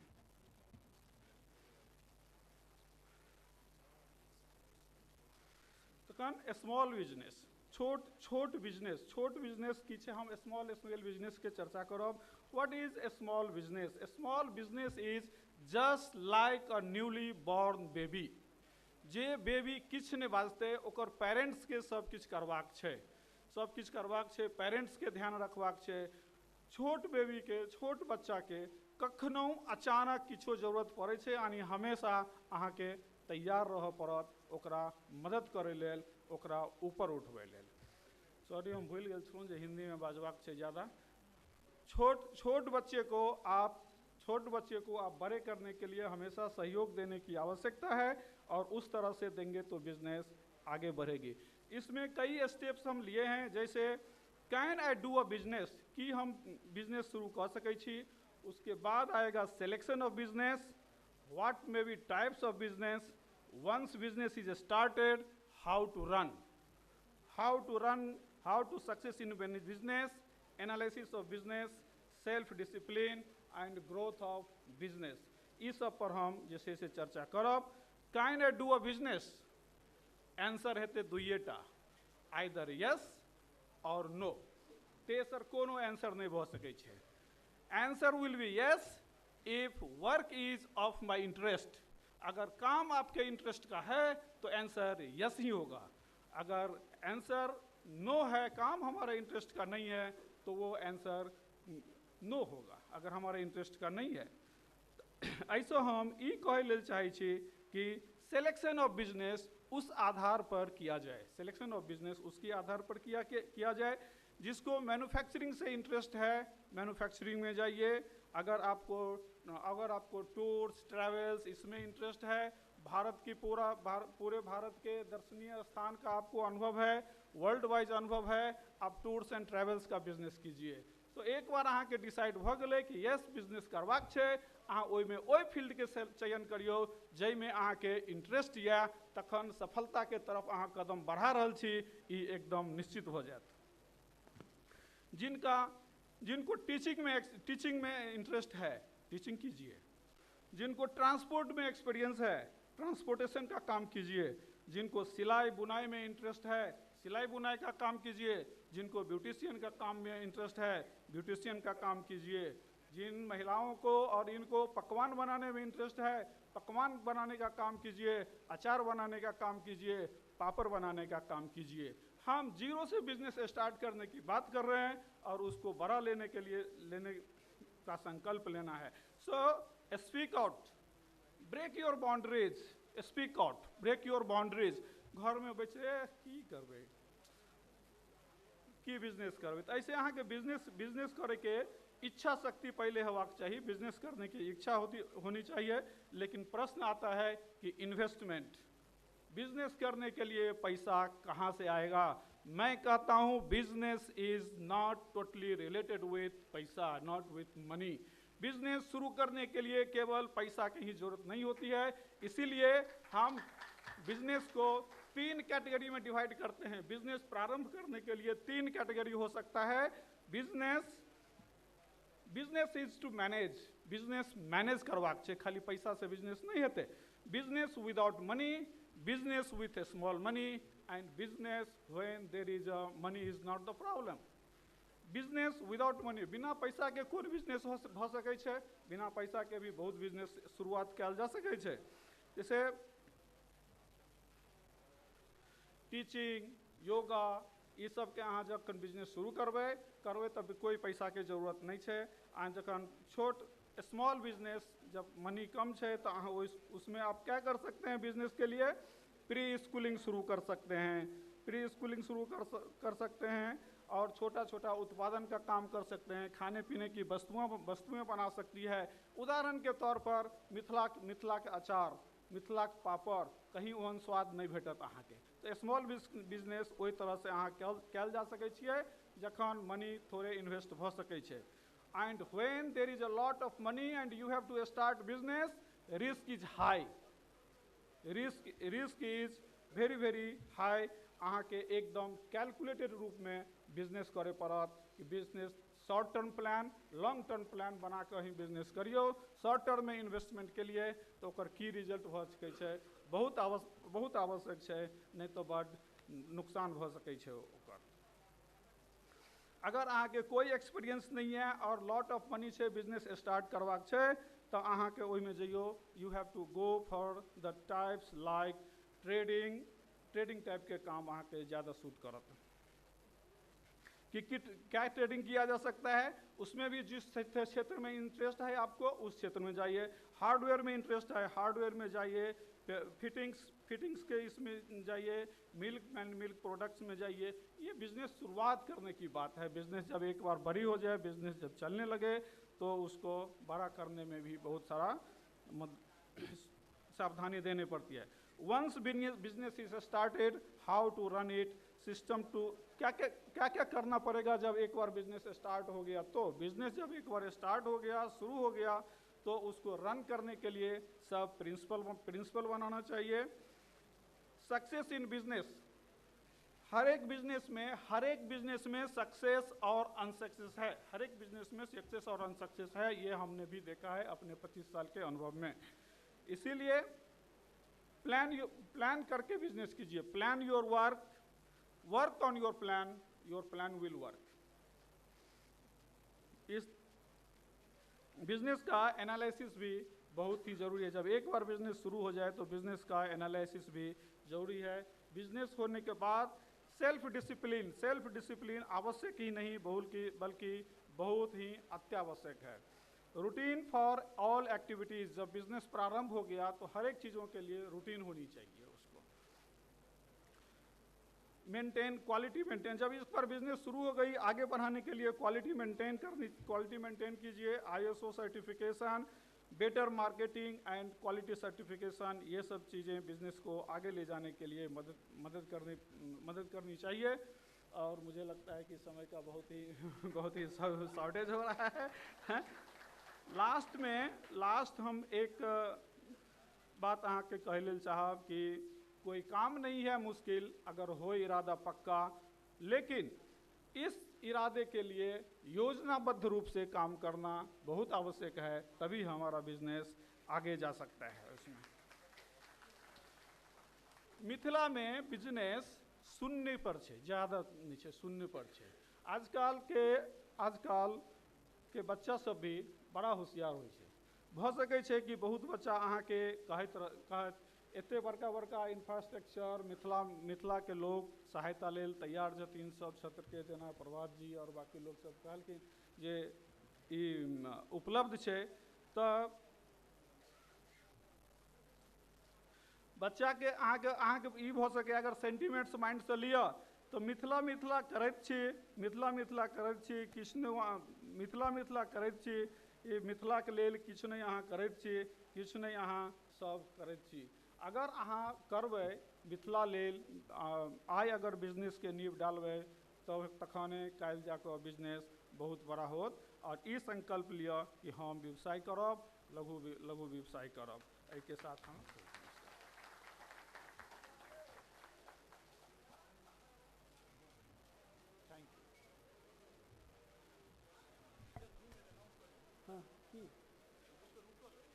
अहाँ सब 2 मिनट और बैठू, बस एकटा अंतिम पड़ाव रह गए है। ऐसा पहले थैंक यू राकेश सर, अपन बहुत बढ़िया ज्ञान दिलिए उद्यमी के जे जीवन में जरूर काम एतै। अहाँ सब कनी 5 मिनट और इंतजार करू, अंतिम पड़ाव पर छै क्वेश्चन आंसर सेशन छै, जेकर कोऑर्डिनेटर छथिन नेपाल से आयल प्रवीण नारायण चौधरी जी।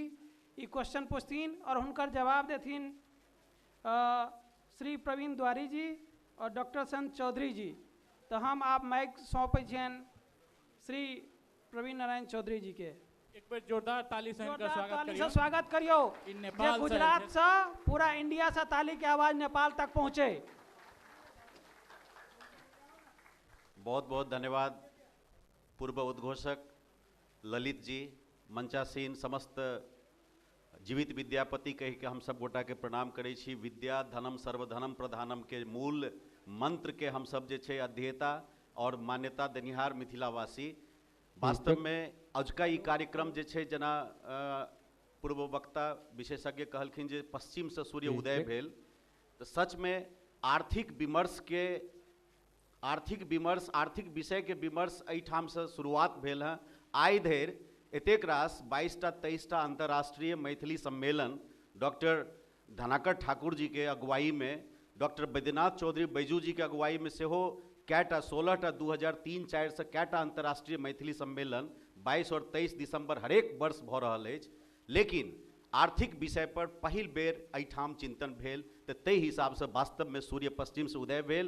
और ई चीज के लेल शाश्वत मिथिला और जानकी सेवा समिति के प्रति हमहूँ विराटनगर नेपाल से आयल प्रवीण नारायण चौधरी बहुत बहुत हृदय से आभार प्रकट करै छी। और आब समय नहीं छै, बेकार वक्तव्य के बहुत लंबा केला से कोनो मतलब नहीं छै, सब गोटा के भूख लागल अछि, बुझै छियै, सिर्फ क्वेश्चन आंसर के सेशन छै।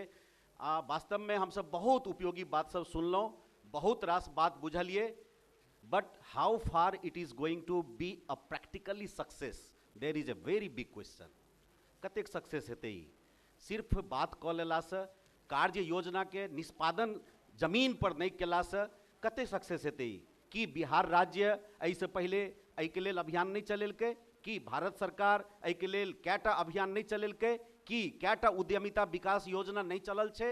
लेकिन ऑनेस्टी नहीं रहला के कारण भावना कतौ ने कतौ कहै छै ने, इकोनॉमिक्स में छै विलिंगनेस टू परचेज, जे तत्परता हेबाक चाही कोनो चीज के क्रय करे के।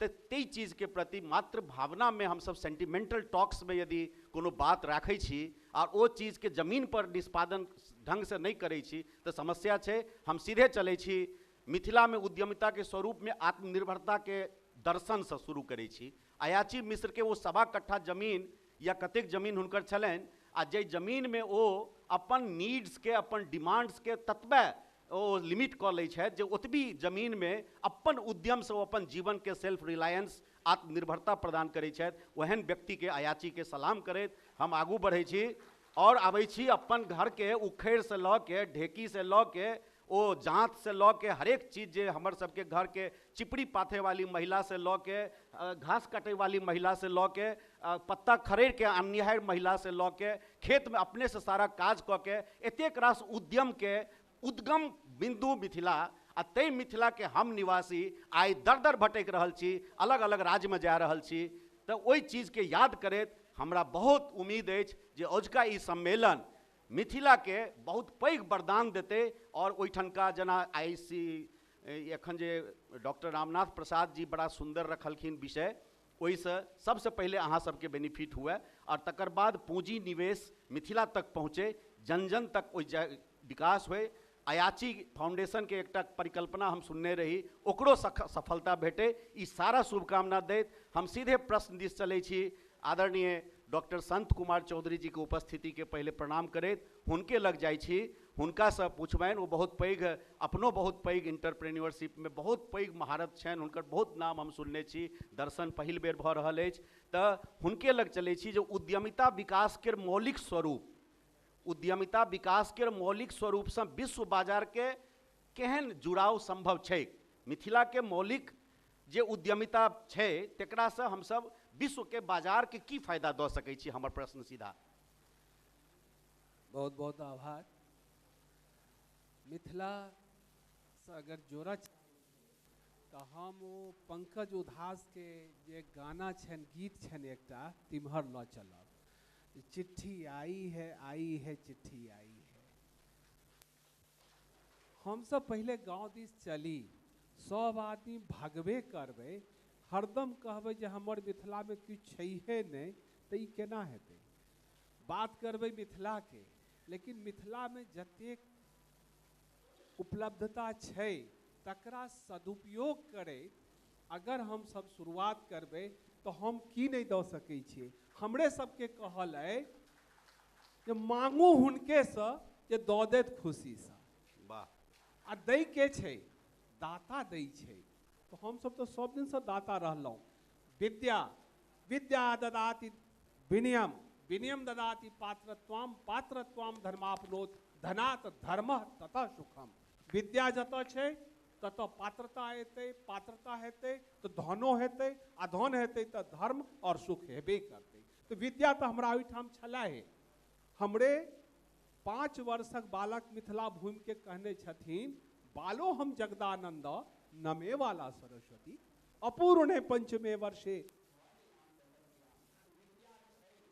लेकिन खाली यह कहि कऽ किछु नहीं कह सकै छी, से नहीं भऽ सकै छै।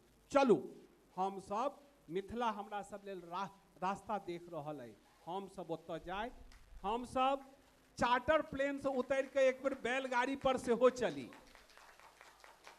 अगर बैलगाड़ी से शुरुआत करबे तो चार्टर प्लेन से हो दरभंगा में से हो बड़ जल्दी लैंड हुआ वाला छै, हम सब विश्व के देबै, अवश्य देबै। हम सब शुरुआत करी, ओहिठाम से शुरुआत हेतै। हमरा सबके पास अछि, अयो धरती सबसे ज्यादा उपजाऊ, पानि सबसे मधुर, कल के कनिक डंडा चलबियो, अहमदाबाद के बिस्लेरी से ज्यादा मधुर पानि अपन भेटत। काज के लेल अखने कहलखिन, अपने कहलिए ने पटेल जी, जे कि बिहारी और उत्तर प्रदेश के हटा दियो तो कोनो कल कारखाना नहीं चलते, सबटा तो अपना सब लगे। तहन कमी कतऽ अइ? कमी अइ मोन के। हम सब अगर मोन लगा देबै जे चलू अपन गांव, अपना गांव से शुरुआत करब, ओहिठाम हेतै उद्यमिता के विकास के लिए जे गपशप भेलै, हम सब दोसर ठाम करै छी। हम सब तो विश्वास करै छियै परोपतापेन समृद्ध भावम, दोसर के उपकार कऽ कऽ ओहिमे हम सबसे समृद्धि बुझै छी, लेकिन अपने के भूल जाइ छियै। हम ही सब ने कहने छी अहं ब्रह्मास्मि, अहं के बात किया छोड़ दै छी यौ। हमर मिथिला अहंग पर विश्वास करे ओतऽ से शुरू करबै। ओहिठाम से कि हमरा सब ओहिठाम जतेक आम रास्ता पर खसि कऽ सुखा जाइए सड़ि जाइए, ओकर अगर पल्प बना देबै तऽ हिनका हम गुआना में खुआबैत खुआबैत पेट दुखा देबै। हाजीपुर के केरा जतेक नीचा में खसि पड़ै छै तकर अगर पल्प बना कऽ बनाना जूस बना दिए, जामुन सब डायबिटीज अहमदाबाद से लऽ कऽ कन्याकुमारी तक के डायबिटीज दूर कऽ देबै, तेहन जामुन हमरा मिथिला में होई। लेकिन ओ हेतै केना छै? ई 29 कंट्री से आबि कऽ कनिक ढौआ कैचा अगर ओतऽ लगा देथिन तऽ ओहिसँ जे पल्प तैयार हेतै सब डायबिटीज दूर कऽ देबै, भऽ जेतै परोपतापे ने समृद्ध भावम। सर फिर कमिट केलथि हँ से जी केलखिन, तैं ने कहलिए ने, कहबै पहले कहलहुँ ने, मंगलिए ने हुनके से जे देता खुशी से। आ पटेल साहब के सेहो निवेदन करै छियै। बहुत नीक, बहुत बहुत धन्यवाद सर। और हमार अगला प्रश्न आदरणीय प्रवीण दुआरी जी से। आदरणीय प्रवीण दुआरी जी सर के पहले तो हम स्वागत करै छियनि हमहूँ, और हुनकर विशेषज्ञता के लाभ एहि जनमानस के भेटे। और जतेक बात हम सब सुनलहुँ ई तो सुनबे केलहुँ, व्यवहारिक रूप से एकर जे छै से प्रासंगिकता आ सफलता एहि पर अपने बाजि दियौ। सबको नमस्कार प्रणाम। मैं अच्छा वक्ता नहीं हूँ, इसलिए टू द पॉइंट ही बोलने की कोशिश करूँगा। स्टार्टअप जो कंसेप्ट है, एक तो है जो गवर्नमेंट ने अप्रैल 16 से जो इस प्राइम मिनिस्टर साहब ने इसकी शुरुआत की, उसमें बताया गया कि बहुत सारे जो स्टार्टअप होंगे, दो तरह के स्टार्टअप। एक तो जो हर कोई नया यूनिट चालू करता है वो स्टार्टअप ही है अपने आप में। दूसरा है कि गवर्नमेंट ने मेक इन इंडिया को ज़्यादा बढ़ावा देने के लिए यहाँ के संसाधनों को, चूँकि भारत के जो संसाधन है, इंटेलेक्चुअल प्रॉपर्टी है, वो बहुत हाई है, तो उनको बढ़ाने के लिए सरकार ने बहुत सारी जो कंसेशन टैक्स के जो बेनिफिट वो दिए हुए हैं। जैसे कि इनकम टैक्स में दिया हुआ है कि 3 साल का 7 साल के पीरियड में कोई भी 3 साल का उनको 100% टैक्स एग्जेम्पशन है गवर्नमेंट ने दिया। पेटेंट आप कराएंगे तो पेटेंट में 80% का पूरा जो खर्चा है वो उसका माफ मिलता है। आपको सिर्फ सेल्फ सर्टिफाइड करके जो इन्वायरमेंटल लॉज हैं और लेबर लॉज है उसमें आपको सेल्फ सर्टिफाइड करके ही कंप्लायंस करने होते हैं, वो देते हैं। अभी हम टैक्स पे, चूँकि मैं प्रोफेशन के हिसाब से मैं इनकम टैक्स पे आना चाहूँगा। इनकम टैक्स में जो 3 साल के बेनिफिट दिए हुए हैं, उनके लिए जो जरूरी मापदंड हैं, मैं उनके बारे में थोड़ा बताना चाहूँगा।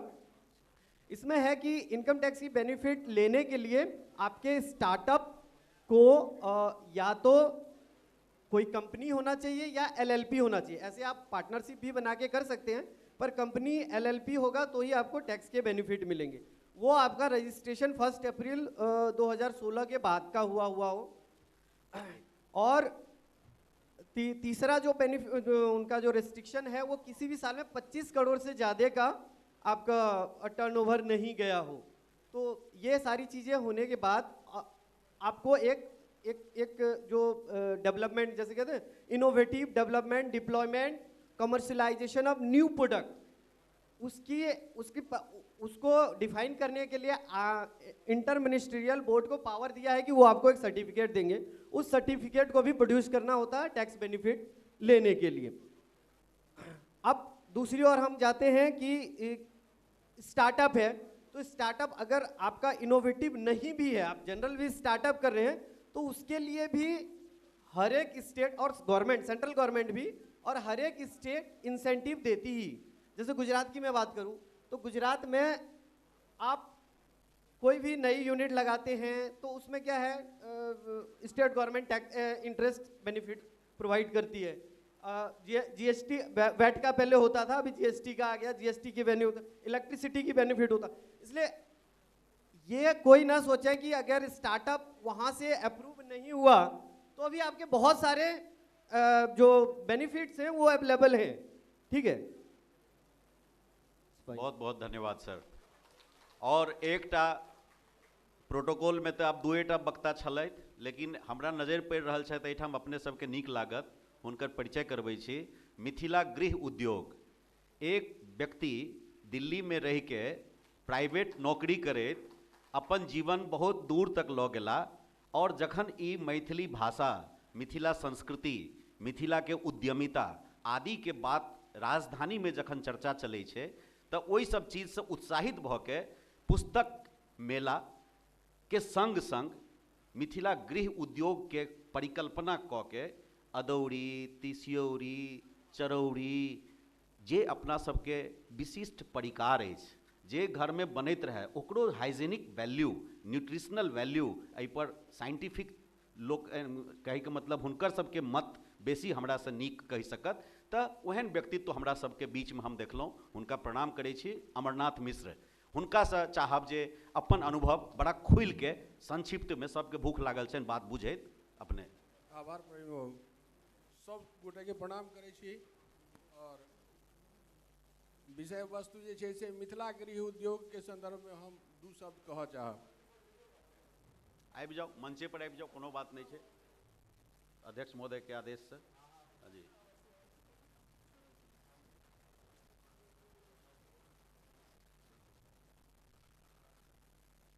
मिथिला गृह उद्योग के बारे में दू शब्द हम कहऽ चाहब।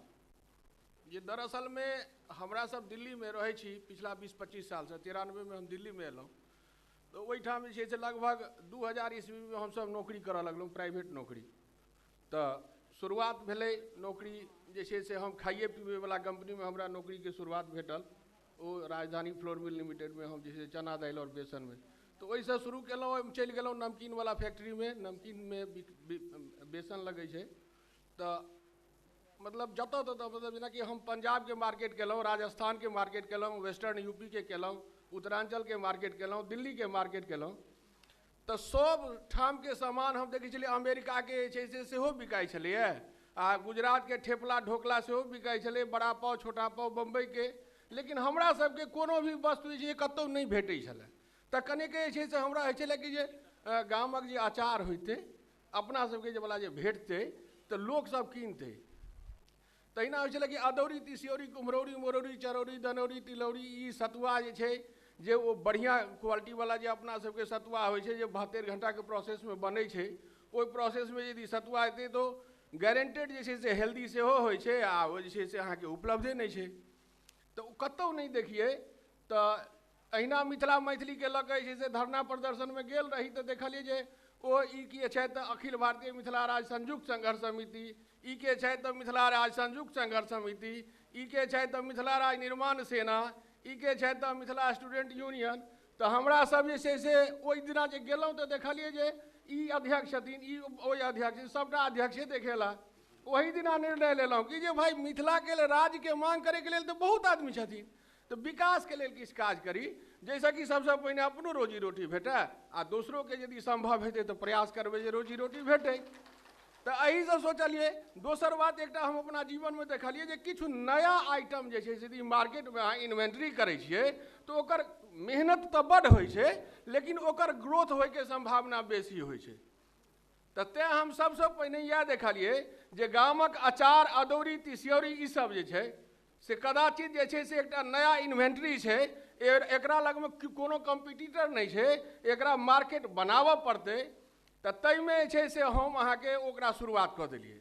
शुरुआत जे छै से 5-10 हजार रुपया से केलहुँ। एखन जे छै से पिछला साल जे छै हम 4 लाख रुपया के सामान बेचने रही। हाँ, एहि साल हमरा लगैए जे कने औरो बढ़िया भऽ जेतै, बहुत बेसी अपेक्षा अछि हमरा जे छै से। आब तऽ बहुत बेसी आशीर्वादो भेट रहल अछि। लेग पुलिंग वाला बात सुनलिए जे लेग पुलिंग होइ छै, लेकिन भगवान के दया से हम भाग्यशाली अपना आपके बुझै छियै जे हमरा सब जे छै से प्रोत्साहित करैत आबि रहल छै। एहन अपना आपके हम भाग्यशाली बुझै छियै। हम एतबे गप कहब, और कहै लए बड़ी काल समय लागि जेतै, ताहि दुआरे छै से एखन एतबे कहि कऽ हम अपन शब्दके विराम देबऽ चाही। बहुत बहुत धन्यवाद। कनि दिन पहले न्यूजो पढ़ने रहिए, DEDS क्या के कोन डेयरी डेवलपमेंट एकटा छै, जाहिमे अपना सब ओहिठाम पहले दूध जेना पशुपालन, दूध व्यवसाय इस सब में 25% तक सब्सिडी जनरल कैटेगरी के, 33% तक सब्सिडी SC ST कैटेगरी के। एहि सब तरहक सुविधा भारत सरकार, बिहार राज्य सरकार कैटा चीज दै छै। आज के ई कार्यक्रम हमरा सब गोटे में एकटा नया ऊर्जा जरूर देलक, और वो नया ऊर्जा एकटा नया सोच जरूर देलक हमरा सबके दिमाग में। अपना अपना स्तर से आइ राति धरि सुतै काल धरि जरूर सोचि लेब काल्हि से कोन उद्यम शुरू कऽ रहल छी। धन्यवाद, प्रणाम।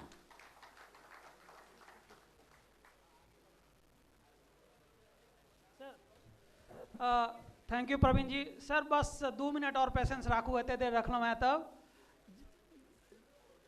बस ये अंतिम समय छे, जस्ट 2 मिनट आभार विधि में।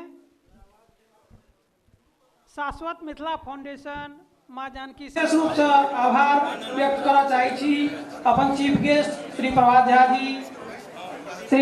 जी NSIC के प्रेसिडेंट, श्री अजय झा जी, श्री करशन भाई, श्री रामनाथ जी, इनका सबके और जते वक्ता समय के अभाव के चक्कर में सबके नाम नहीं लो सकलो, तेका क्षमा चाहे छी। जय मिथिला, जय शाश्वत मिथिला, जय मिथिला।